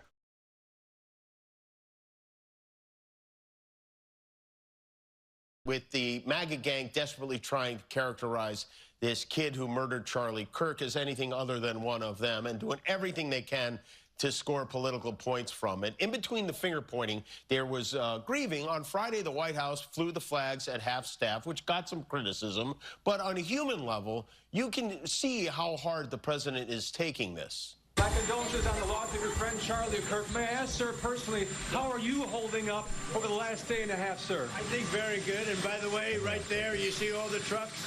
They've just started construction of the new ballroom for the White House, which is something they've been trying to get, as you know, for about 150 years. And it's going to be a beauty. Yes. Okay. He's at the fourth stage of grief, construction. Demolition. That's fine. I mean, I'm a bit of a softie, so that feels a bit too early for me. I don't know if that's fireable. I'd probably say not. Construction. I mean, this is not how an adult grieves the murder of someone he called a friend. This is how a 4-year-old mourns a goldfish, okay? That's... Charlie Kirk, blah, blah, blah, now watch this That's, yeah. That's kind of crazy. Yeah, that's probably not fireable. I don't think it's in great taste. But, again, I'm probably softer on this than most. Your allies say hate speech is free speech. You should probably go after people like you because you treat me so unfairly. It's hate. You have a lot of hate in your heart. Maybe they'll come after ABC. Well, ABC paid me $16 million recently for a form of hate speech, right? Your company paid me $16 million for a form of hate speech, so maybe they'll have to go after you. Look, we want everything to be fair. It hasn't been fair, and the radical left has done tremendous damage to the country, but we're fixing it. We have right now the hottest country anywhere in the world, and remember, 1 year ago, our country was dead. And now Washington, D.C. is fixed, and I fixed it. The mayor was fine. The mayor was just fine, okay? The mayor had the sick city for many years. She's been mayor for many years. The one that fixed it was me and my people, and it is so safe. You should take your beautiful wife tonight and have dinner down there. You won't be shot, you won't be accosted, you won't even be looked at incorrectly by anybody. Washington, D.C. is safe. Now we're going to Memphis, where it's pretty rough, to put it mildly. And then we're going to have to go. A friend of mine who is a big railroader, he stops in all the cities. He knows every city. He said, sir, you have to save Chicago. So I'm going to go to Chicago early against Pritzker. Pritzker's nothing. If Pritzker was smart, he'd say, please come in. So last week, over the last week and a half, 11 people in Chicago were killed, murdered, and 38 were shot. And then Pritzker, and by the way, this is going on constantly. Wow, people in Chicago. If they lose less than 6 or 7 people Hang on. were killed. So last week, over the last week and a half, 11 people in Chicago were killed, murdered, and 38 were shot. People in fucking Chicago are terrible shots. 1 out of 3? Okay, that's my tasteless joke. Did you hear about oversight? Yes, I did hear about that. I don't know what they want them to do. Because Reddit already has pretty strict moderation, more or less. Discord, I guess, could create some, red flag algorithm. But, and Steam? if the federal government starts looking into Steam, they are going to wish they had never popped that hood. Steam is... Out of all of them, I would think, like, niche Steam communities are probably the most cesspool-esque. Yeah, Discord probably gets pretty dark, but I don't know. Steam goes crazy. People are insane.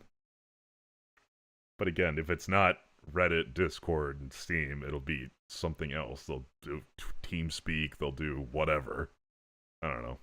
People will find ways to communicate and be crazy with each other. So I don't really know what that accomplishes.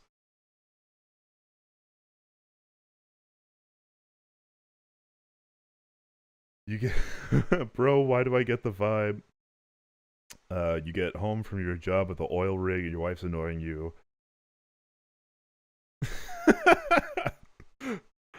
About some stupid shit, so you log in to talk politics like it's reality TV, because honestly, same. I am genuinely interested in politics. Today has been a lot less research and a lot more arguing with chat, which is fine. Those are good days too. But no, I do this because I enjoy it, not because I'm pissed at anyone else. I'm recovering from an injury, so I've got a lot of time. And I figured instead of sitting in my room alone, I would just espouse my views to the world. So, you're welcome, everybody. And then Pritzker, and by the way, this is going on constantly. If they lose less than 6 or 7 people a week with murder, they're doing a great job in their opinion. Chicago is a death trap, and I'm going to make it just like I did with D.C., just like I'll do with Memphis. Now, remember this. So a man comes into my office, one of the biggest businessmen. I'll tell you, he runs Union Pacific. Is that big? Biggest railroad in the world, I guess. Sure, wives never and he started off as a rail. What? Wives never say 6'7"? I'm so confused. I'm so lost. He's gonna go to Chicago after Memphis. He just had a school. I mean, yeah, he's going city by city, ignoring all the red cities. Just sending the National Guard in, superseding the law, the governor, the mayors. I don't, and some people think it's based, some people are appalled by it. The law doesn't matter. That country's going to no. I mean, I would like to think the Supreme Court would do something, but it's the move fast, break shit, and then see if it's legal afterward approach that we've been doing for, it's only been like 9 months. What percent of the Constitution still stands? Oh, Lord. The grand strategy, I think somewhere he knows Democrats are probably going to take back either the House, Senate, or both, and so he's trying to consolidate as much executive power as he can. Yeah, oh, hey, welcome back. It's been a while since I've seen you. Guess who farted? You can't be mad for using their... Okay, but, like, there's going as hard as you can, and then there's just breaking the law. And I think you can be mad at whatever the fuck you want. Yeah, it's overstepping. It's like, you can play rough, but you can't step out of bounds, and he's just out of bounds, but running away from the referee. The law ends at SCOTUS? Fuck, I need Master Liberty in here to argue with you about that. Well, I mean, Trump tends to ignore the Supreme Court at any point he can, and the Supreme Court gave him fucking immunity, which is nuts. It's fucking... I'm just... I mean, it doesn't have to be what it is, but the thing is, as illegal as all this shit is, that's great that it's illegal, but so long as MAGA thinks all of it, the shit he's doing is epic and based, and he isolates himself from contrarian opinions, well, he's not going to stop. And it's not going to stop. Yeah, it's not what it is. It's like pretty bad.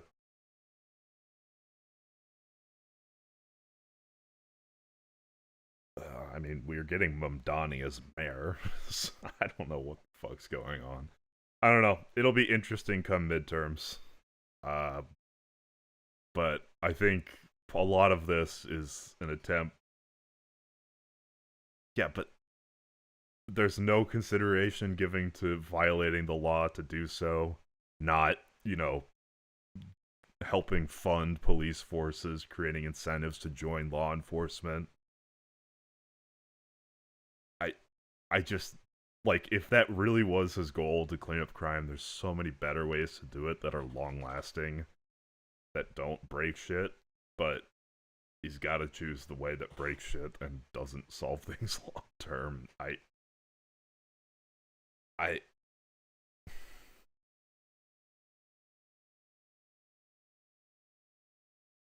Yeah, and that's un-American. That's a violation of the Constitution. There's processes and procedures. People vote for their governors, people vote for their mayors. There's a reason we have a separation of powers. We have a federalist system. There's things the federal government cannot do to states.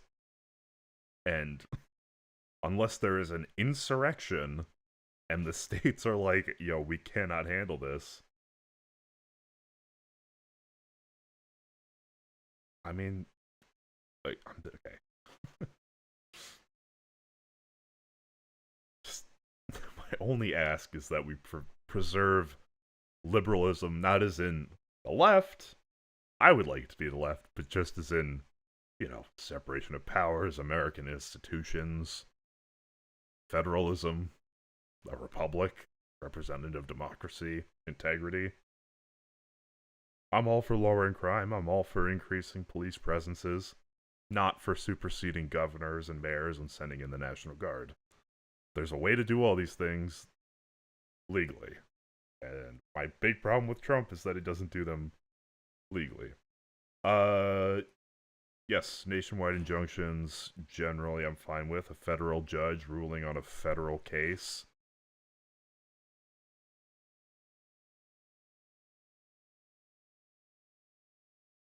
Look, again, that guy should have been institutionalized. It was a mistake to have him on the street. That is the failure somewhere in the system. Might be with a judge. That's pretty reasonable to say. I haven't looked enough into it, but I don't know. I'm also for funding mental health services a lot more.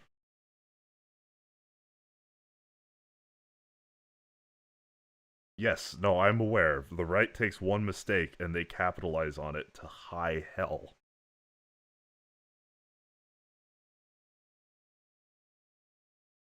Yeah.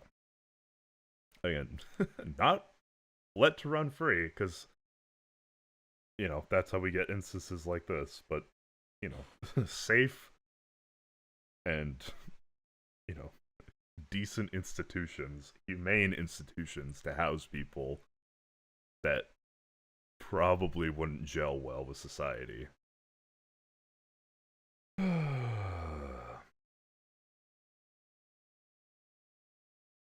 Okay. Do you really want to do this? How many Jan 6ers have committed crimes after being released? It does feel that way. People do tend to choose safety over liberty, which is... that's not what our country typically is. But... not saying we can't do both. We can absolutely do both. We can maintain separation of powers and federalism and all that. There's a right way to do it and a wrong way. And Trump talks a good talk, but does everything the wrong way.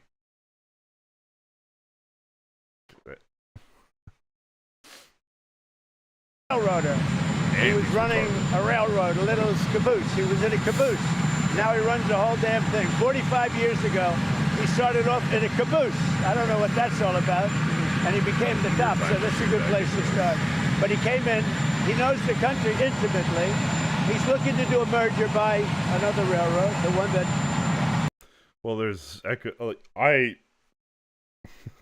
think the ultimate safety would be economic safety, so like safety nets, social programs, healthcare, and also a strong police presence and strong law enforcement. That's your ultimate safety. I like how you didn't answer my question about how many J6ers went on to commit additional crimes. That was a nice overstep. That's a little problem in East Palestine, right? And they want to buy that railroad. Not necessarily, just making sure that if you take a risk to better yourself, the consequence isn't fucking homelessness. It's... You know, pretty public. But I sat with him and I talked. I said, so you know every city? Yes, sir. I go into every city and I have for 45 years. I said, where would you go next? He said, St. Louis is in big trouble. He said, but Chicago is a great city. You can save Chicago, sir. Don't. Didn't Harris just tweet the bail fund? I haven't looked into that much, but like, I don't think it matters. Let Chicago die. This is a guy telling me with great knowledge and stuff. He said, don't let Chicago die, sir. It's dying. Don't let it die. I'm going to Chicago next. The UAE, Mr. President. What do you think they want when you do a deal with federal? Well, I just want something to happen, whether it's federal, state, and most likely it's going to be state. The question is whether or not we overlap with a federal judge. So they're looking at that. But the state is very competent. The governor's doing a very good job. As you know, they have the death penalty.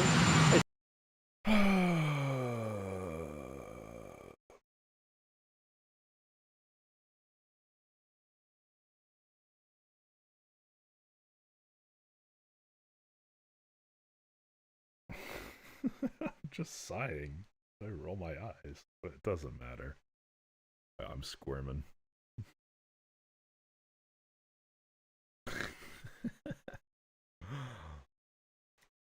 Look, the left has played nice for so fucking long. I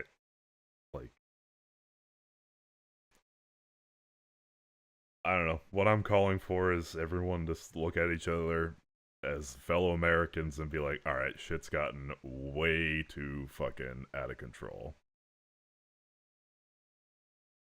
Yeah. Like, it's been capitulate, capitulate, capitulate. It's... Dude.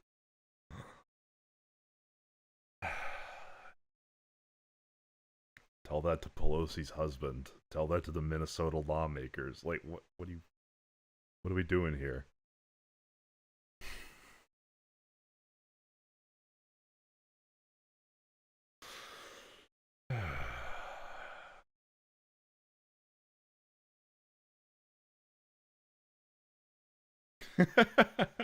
Yeah, wait. All the left does is capitulate, and now we have state censorship for not mourning adequately. You need to save Chirac, true. O-Block has come under control of the radical left. Okay.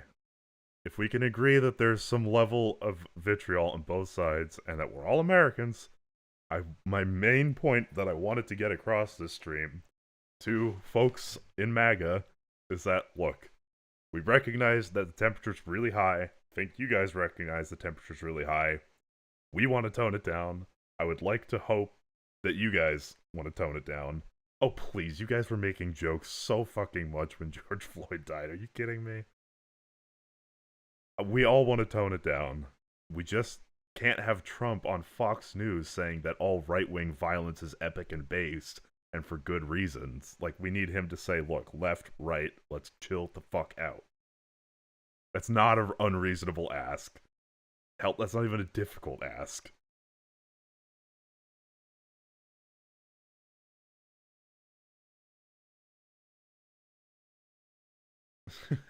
Merch for Al. Yeah, true.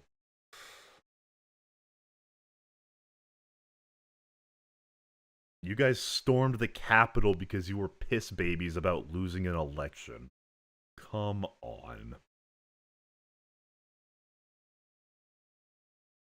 Let's be so real.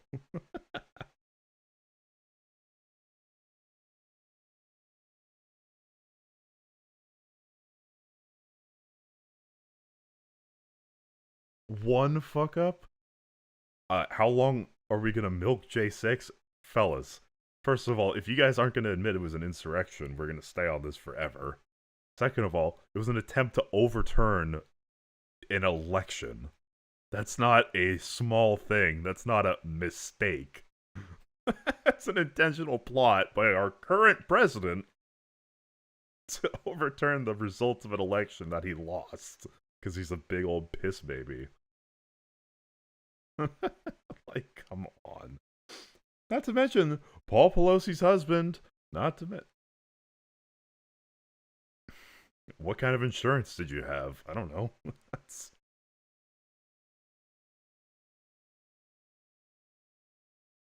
Again, all I'm asking is that you guys own that there is violence on the right, and you can push Trump to tell everyone to tone it down and not try and pick at people or raise the temperature so that someone does something stupid on your end and kills a left-wing person again. Just, like, spread the message that the left is willing to turn it down. We need you guys to get the president to say, alright, let's all chill the fuck out. All. I think that's pretty fucking reasonable. It's a tough death penalty too, as you know, but they have the death penalty. So as to whether or not we judge, we will be working with them. We may or may not be able to judge. And when it comes to the governor of Utah, what do you make of his overall message of nonviolence? And, okay, war is a bad thing. Civil war ends badly for literally everybody. Nobody comes out of that ahead. So, even if he wants it, if he knows his base will turn on him for pushing this shit, then he will he will tell everyone to calm the fuck down. It's like you backed off with a lot of the tariffs when the bond market crashed. Like, it is possible to change his mind. And if we're in agreement that a civil war is bad, we gotta lobby or talk.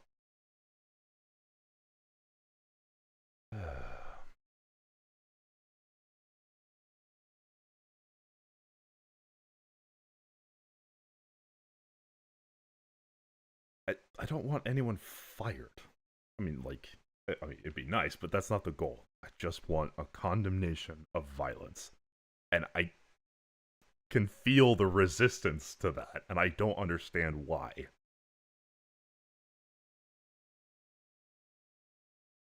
Okay, Kirk was pretty far right. He was going out dunking on college kids for clips. Like, it's good that he was out having conversations. Yeah. Citing the Bible to be anti-gay rights, saying Michelle Obama doesn't have the faculties and those. I know that there's the Fuentes far right. I know it goes farther and farther. But Kirk was farther right than your, like, Marco Rubio types, your neocons. If that's where the right's at, then they should make a theocracy.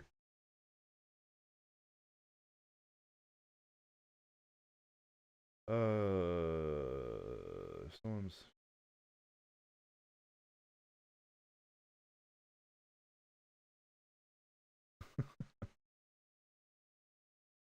Trust me, I'm well aware that there are factions of the right that are far farther right than Kirk. I'm not saying he's the farthest right, but he's definitely not center right. Yes, I know the Groypers hate Kirk. They are far farther right. But Kirk is doing, like, biblical reasons against gay marriage and all that stuff. Like, that's pretty far.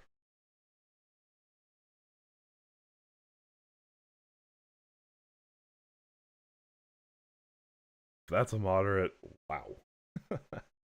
Republican Party's crazy. I listened to a debate between Charlie Kirk and some kid where they were arguing over the biblical law around gay marriage. And Kirk was obviously citing against it, so that's where I'm getting that from.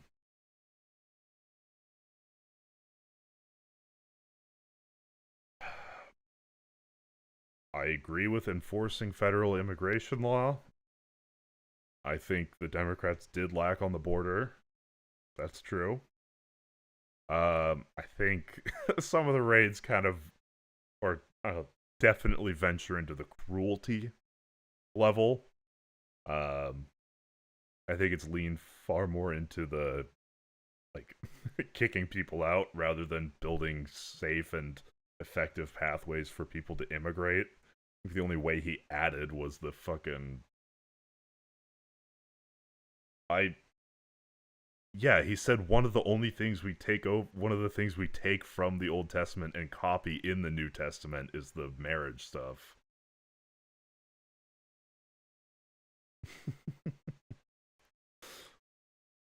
That's...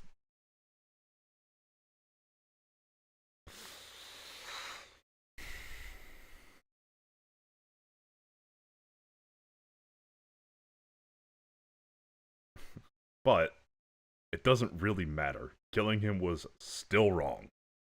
No matter what. Should not have been subjected to violence. In any case. So it doesn't really change my...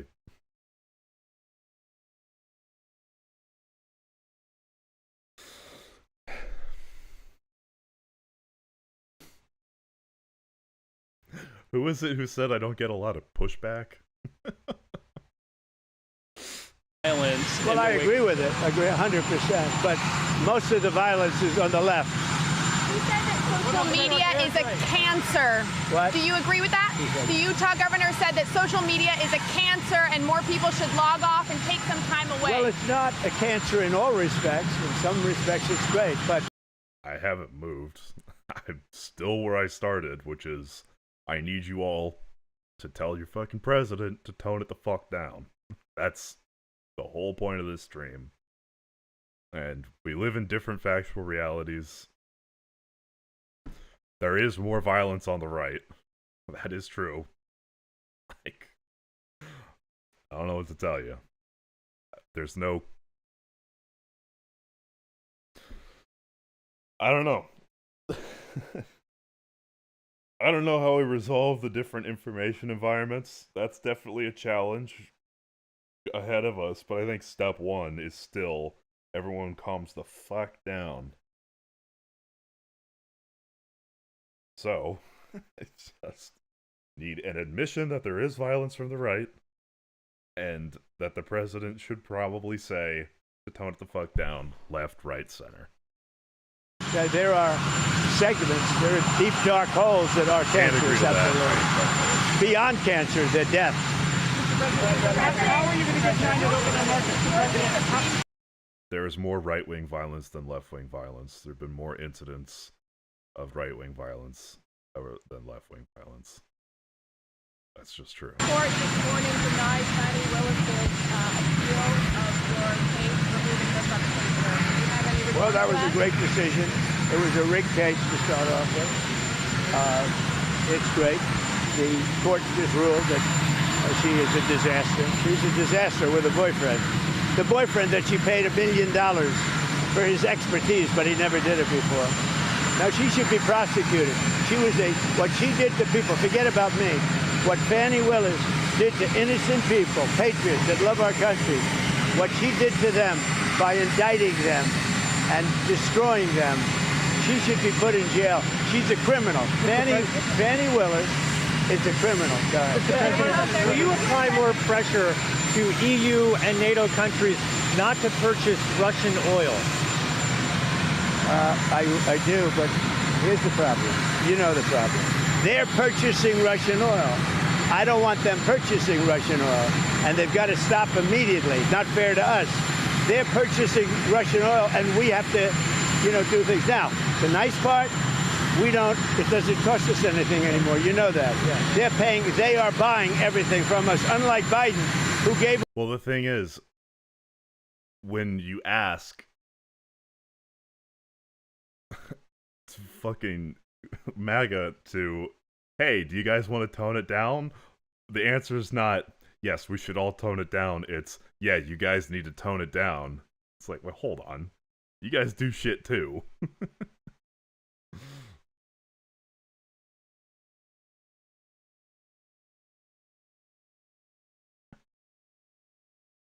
Oh, Christ.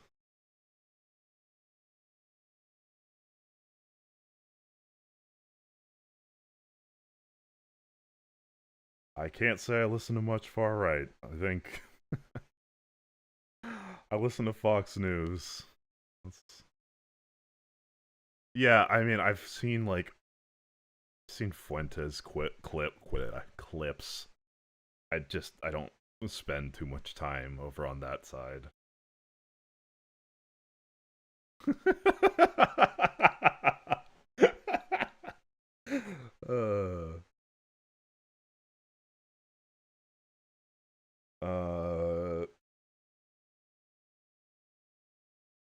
Okay, there's far right and there's farther right.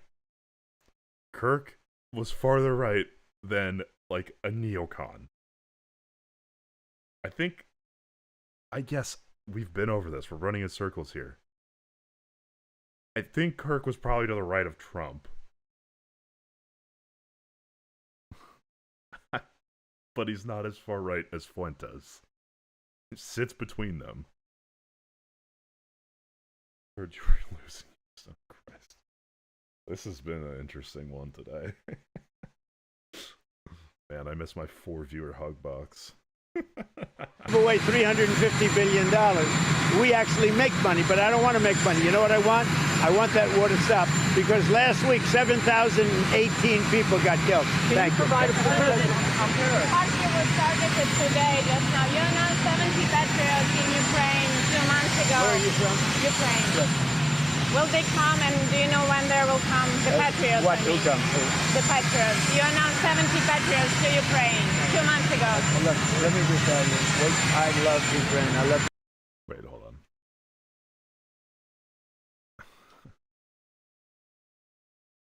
I disavow communism. Wholeheartedly. I'm a Democrat. I believe in Nordic systems fine. The level of regulation we have right now is probably too high. It could be a little more efficient. There's things the free market do best, and there's things that the government is better at handling. So there's a healthy mix to be struck. Fascism isn't the answer. Communism isn't the answer. Just tweaking our liberal democracy. Anyway. The people of Ukraine. 2 months ago. Look, let me just tell you. I love Ukraine. I love the people of Ukraine. That's why I asked. I thought that was a little Ukrainian accent, but the country's in serious trouble. It should have never happened. It's a war that should have never happened. The country's in very serious trouble, but I'm going to get it stopped. I've done seven countries. I've stopped 7 wars in the last 8 months.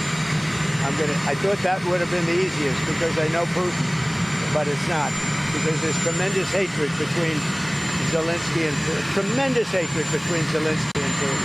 But we're going to get it stopped. How soon will you go to the Supreme Court to stop Lisa Cook? I'm Steve Ducey. I'm Brian Kilmeade. And I'm Ainsley Earhart. And click here to. I was watching the thing I was trying to watch. All right, I'm back. In chat. All right, what happened in the 5 seconds I was gone? Jesus. Okay. Gun control.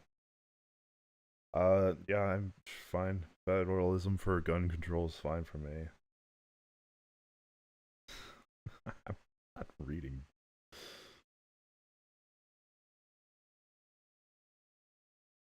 Imagine if I said, like, the idea.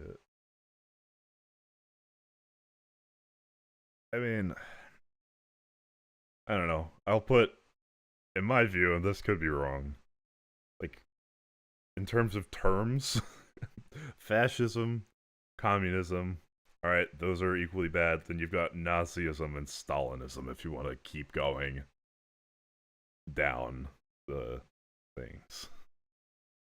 You want to do the broad into the specific? I don't know. You guys can fight that out. That does not interest me much.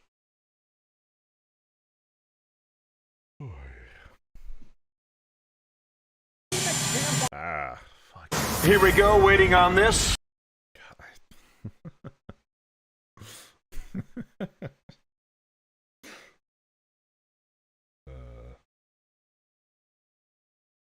Oh boy, we've got the 5.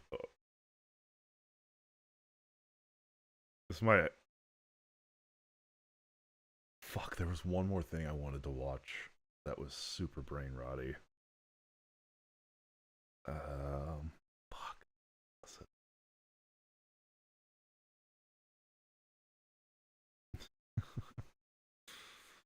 Where's the docket? Oh, yes, it was this.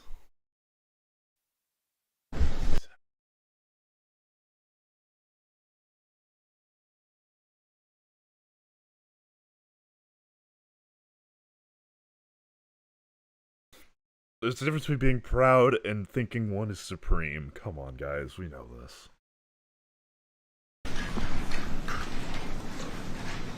Hello, everybody. Nice to have you here. We have some big things to announce.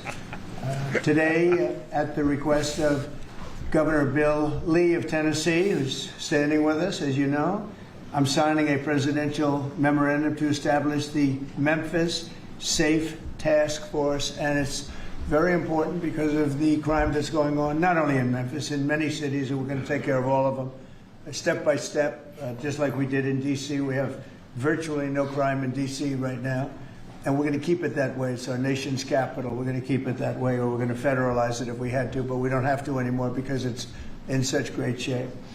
This task force... Are you guys all Nazis? It seems more and more apparent. I'm supposed to be a place where, you know, we've got everyone who believes in electoralism in a place. Why is everything you type, now who's this? Isn't that ironic? Course will be a replica of our extraordinarily successful efforts here, and you'll see it's a lot of the same thing, although the numbers here are really something. They're really bad. Now, we did send FBI in about 4 months ago to work, and it brought some of the numbers down, and they did a great job, but we're sending in the big force now. We also sent them into Chicago on a sort of a moderate basis, and we brought down crime a little bit in Chicago, but we're now going to bring it down very big. We're going to be doing Chicago probably next. I was with a great businessman, a man who is involved in all cities through his business, and I say, who do you think should be next after Memphis? And he said, sir, you've got to save Chicago. We're going to wait a little while, but he said, you got to save Chicago. You can't let it go. And this is a very prominent man that everybody knows in this room. Another man in Memphis was saying, Bill, he was saying, very interesting, he's on the board of FedEx, and his hotel is about a block away. And he said, when I walked there, I said, you know, I don't want to do this again. I never want to do it again. And they won't let me walk there. They take them in armored vehicles. They take the board members of FedEx in armored vehicles like a block away to the hotel. This shouldn't be the U.S. This shouldn't be the United States. Sorry. Do you want to know how many fucking times Trump has called Kamala and Biden fascists and communists? Like, let's be fucking real here. I cannot believe you guys have become so fucking soy on the right that you're pissing your pants about being called fascist or like shit like that when one, Trump does it, and two, Trump won in 2016 because he was the fucking nicknames guy. Like, come on. And you're calling us, yes, you are soy. If you're pissing your pants about this, and you're like, see, This is why we elected retard McGee. Like, come on, that is so soy. It's because you call us a mean name while you're calling the other side mean names? Like, give us a break, man. That's so soy.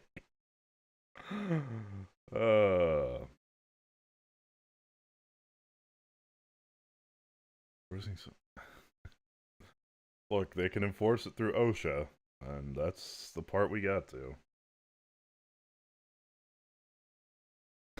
Yes, you are. And given how much you're having a hissy fit of it about that right now, it's case in point. Make soy great again.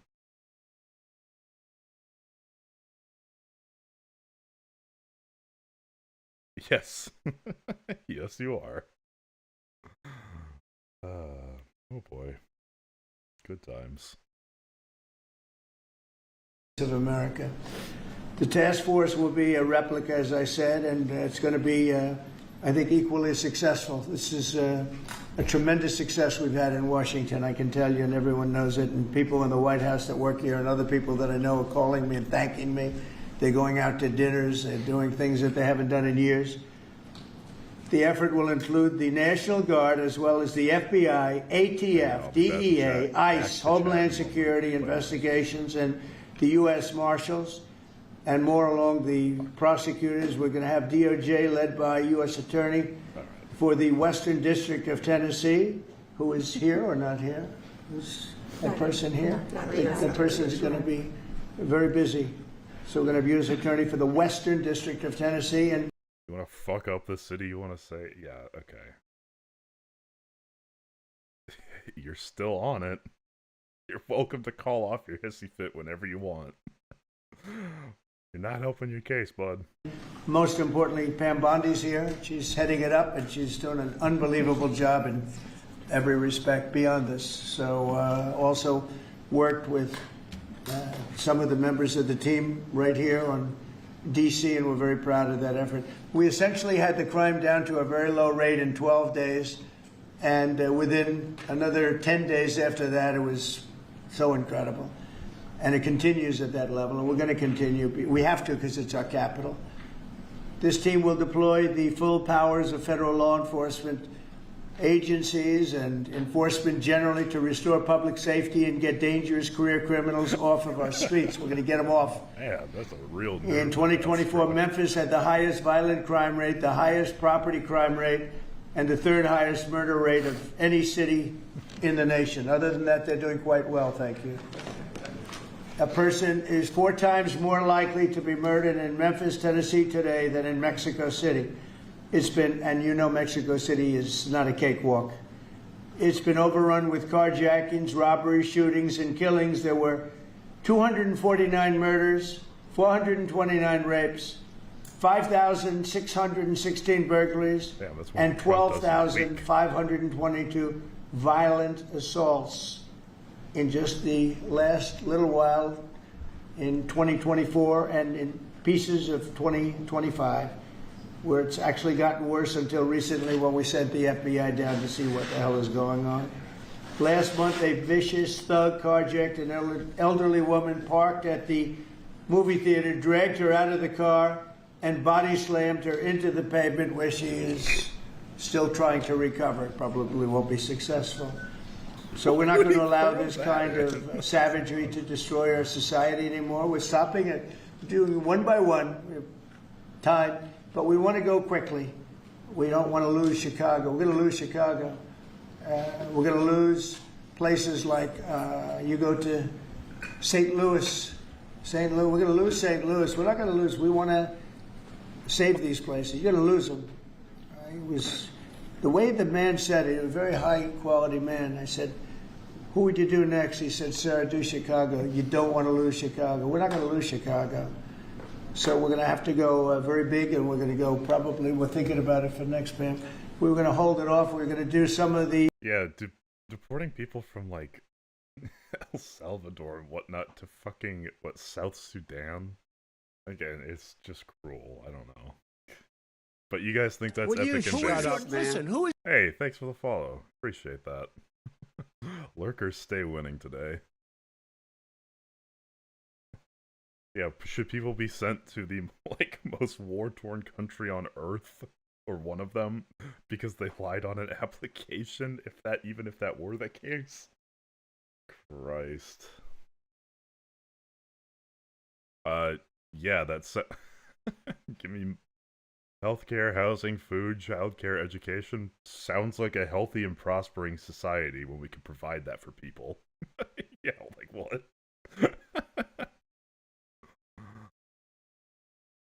Again,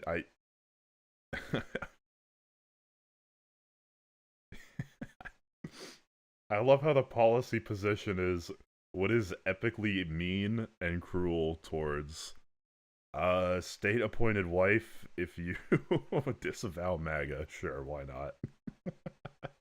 These smaller ones, and the truth is our people are so good. Gaddy, you're doing a great job wherever you may be. We're doing so good that I don't think we need too much practice, right? Look, it depends on the drugs.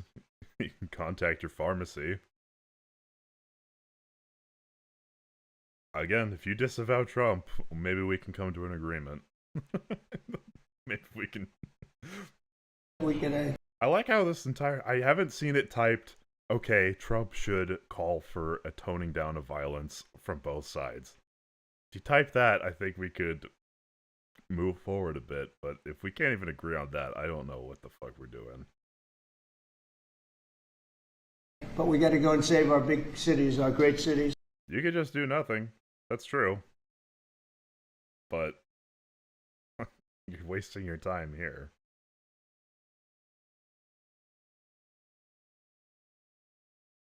Will you say that the president should disavow violence on both sides? Any of you?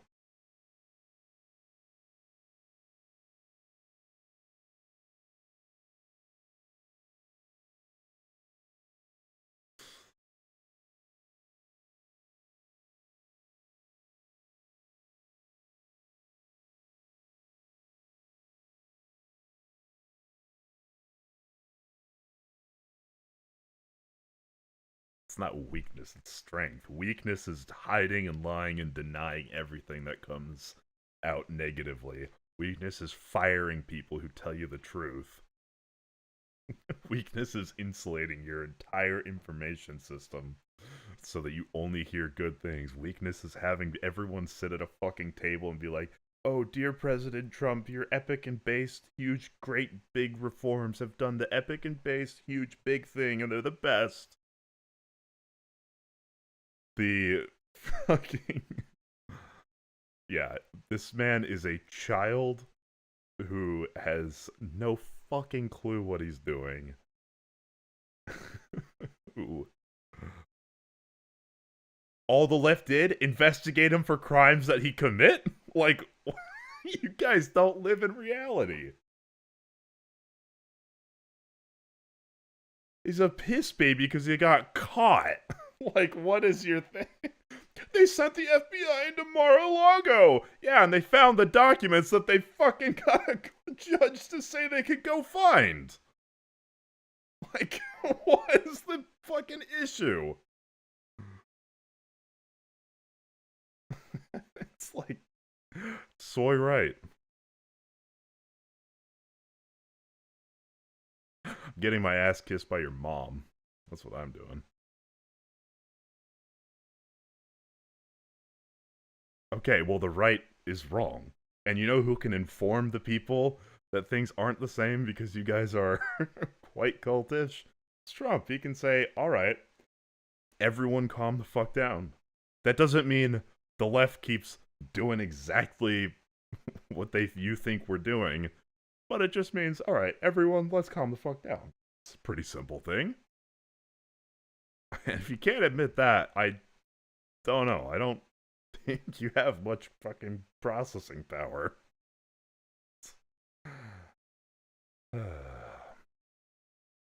Chicago's a great city, and we're going to make it great again very soon, and I think we can do that. Despite the tremendous size, I think we can do a real job, and we're going to give you the resources that you need. So with that, I'd like to just end by saying we're going to make Memphis safe again, and I'd like to ask Governor Bill Lee to say. All right.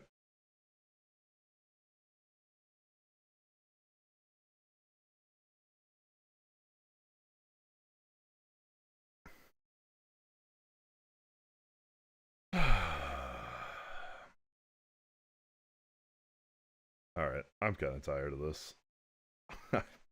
You're wasting my time. Bye.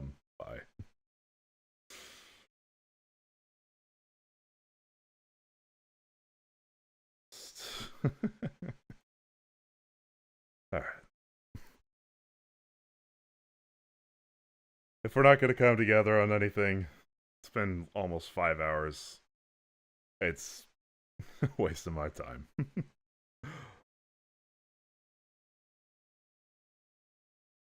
Go bug some other streamer who will give you the big soy rant you want. I just want to read, man.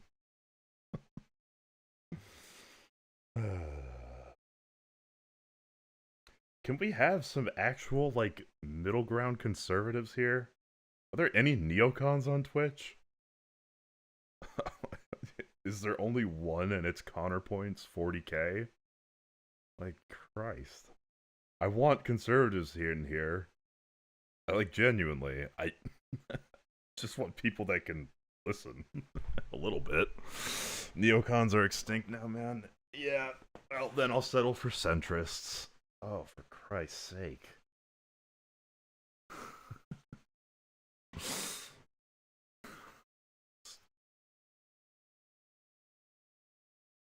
I was drawing up like a plan of like, okay, who can actually be reached? Who can we convince come midterms?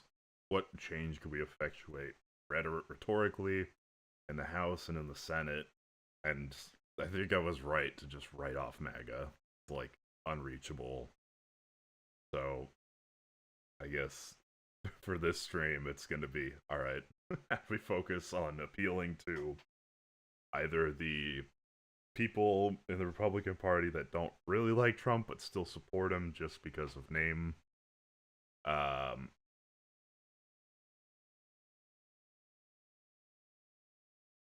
What do you mean by economic populism?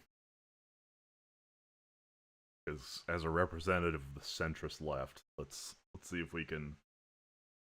So, what specific policies of Mamdani?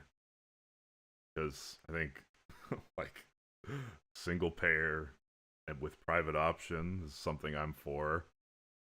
Definitely for social programs. You just need to write off people who, yes, public transportation. I think you could get a majority of the vote if you ran on building big trains, like high-speed rail all across the country. If I ever run for president, that's going to be my platform. It's high-speed rail. Oh.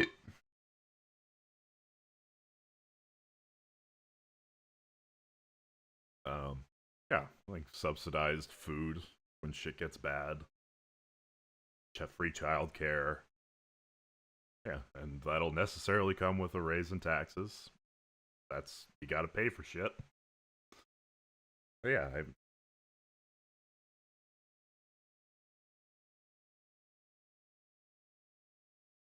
yeah, I wouldn't even disagree with you. And I think the center left would be more amicable to those takes than you'd think. I think we talked about this 2 days ago, that it's annoying that like mainstream Democrats aren't jumping behind Mamdani to support him. I think that is an error. Because I think, there is I want the portion of the more social Dems that actually engage in the democratic process to be bolstered so that anti-electoralism becomes a more niche. Yeah.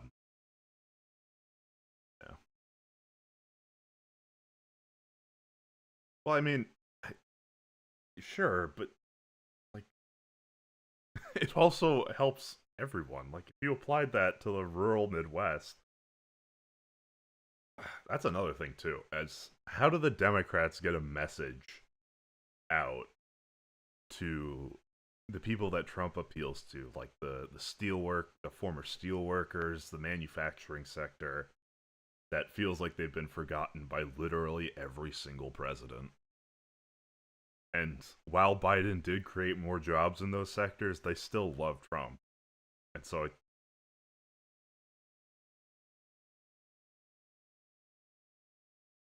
yeah, I would like to think, and I'm trying to push the idea that that sort of stuff got left behind a bit post 2016.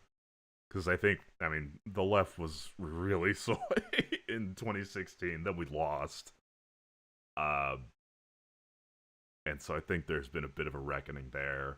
And, we lost last election. The message was loud and clear. We need a message. We need some sort of public-facing idea.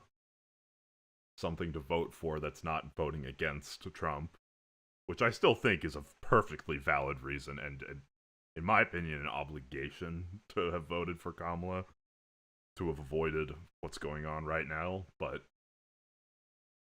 realistically, that doesn't attract enough people. Hey, what's up, Zigo? Please don't be a Nazi, please don't be a Nazi, please don't be a Nazi.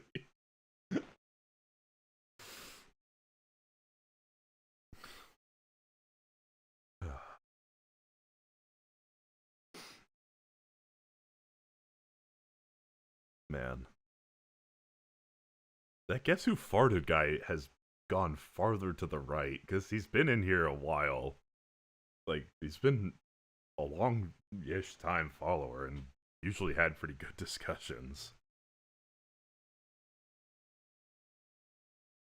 Yeah, I think we, like, on the left, like, universally need to somehow show that we're not, like, anti-white people, anti-straight people, anti-men. You're right, but from Europe? Okay, so you're probably around about where I am. That's a centrist Democrat. Yeah, I think the demonization definitely went too far. That is a fair critique from the right at that point. But that message was heard loud and clear. We just need to, like, let people know. Because every single person from the right that comes in here is like, yeah, I still see the Democrats as that, like, dyed hair and whatever. From Serbia. Oh, shit. That's all. How's Serbia going?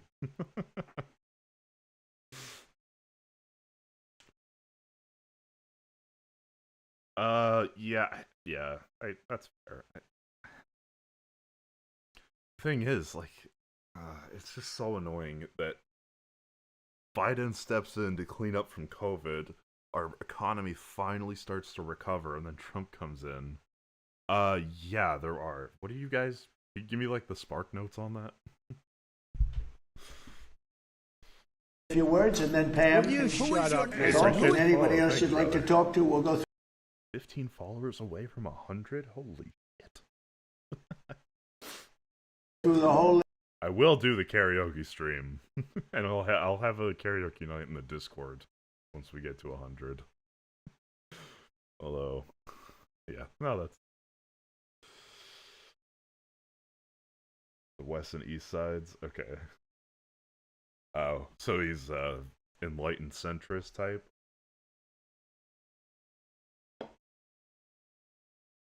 Oh shit. We have all day long if we have to, because this is a very important thing. We have to save our country from violent crime. Well, I'm a centrist Democrat in that there's a lot of things I probably more like loose regulatory wise. And I'm pretty strong like pro Second Amendment. I'm for strong background checks, but I'm more pro gun than I'd say the average Democrat. Probably by a significant margin. I do think that there's sections of the government that can be either consolidated, whatnot. Well, yeah, I don't know. Yeah, no, I get that. I mean, I don't think Trump models any Christian behaviors at all. I think he's an insult to Yeah, but again, I just urge you to look at the man individually. And yeah, I yeah, I mean, I don't think he lives by Christian values. I mean, especially with like just the amount of cruelty and policies.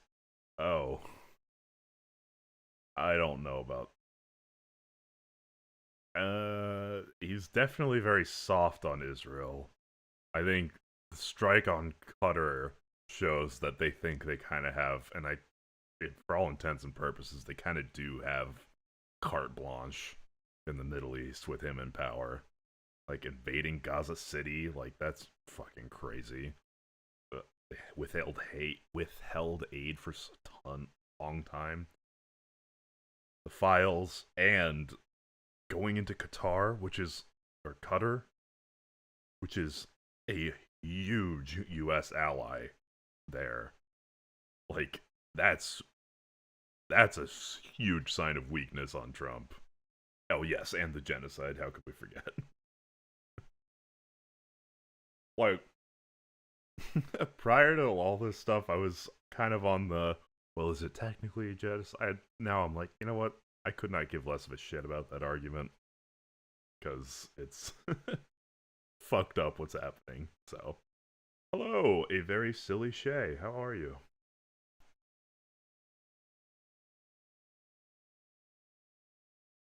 Yeah. Oh, I have a book on like the Yugoslav wars that I'm gonna read, that I'm in the middle of reading. Yeah, because I did a big deep dive in a lot of the Middle East stuff. Just got back from a protest. Care to share? No pressure, but that sounds interesting. Is there something a little less serious than this? Because I feel like we've run out of energy for serious stuff. Is there a good, like, funny video like anyone can recommend? I need a little break. Have you watched the ContraPoints video? No, I don't think so.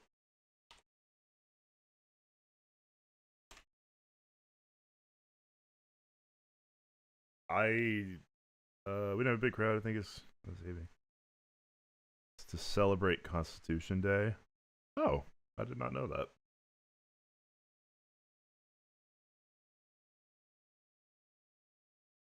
What is ContraPoint's deal? I hear. Oh, I was gonna actually. This is. I want to watch the influencer. So it was.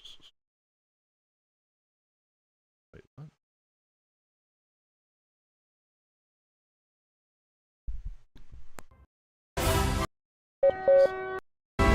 To see further Venezuelan narco boat striking the vessel and destroying. We'll do a little war update around the world. These guys seem to be pretty good. They're big OSINT guys, so they just gather a bunch of stuff. Sometimes they give takes, but. So was this a pro, or were you protesting Trump or all that stuff? Serbia it outright, leading to the death of several cartel members, as well as the loss of the vessel. The United States of America made the public announcement just an hour after the attack, and we continue to see further developments and buildups of U.S. naval forces, including those under the command of U.S. Second Fleet, under the command of Southcom, inside of Miami, Florida, around the area of the island. Well, was there a name for the protests? Like, yeah. Fuck. I don't know. I want to. Fuck. I want a bigger platform so I can boost like smaller protests and stuff like that. Wish it into existence. To Puerto Rico. In the meantime, the armed forces of Ukraine have been able to hold back the Russian Federation's armed forces along most major fronts, inflicting significant casualties and, of course, turning the Russians back on their heels towards the area of their established front lines. The armed forces of Ukraine has also stated, through the statements of the president of Ukraine, Volodymyr Zelensky, that the Republic of Poland appears incapable of defending itself from significant Russian drone attacks, pointing out that Poland's drone defense initiatives, at least over prior days, have proved unsatisfactory. factory. That news also came out while a Russian drone was flying over the city of Warsaw and was directly engaged and shot down over the capital city overnight. We also heard that in the midst of that, the Polish have admitted that an AIM-120C apparently malfunctioned in the midst of the air defense scenario several days ago and was actually the ordnance that led to the damage to one of the village buildings that was seen to be damaged in the prior strikes from nearly a week ago. We have also heard that the British have joined Operation Eastern Sentinel, or Operation Eastern Sentry as it's been called, and defending the skies of Poland and also the Baltic states against further Russian aggression that we've been able to hear of. The Israelis have also started to conduct a new ground offensive inside the Gaza Strip, and more Houthi missiles have been intercepted over the Negev desert inside of southern Israel. We have... Yeah, no, what was it? Was it Belarus? In Hungary, I think. Hungary, I think, does. Wait, do you support Russia? Because we are very pro-Ukraine in this stream. Have incredibly large and significant news to cover over just the past 48 hours, and these are more so the major pieces of news and not even the larger headlines, and also all of the multitude of other headlines and major pieces of news that we have to cover over the past 48 hours. Nevertheless, many can tell the tensions are continuing to rise to a near fever pitch, and it does appear that at this moment we are on the very knife's edge of the beginning or the avoidance of a third world war. Nevertheless, we will be moving on into all of the news that we have over the course of the night, starting with our major and most important pieces of news, and then moving on from there. Moving us directly into Moscow, as a result of that, we were able to hear that the spokesperson of the Kremlin, Dmitry Peskov, has stated that there is a de facto state of war with NATO, and that was according to his words. Well, thanks for stepping in. Directly, and that is coming from Dmitry Peskov, which is the spokesperson for Vladimir Putin personally. The former president and prime minister of Russia, Dmitry Medvedev, and current head of the Russian Security Council, has warned that the downing of Russian drones by a NATO member over Ukraine would mean war with Moscow. This was coming as the foreign minister of Poland, Sikorski, stated that Poland should start to shoot down drones over Ukrainian airspace if they're getting close or perceived to be crossing the area of the Polish border. Not only that, the statements by Dmitry Peskov were more so in direct retort to the current tensions that exist inside of Eastern Europe between that of the Russian Federation and NATO. This, of course, has been culminating over years as NATO forces have continued to support and supply the state of Ukraine in their armed defense against the illegal invasion of the Russian Federation into their territory. And we were able to see that just over recent weeks, the Russian Federation has started to conduct hybrid drone attacks against Poland, and while not officially declaring a state of war, we can tell that the mass incursion of drones into Poland as well as Romania appears to be those of warlike actions. Wait, like full-on drone attacks inside Poland? Wait, leading many analysts to state that the situation has already devolved into the very precipice of war at the moment, and we are quite literally on the very verge. Most days, yeah. A little inconsistent just because life gets in the way, but I try and stream every day. We can argue Russia-Ukraine another day.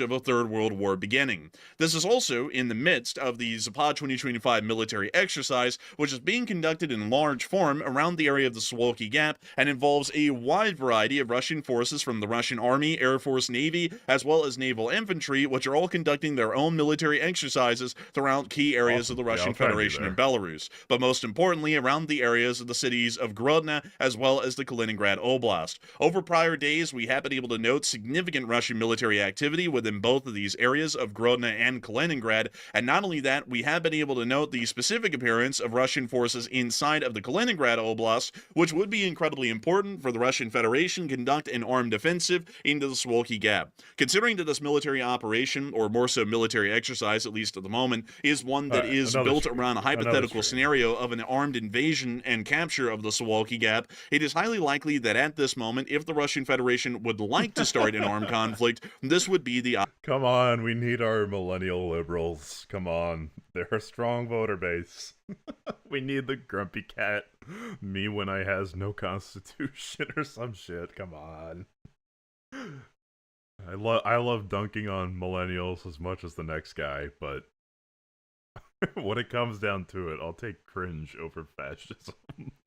You know?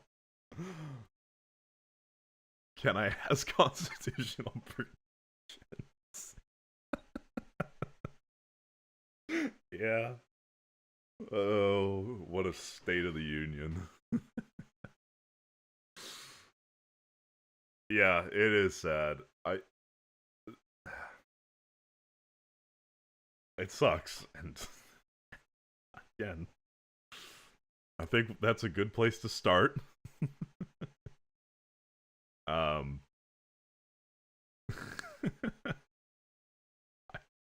I mean, shit. Let's argue. Why not? I think it's simple as Ukraine has sovereign borders and they were invaded. Like, I don't think it goes.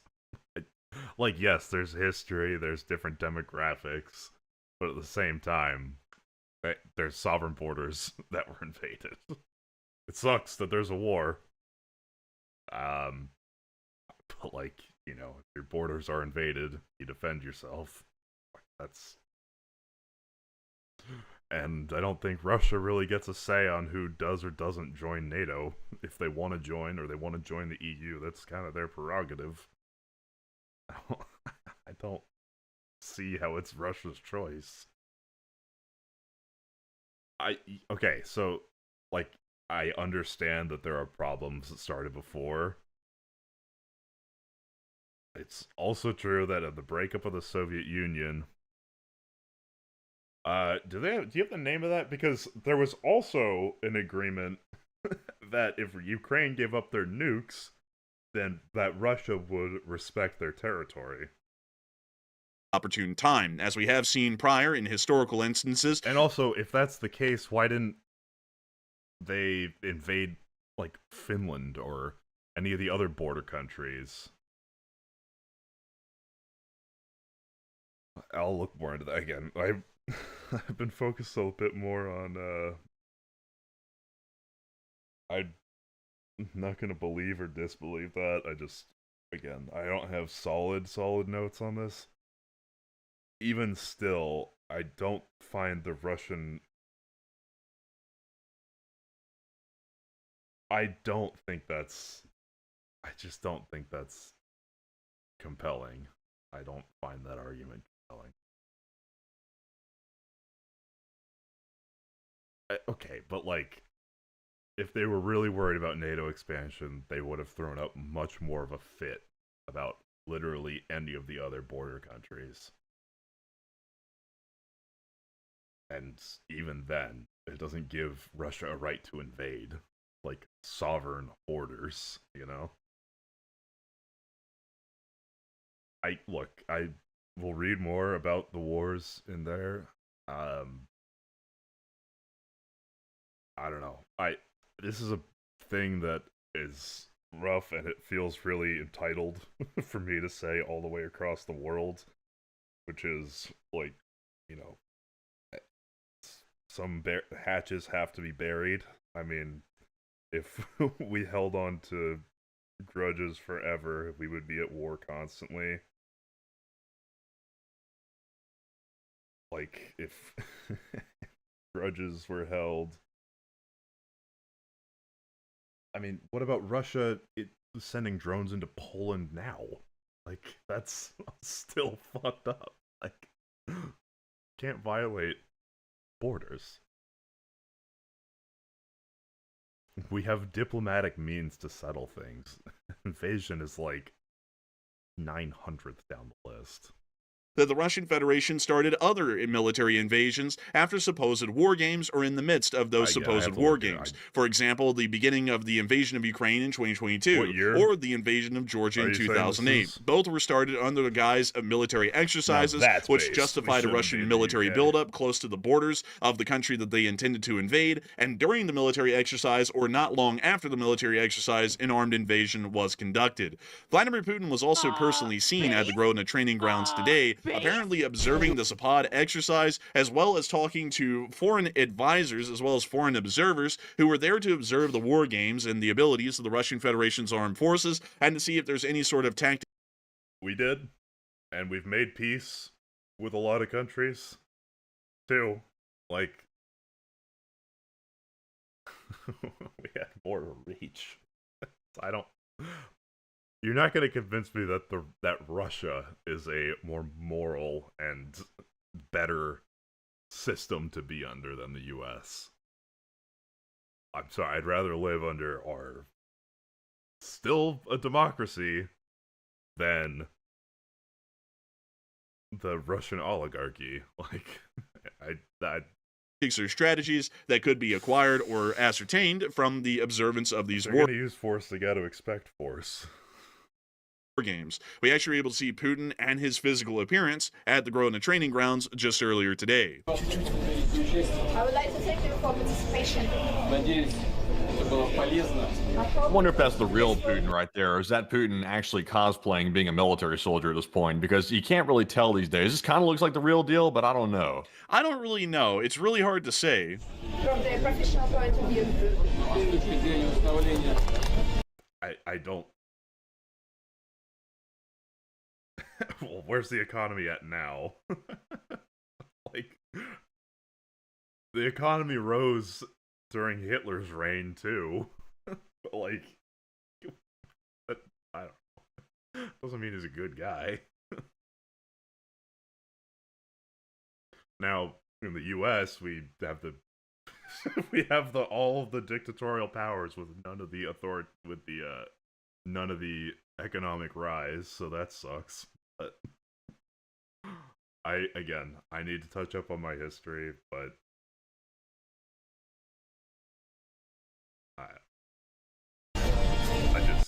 I don't think there's an excuse to invade. I think there's other levers to pull. From the point of view of high level of confidence and friendship between the countries, it's 100%. And also, why is there somebody translating for him to English, by the way? I'm not really sure, because I'm looking at this crowd, and it doesn't really look like there's anyone in the crowd that speaks at least what I would believe English to be their first language. Many of them may speak it as a secondary language, but a little bit odd that none of these military advisors have their own personal translators, considering that they're somewhat significant, at least to these countries, and their presence in learning how the war games are being conducted, and also any new strategies or tactics that the Russian Federation may be employing. We were able to see further clips as well, published by Russian sources, showing Vladimir Putin apparently visiting the Malino training ground in Nizhny Novgorod, and also speaking to commanders at that location as well, which we could see in this clip. Мероприятие проходит на 41 полигоне. Участие принимают 100 тысяч военнослужащих. Задействовано будет. Minesweeper's a terrible stream game.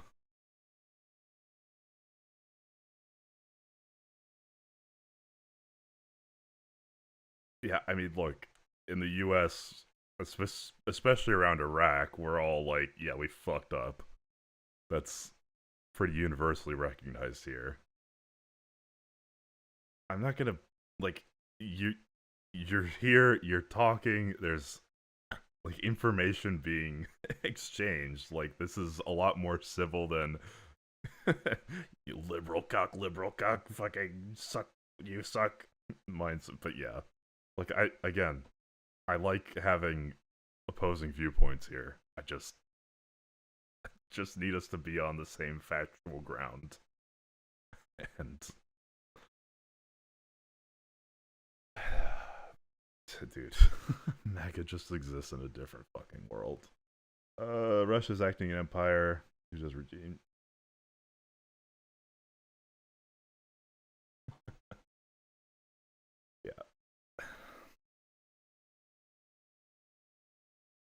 Yeah, I mean, look, even though I think Russia-Ukraine's a pretty black and white issue, and I don't think the history justifies the invasion, it is an invasion,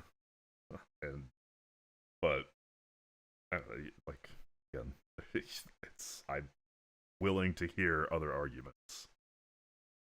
Yeah, I mean, the age of imperialism should be over.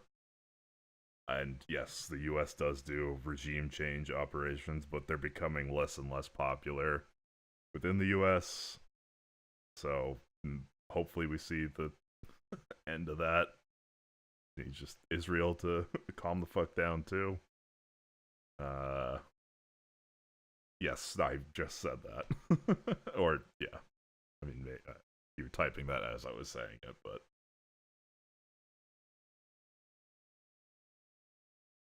okay, I'll read into that. Nevertheless, I'm going to cut the clip short because we do not have an actual translation to even speak about what he is saying to these commanders. But nevertheless, we can clearly tell from these actions by the president of the Russian Federation that observance of military readiness, at least involved in this exercise, is somewhat important. And we have very rarely ever seen that Vladimir Putin has made personal appearances during the midst of the Zapad 2025 military exercises, either to that of the field commanders of the exercises, or for that matter, the armed forces that are involved. This is starting to acquire a greater deal of NATO attention, as we have been able to see that a U.S. Navy PA Poseidon was conducting visually confirmed and also electronically confirmed observance and surveillance of the Kaliningrad Oblast. PA Poseidons are incredibly similar to those of other types of surveillance aircraft that the United States Air Force would. I think we can unite around World War III would be pretty bad. I know I'm going out on a limb here, guys. I've had a lot of brave takes today. I don't want Civil War, and I don't want World War III. Okay? I know, this radical liberal, but... use inside the area of the Black Sea. This aircraft in particular is trying to gain and ascertain surveillance and information on the Russian armed forces inside of the Kaliningrad Oblast, which are quite a large number.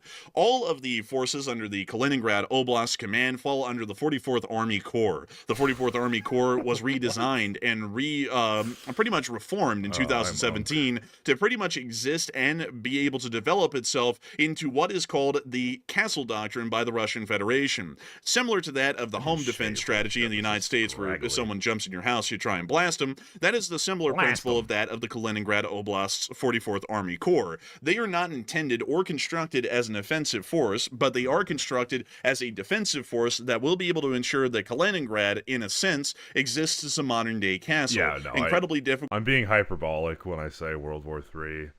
I would like to think, even if there is a war that involved a hot war between Russia and the US, we'd kind of have a wink wink nod nod, let's not blow up the entire fucking world. I gotta say, testing the limits of NATO is being really aggressive and pushing us closer towards World War III. It's pretty bad. Russia is bleeding its economy dry, man. Like, the Russia war machine is kinda on its last legs. They can't take out any more money. They're taking more casualties than Ukraine. Even if there is NATO equipment being destroyed in Ukraine, that at least the stuff that the US has given is like old equipment that we don't use anymore. And Russia's doing conscription. Russia's like conscripting old people too. No, I'm sorry. I think you're in a different information environment. Russia's been conscripting people for like I think north of a year or two now. Like, the situation's pretty dire. And given the limited amount that Russia's been able to advance over, what are we, 3 years into this now? Like, that doesn't bode well for Russia. What's the auto-modded message? What did I miss? Bro, oh. Yeah. No, Ukraine does not have 2x the casualties. That is just not true. Dude, I gotta say, I think you're buying into Russian propaganda pretty hard. Wait, why'd you remove the ban?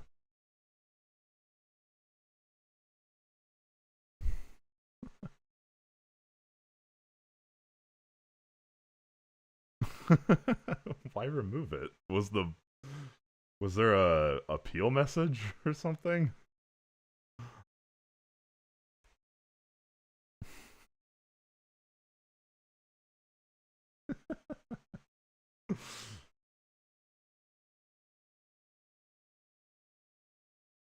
Bands too. That's fun.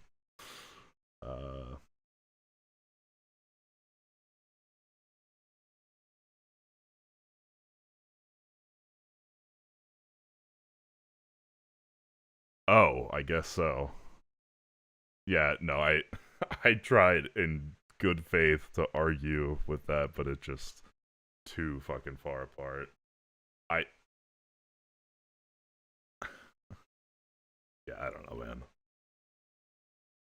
There was some some interesting fellas in here earlier. There was a message that got held by Automod that said, "We love to destroy twinks" or something like that, and it got held by Automod. And then it seems like Master Liberty here tried to allow the message through because it's funny, but it ended up automatically unbanned the guy. So, yeah. So out of curiosity, Zigo, where do you get the information that like I said, I get a lot of people. Pro-Russia is pretty sane, all things considered. I'll allow it.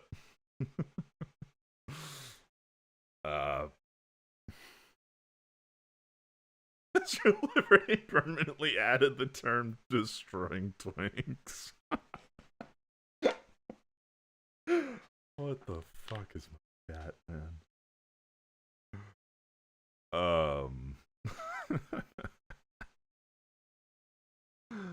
Oh, Christ.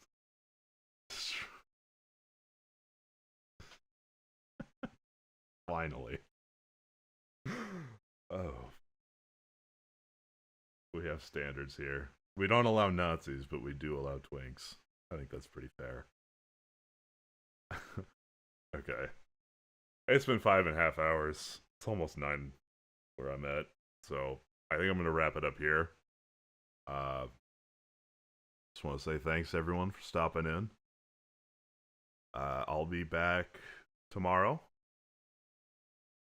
so we can argue about whatever next time.